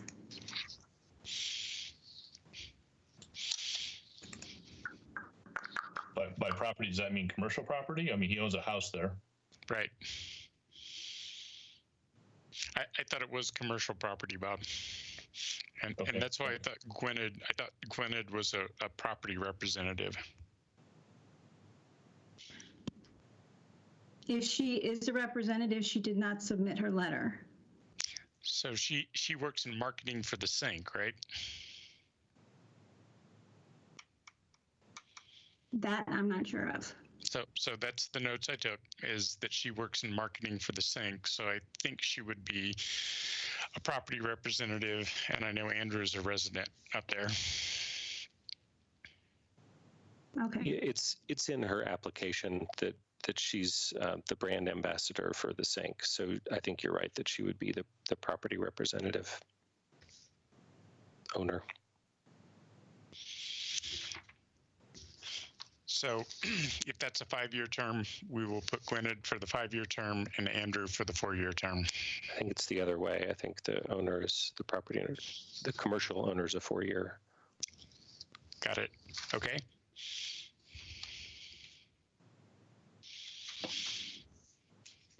Any objections?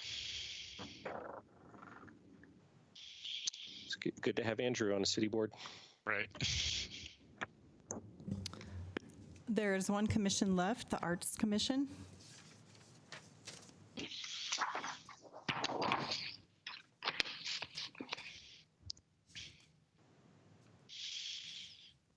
Okay, looking for nominations.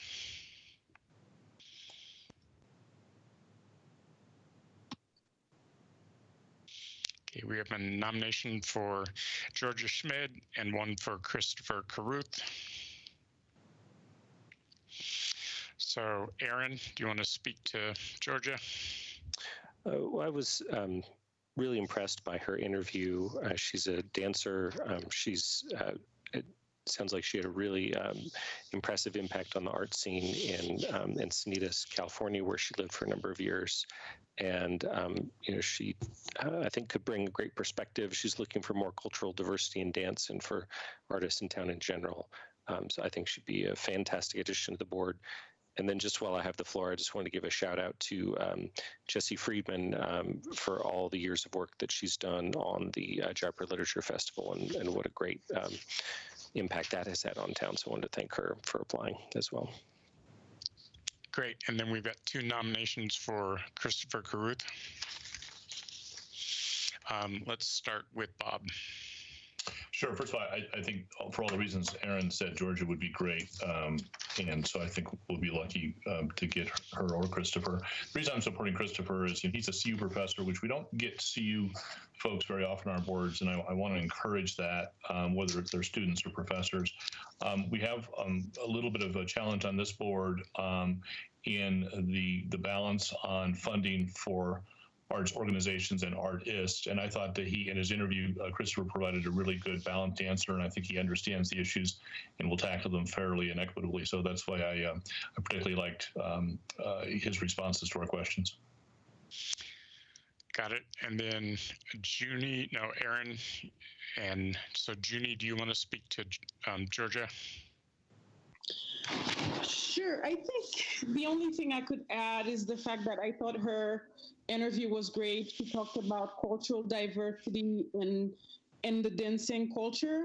And she also talked about that she was a member of Arts Sanitas, and she created the first art festival. So this is someone with a lot of experience, and she wants to be more involved in community. And she also talked about analyzing where the greatest needs are, and also looking at the type of projects that are being requested. So I just think that she had the best and most holistic answer out of all the candidates, although everyone was great and impressive. And she also talked again about community engagement, because as we know that there is a disparity when it comes to art. So I think having someone who can really look into community engagement is very important, so that we can reach the populations in our community that we think that is most marginalized. Thank you. Anyone else want to speak to either candidate? So then Mary? Yeah, real quickly, I just wanted to say one more thing about Georgia that really sold me, was that you asked the public where they want the art. And so, and I agree, we had some great candidates, and but I think I will be supporting Georgia. Very good. Let's vote. Georgia or Christopher?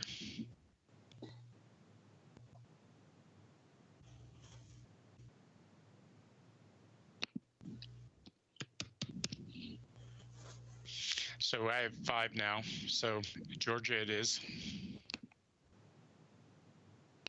And Mark voted for Christopher. I'm going to vote for Georgia.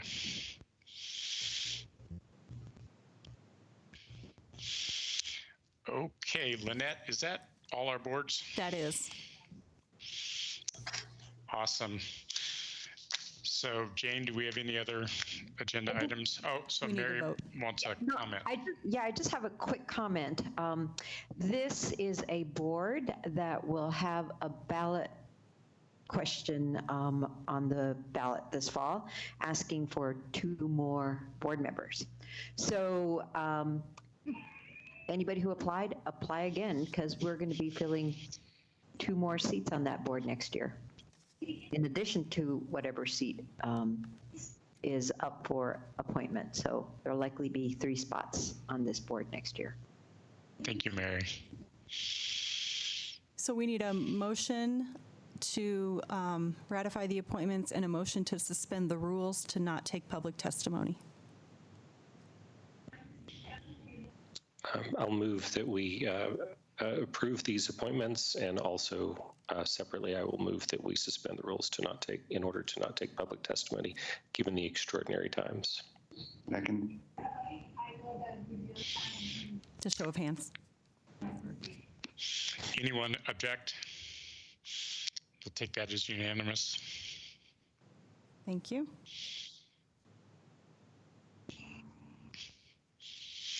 Okay, Jane, anything else? I think that's near the end, but I see this left-hand water district request. I don't know about the left-hand water district request. I thought we were done.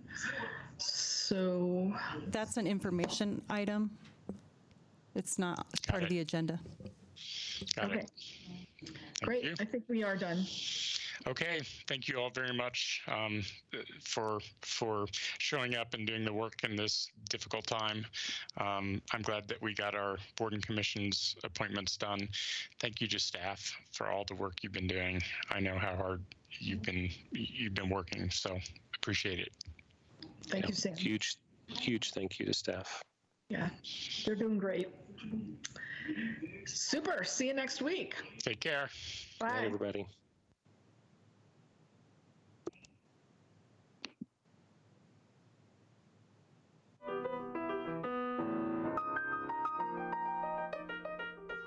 Live from Paris on France 24.